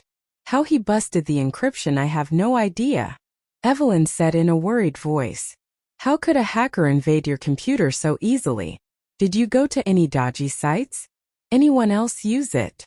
Evelyn hesitated for a while. No one had ever touched her laptop except Sheffield, but she couldn't tell Carlos that. So she lied. "No, I'm serious, Dad. I have no idea how a hacker could get in." "Don't worry. I'll figure something out. Go to the company early tomorrow and arrange a meeting to work on salvaging this." "Okay, Dad." As soon as he got home, Sheffield took out his laptop. He had installed a backdoor in Evelyn's own laptop. As long as she was online, he could get in. He had also installed a security system on Evelyn's laptop earlier that evening. It was flawless, no bugs, but no matter how perfect the system was, there was always a weak point. Soon he did it, finding his way into her computer easily without using his backdoor. He got in with some fake login credentials, and her computer lay bare and open. Encrypted documents displayed normally, like the AS wasn't even there. Then he clicked on the folder of design drawings in her computer. All the artwork was by a man named Mr. T. Then he started to look for the hacker. Throughout the night, he used his network monitors and packet sniffers to find the guy. The next afternoon, while Evelyn and the ZL Group senior execs were racking their brains trying to find a solution, a hacker suddenly turned himself in. He admitted that someone had hired him to hack into Evelyn's computer and steal their design drawings. He had even sold the information to ZL Group's competitors. The hacker confessed to everything. Adding to Evelyn's surprise, the weapon designer with the codename Mr. T actively contacted several media outlets. He told the reporters he had applied for the copyrights of all the weapon design drawings recently, and he sold the rights to ZL Group. But he didn't expect the weapon designs to be stolen. He also claimed that all the weapon design drawings of the game developed by ZL Group were designed by him alone, and that he could release proof whenever necessary. In the end, drugged one night by her ex-boyfriend, a mysterious man took advantage of her in an ecstatic night filled with sex. To take her revenge, she married the man and used him. "As long as I'm alive, I'm still his legal wife, while all of you are just his mistresses." She remained adamant even when he was involved in scandals with other women. Eventually she stormed off after she learned that he had betrayed her again. But life brought her back to him a few years later, to his astonishment. Out the needle. As soon as he finished speaking, Calvert felt sour and weak all over, and 30 seconds later his vision melted away. He started to faint and Sheffield caught him. He pushed him in the direction of the car, so he'd land in the seat when he fell. Calvert sat heavily in the driver's side seat, then slumped over. Sheffield got out of the car and tried hard to drag Calvert's limp body to the back seat. "You're heavy. What do they feed you?" "I'm heavy." Still conscious, Calvert was irritated by his rude remarks. He had never been insulted like this before. He mustered his strength to yell. "You're dead," he slurred. "You hear me?" "Du är dead." It was getting harder to talk. When Sheffield heard these words, he paused and murmured, "All these threats. Everyone wants to kill me. But I'm still alive, suckers." With great effort, Sheffield finally dragged the nearly 2-meter-tall man from the driver's seat into the back seat. When Evelyn got the call from Rowena, Tayson had just driven her to the gate of the manor. "Evelyn, you're dating a crazy man. He kidnapped Calvert. He wants to carve out his kidney. Where the hell does he work? Tell me now." Unfazed by her crazy rant, Evelyn replied in a calm voice, "Such language. I'm hanging up on you. You're going to have to treat me with a little more respect." Since Calvert was still in Sheffield's hands, Rowena had no choice but to give in. Swallowing down her pride, she apologized. "I'm sorry. Sheffield kidnapped Calvert. I'm really worried. Please help." She had called Calvert a moment ago, but Sheffield answered his phone. "Why did Sheffield take Calvert?" Evelyn asked. "He said he was going to take out Calvert's kidney, and put it on auction on the internet. Evelyn, you must stop him. The desperation in Rowena's voice was palpable. Evelyn shook her head and rubbed her aching temples at the thought of how stubborn and impulsive Sheffield could be sometimes. I've got this. I know what to do. She hung up the phone bluntly. While Tayson drove her to the First General Hospital, she tried calling Sheffield's number. Soon after, the call was connected. Evelyn? Did you miss me? He said in a chipper tone. Evelyn dismissed him and went straight to the point. Are you out of your mind? You can't just sell someone's organs online. Evelyn took a deep breath to calm herself down. Her nervousness was not unnoticed by Sheffield. He tried to comfort her. Of course I know that. Don't worry. I just wanted to spook him. Evelyn tittered and shook her head in amusement. When she got to the hospital, Sheffield had already asked someone to wait for her in the parking lot. This person led her into the operating theater. When she stepped inside, Calvert was lying on the operating table, sweating profusely, while Sheffield was standing next to him wearing a mask and gloves. Evelyn's legs felt like jelly when she saw the scalpel in Sheffield's hand. Don't do anything stupid, Sheffield. He winked at her and said, Wait for me outside. I'll be done in a minute. He expertly slid his scalpel and made a slight cut on the skin of Calvert's abdomen. Then, he grabbed a small piece of orange peel with tweezers and shook it in front of Calvert. He feigned a smile and said in a soft voice, Hey, look, orange skin. Don't be afraid. Evelyn didn't know what he was going to do, but instead of worrying about Calvert, she was more worried about Sheffield's future. I'll get angry if you don't stop right now, Sheffield, she threatened. All right, very soon. He slipped the orange peel underneath the cut of Calvert's abdomen and quickly sewed his wound. I'm almost done. Give me 30 seconds. I'm just stitching the wound. A moment later, Sheffield took off his mask, threw the blood-stained gloves on the sink and walked over to her. See? I stop. Drugged one night by her ex-boyfriend. A mysterious man took advantage of her in an ecstatic night filled with sex. To take her revenge, she married the man and used him. As long as I'm alive, I'm still his legal wife, while all of you are just his mistresses. She remained adamant even when he was involved in scandals with other women. Eventually she stormed off after she learned that he had betrayed her again. But life brought her back to him a few years later, to his astonishment. Yes, Miss Huo. Tayson went out and made a phone call. Sheffield stopped them both. Evelyn, I've sterilized that orange peel. He'll be okay even if he waits until tomorrow to get it out, he said. Calvert remained silent. Flames of fury burned in her eyes as she cast a deadly glance at Sheffield and said, Stop playing around. Can you just take it out for him right now? Take it out for him? No way. I'm not doing this guy any favors. Sheffield's smile froze on his face. That's impossible. You're asking for too much. Evelyn snapped at him. Then move away. Don't get in my way.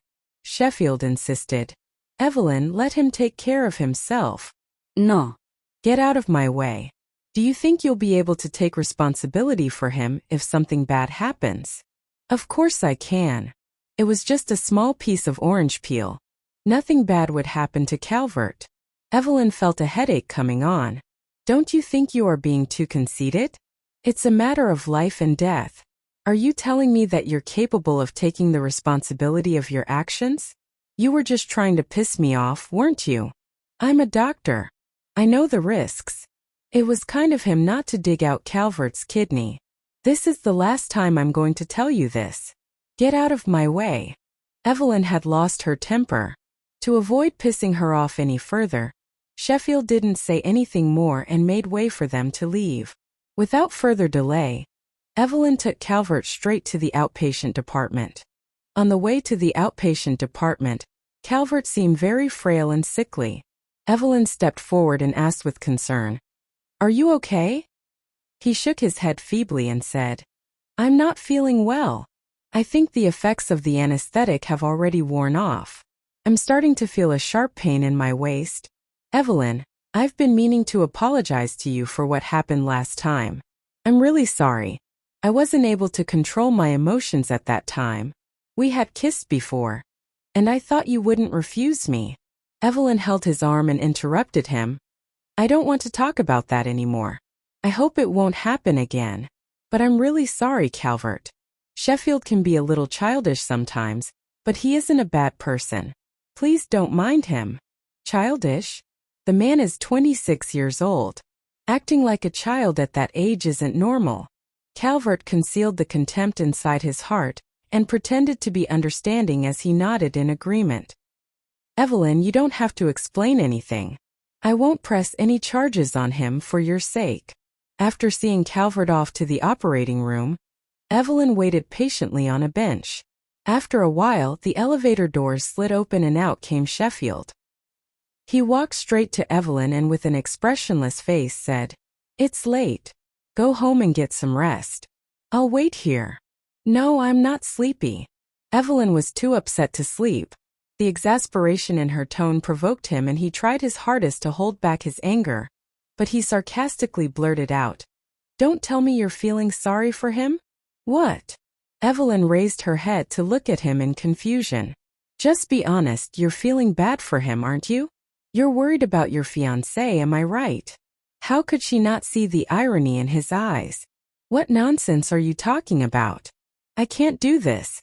I don't want to see you right now. Don't want to see me?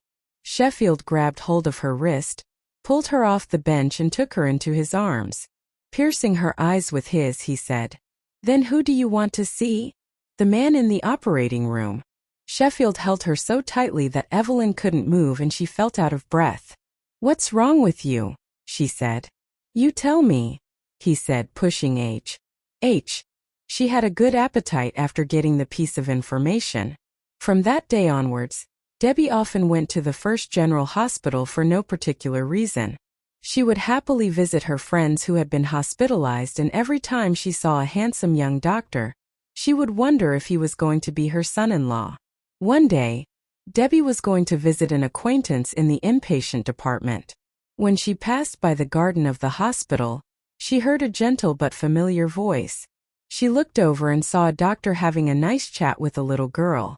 The doctor said, Look at the doll in your arms. Isn't it smiling all the time? So, you should also be smiling every day just like your doll. The little girl shook her head and looked at the doctor, with tears in her eyes. She sobbed and said, Sheffield, my doll doesn't need an operation, but I do. I don't want an operation. I'm scared. Sheffield put away his phone and held the little girl in his arms. Then he let her sit on his lap. Hey, listen. I don't think a surgery is something you need to be afraid of. If you get sick, you have to get treatment. You know what? We have a magical medicine called anesthetic. It will make sure that you don't feel any pain during the surgery. The girl was only 7 or 8 years old, but she needed to have a kidney transplant. It was quite heartbreaking. The little girl asked dubiously, Really? Then why does the fat boy in the next ward cry every day? Oh, that's because he misses his parents very much. You have your parents and grandparents with you all the time, but he only has his grandparents to keep him company. You should be strong for your family. If you don't have the operation, you won't be able to get well soon. Your parents will be very sad if that happens. Do you want to make them sad? Don't you want to see them again? Sheffield explained. The girl burst into tears. Yes, I do. I love my mom and dad a lot. I don't want to make them sad. Boo. Who? There. A girl should never cry because that's not cute. As long as you agree to have the surgery, everything will be fine. Then you can see your mom and dad every day. Be strong for them, all right? Okay. The girl agreed, muffled sobs racking against her chest. Will you do the surgery for me? Sheffield smiled and said, Yes. I will be in charge of this operation. It's almost time. Let's go back and get everything ready, okay? Okay. Thank you. Sheffield picked the girl up in his arms and carried her back towards the renal transplant department. You are a very polite girl. When you see your father and mother later, you have to comfort them and tell them that you will recover very soon. Can you do that? The little girl wrapped her arms around Sheffield's neck and said, Okay. As long as you stay with me all the time, I can do it. Don't worry. You will just take a nap, and when you wake up, I will be by your side. As the doctor walked farther, their voices faded. Debbie stared at them pensively as mixed emotions surged up in her heart. Sheffield is not only good at what he does, but he is also handsome and kind-hearted. He is much better than that Calvert. If only he would be my son-in-law, she mused. Driven by curiosity, Debbie decided to find out whether Sheffield had a girlfriend or not. If not, she wouldn't mind fixing him up with Terrelyn. Debbie decided to wait until he was off duty after she overheard him saying that he was going to have an operation later. At around 8 p.m. in the evening, Sheffield took off his lab coat, changed into his clothes and walked out of the office. Just as he stepped outside, he was stopped by a voice calling out to him from behind. Hello, Dr. Tang. Is the reason why he hasn't contacted me for days and hasn't come to see me? As the traffic light turned green, the sports car sped away. Evelyn wanted to ask Tayson to tail the sports car, but they had already fallen behind 2 or 3 cars.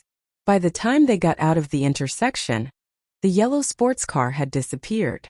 The first thing Evelyn wanted to do was call Sheffield and ask him who he was with. On second thought, she sent him a message. Are you busy now? When she didn't get a reply from him after a long time, she went back home and walked into the living room with a heavy heart. Meanwhile, Carlos was sitting in the living room going through some files. The moment he heard a noise on the door, he looked up eagerly, but when he realized it wasn't Debbie, he frowned. Father, why are you reading your files here? Evelyn asked. Your mother hasn't come back yet. Carlos had no idea who his wife was having dinner with. Why else wasn't she back home yet? Oh, where did she go? Asked Evelyn. Carlos' face soured at her words. Debbie had been acting quite secretive these days, and she hadn't told him where she was going. This hadn't bothered Carlos much in the past few days as she would be back home in the early hours. Today, however, Carlos checked the time on his watch and found that it was almost 9 p.m. and his wife was still not home yet. With brows furrowed, he called Debbie on her cell phone. I'm having dinner, Debbie answered abruptly before she hung up on him. Oh. Evelyn didn't give it much thought, nor did she have the mood to care about who Debbie was having dinner with. The situation between her and Sheffield was still in a deadlock. I'm going upstairs, she said to Carlos. Good night, honey. Good night, Dad. Evelyn went upstairs to her bedroom while Carlos carried on working in the living room. Meanwhile, at the homemade cuisine restaurant, Sheffield and Debbie were having a great time. Sheffield ordered a full table of dishes, obviously to impress Debbie. Fortunately, that worked out in his favor as she always had a big appetite. After a while, Debbie hurled the question she had been meaning to ask him. Do you have a girlfriend, Sheffield? The answer to that question wasn't going to be a straightforward one for Sheffield. He struggled to come up with the right answer because if he said that he didn't have a girlfriend, then what was Evelyn to him? However, if he told Debbie the truth, he would risk being misunderstood by her. Mrs. Huo, are you trying to set me up with someone? Yes, you are right. To tell you the truth, I want to introduce my daughter to you. Debbie went straight to the point. Sheffield would make such an excellent son-in-law. How could she not seize this opportunity? However, Debbie was thinking of Terrelyn while Sheffield thought that she had meant Evelyn. Baffled and pleasantly surprised by her words, he said, Okay. Thank you very much. Then he poured Debbie a glass of wine and handed it to her. Okay. So, he doesn't have a girlfriend. Debbie was thrilled. She took the wine from him, and they clinked glasses happily.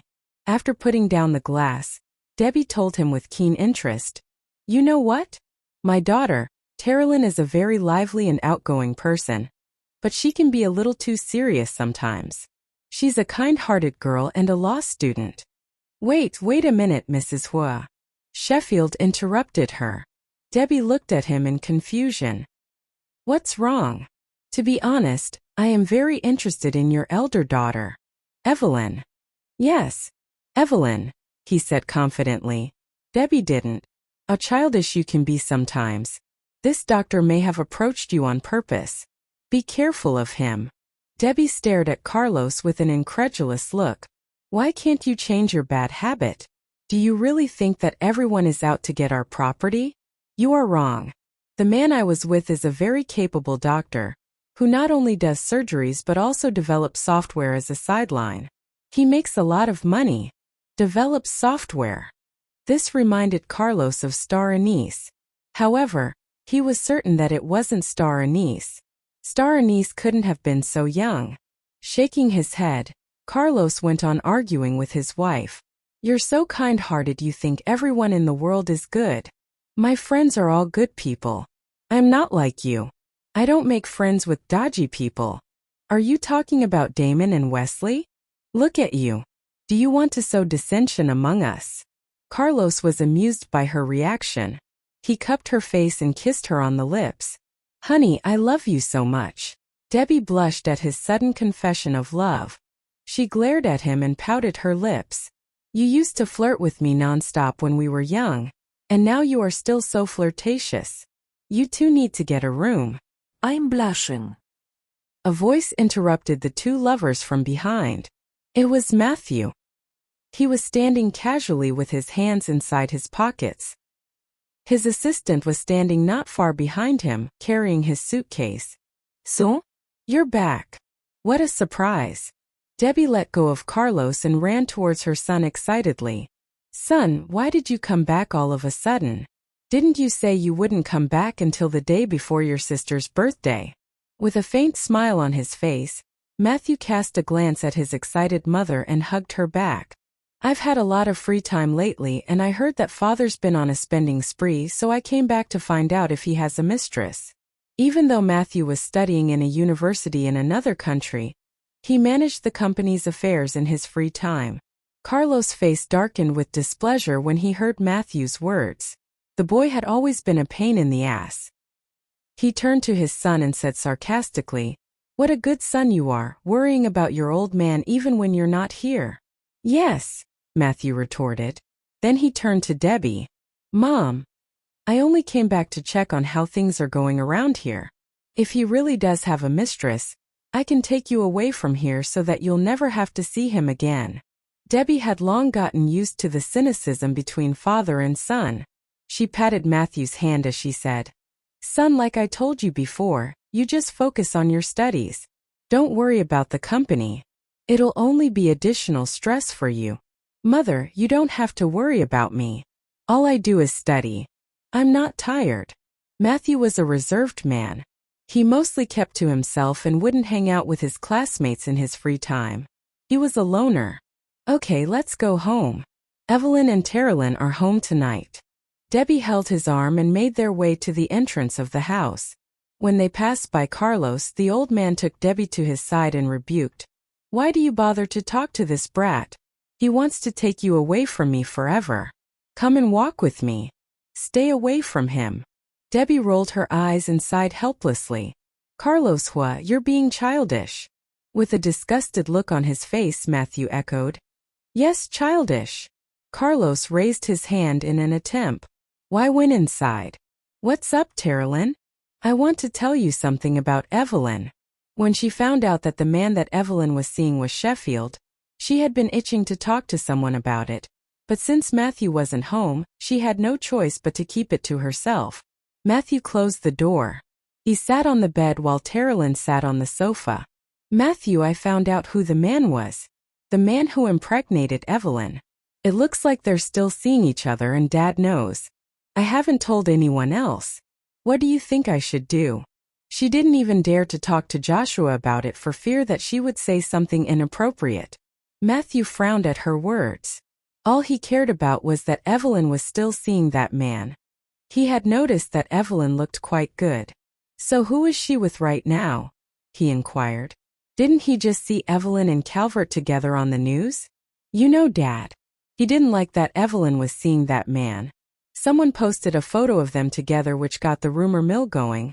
So Dad asked Calvert to pretend to be the man going out with Evelyn. Evelyn's only with Calvert for the media. But she's actually dating that man in private. Terrelyn felt helpless. She wanted to be there for her sister, especially now that her father seemed to be controlling her personal life. She didn't know what to do. The entire room fell silent for a moment. Terrelyn continued. It seems that Evelyn loves him very much. Dad and I saw her the other day with that man in front of the office building. They looked very happy. But Dad disagrees with their relationship. I feel so bad for Evelyn. What's his name and what does he do?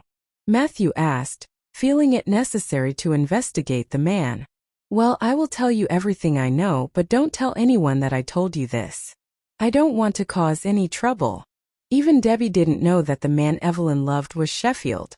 Sure, you can trust me. His name is Sheffield Tang. He is a doctor and he is always friends with Joshua. Sheffield Tang. Matthew fell into pensive reflection as the name sounded familiar to him. Is he involved in some kind of research and development? Yes, do you know him?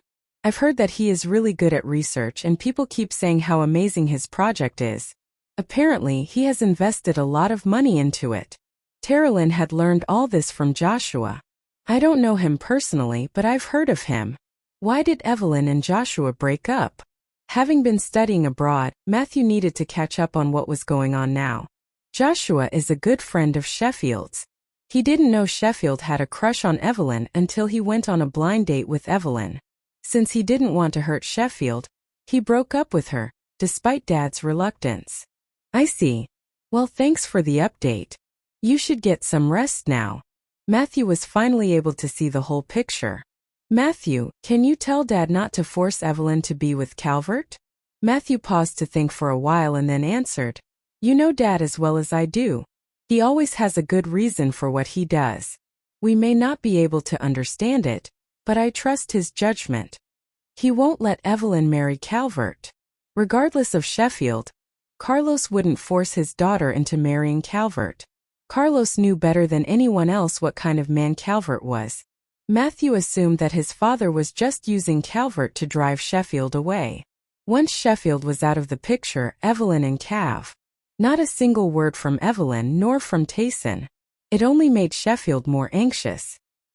He went over to the man and pulled him up from the floor while Dr. Chu was treating his wound. There was panic and confusion in the air. Dr. Chu quickly comforted Sheffield. Dr. Tang, the man has suffered extensive blunt force bruising and abrasions to his head. I need to stop the bleeding first. Please calm down. Don't be so impatient. Sheffield couldn't care less about the injured man as he growled angrily. What did you do to her? Sheffield had never met this man before, and didn't know how he got into Evelyn's apartment. Looking at Sheffield with amusement, Napier Tao sneered. Ha! You obviously care about her a lot. Are you her lover as well? Just like her bodyguard? Ah! Before the guy could finish his sentence, Sheffield delivered a punch to his stomach, knocking the wind out of his lungs. Chaos ensued and everyone in the apartment was in a panic. When two nurses held Sheffield by the arms, Dr. Chu urged, Hold him back. Dr. Tang, please let me dress his wound first. Evelyn walked up to Sheffield and grabbed his wrist. Calm down. Calm down. The mere glimpse of her unbuttoned shirt drove him mad with anger. How could he compose himself in such a situation? He gently brushed off Evelyn's hand and raised his fist again towards Napier Tao's face. The guy lost a tooth and there was blood in his mouth. The two nurses were so frightened by what Sheffield did that they stepped back. They were familiar with him. As far as they could remember, he was always smiling and charming, which was why most of the single nurses and female doctors gushed about him. It was the first time that they had seen Sheffield so furious. He was so scary right now. Evelyn asked Tayson to stop Sheffield from beating Napier up. Finally, with Dr. Chu's help, Tayson was successful. With blood flowing from his mouth and head, Napier was lying on the floor, having trouble breathing. The doctors and nurses could have dressed his wound here, but now they had to take him to the hospital in a stretcher. In the apartment, Sheffield and Evelyn were alone in the living room. As she gazed back at him, she inquired, How is your hand? He caught a glimpse of her face and asked, Who is he? Why was he in your apartment? What did he do to you? Evelyn didn't know how to answer his questions. The things that Napier just did to her. She didn't expect that he would do that, and it was difficult for her to voice it out. For a while she remained silent, much to Sheffield's displeasure. His hands balled into fists. His eyes reddened from fury. However, when he spoke, his voice was fairly calm. Evelyn Huo, what do you think I am to you? You fought with me because of Calvert. And now I don't even have the right to know what happened? Am I just someone you have sex with? Is that it? No, it's not like that. Do you think you should be with Calvert? You agree with your father, don't you? Do you also think I'm just a doctor who doesn't deserve you? He was still mad at her about their last fight. He'd lost his temper. How she was acting caused him to say such hurtful things that he didn't give much thought to. Evelyn went silent. How could he possibly think that? To her, he was this amazing man. Properly, his research is going to fail, Carlos pondered seriously. Who would buy medicine that was developed by a doctor whose patient died on the operating table? Sheffield was definitely going to pay for this. This wasn't lost on Evelyn. Flustered, she looked at Carlos and stammered, "Dad, can you?" Carlos looked her in the eye, waiting for her to finish her sentence.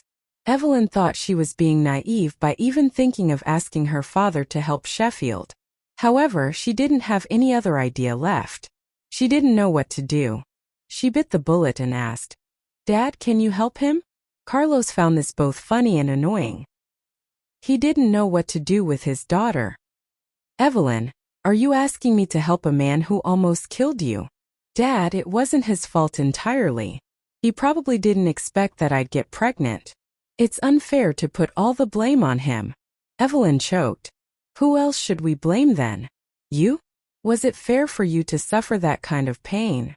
To Carlos, it seemed as if Sheffield had brainwashed his daughter. Now is not the right time to talk about that. "Dad, please help him. I'll listen to you from now on, okay?" Considering Carlos' stature in Y City, if he didn't help Sheffield out, then no one else could. "Are you willing to marry Calvert if I help him?" Pain flitted through Evelyn's eyes. "I." Carlos waited patiently for her to reply. The office fell into a thick silence. "I am," Evelyn answered after a long while. When Evelyn left, Carlos took out his phone and called Matthew. "Where are you?" he asked. "What's up? Come to my office." "Okay." Half an hour later, Matthew stepped into Carlos' office. He pushed the door open and sat on the couch. "What's up?" he asked Carlos, who was standing in front of the window. "Do you know Star Anise?" Carlos sat opposite him and opened his laptop. Matthew nodded. "Yes. In the hacker world, the internet security industry and the internet community, everyone knew about Star Anise. He's the one who installed our company's current network security system. It's the leading security system in the world. It was Star Anise who developed this system. It successfully resists over 2 billion attacks from hackers every day. At present, it is nearly impossible to hack into our system. Of course, a hacker could program far more than one attack in a second. Even a common programmer could try to attack a system 10,000 times in a second. So it was easy to imagine what an actual hacker was capable of. "So what?" Matthew asked, a stony look on his face. "I want to hire him. His salary will be at least 10 million. He will work for ZL Group. I contacted him a few days ago, but he turned me down." Carlos' face soured at the recollection of Star Anise's answer. Several days ago, Carlos contacted Star Anise. "I see you've programmed an amazing network security system." I'm flattered. Star Anise replied. Carlos wrote, "Our minimum is $10 million a year if you join ZL Group. Sorry, I can't. I'm pretty busy now." Carlos asked, "What are you busy with?" He figured he could just offer Star Anise more money if he said that he had another job. But unfortunately, Star Anise's answer was much different than what he had been expecting. Pursuin, drugged one night by her ex-boyfriend, a mysterious man took advantage of her in an ecstatic night filled with sex. To take her revenge, she married the man and used him. "As long as I'm alive, I'm still his legal wife, while all of you are just his mistresses." She remained adamant even when he was involved in scandals with other women. Eventually she stormed off after she learned that he had betrayed her again. But life brought her back to him a few years later, to his astonishment. Ped. Since you know him so well and what he's capable of, why are you still trying to bring him down then? Why don't you just let him be with Evelyn? Carlos sneered. You're a brat and you know nothing. He didn't say anything even after your sister got pregnant. Not even when she was in grave danger. Now he's in a complicated relationship with Seidel's daughter, all the while still seeing Evelyn. He's not even being honest with Evelyn about who he really is. How can you be sure that he has pure intentions for your sister? When Matthew found out about Sheffield, he immediately checked him out. He found that his parents had passed away long ago. You mean he is using a fake identity? Of course. Matthew fell silent. It seemed that Sheffield really was hiding something if he had to have a fake identity. After Carlos heard that Sheffield had played a 10th-level piano concerto just to ruin Calvert's proposal to Evelyn, he went to see Jimmy in person. When Carlos mentioned Sheffield, Jimmy commented that Sheffield was intelligent, smart enough to do anything as long as he was interested in it. Sheffield had learned to play the piano when he had been abroad. When he was 17 years old, he rose to fame.